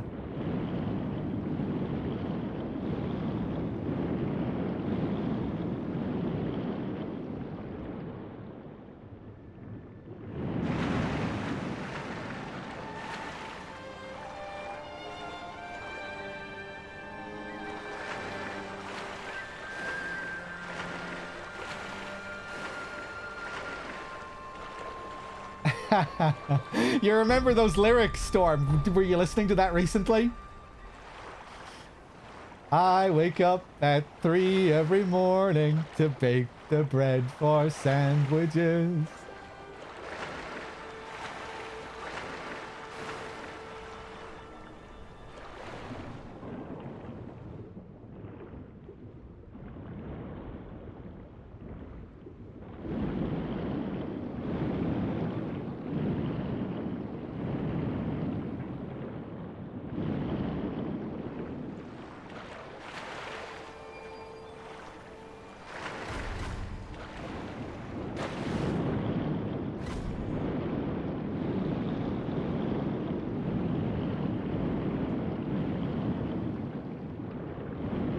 Okay, I think it might be time to blue ball.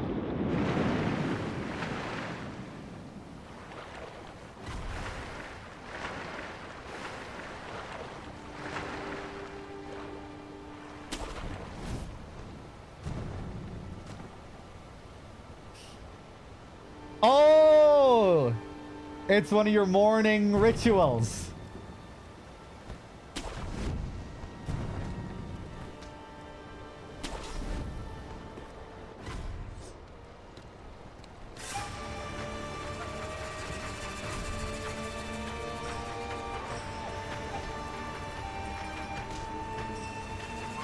That's a good morning ritual to have. I like it.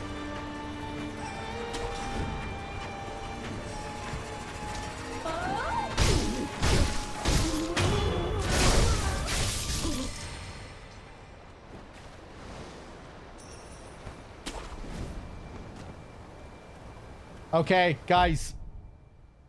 I'm going to leave it here for now. I'm not sure when we'll continue this. Maybe during the marathon. So, yeah, I don't know. I might want to save it till after the marathon. Maybe do it sometime after New Year's. Don't really like the idea of having another long break before we finish this, but we'll see. Maybe I'll do it at some point during the marathon. But yeah, we'll leave it there for now. When's the marathon? Tomorrow afternoon sometime. I'm not sure when exactly, but sometime in the afternoon UK time.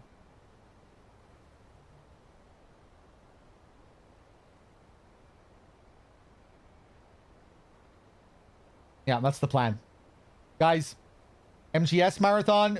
No, it's the Mint marathon. Mint donated $1,000 for me to give Cyberpunk another shot. So I'm going to play 50 hours of Cyberpunk at my own slow pace. And if I'm still not enjoying it, I'll flush it and I'll give Mint another roll of the dice. And we're going to do that interspersed with other random games. Maybe semi-Christmas themed games. I'm going to do Snatcher, maybe Parasite Eve, some other stuff that I have in mind. And yeah, that's the plan.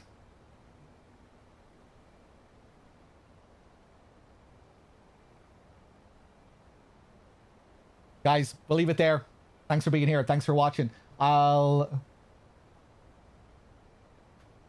raid Dave if he's on. I'm assuming he's gonna be doing Game Awards stuff.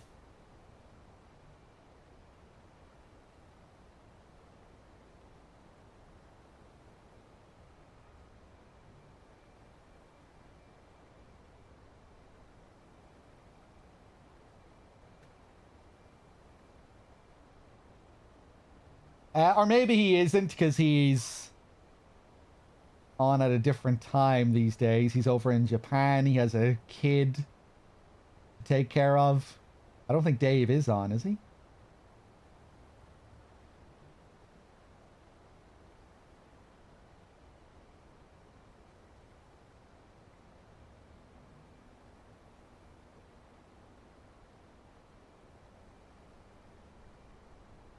Nub is on. Is DRK on or is DRK off?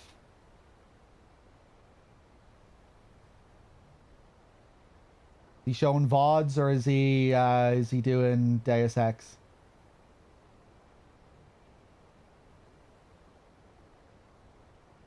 DRK is off. I'll raid Nub.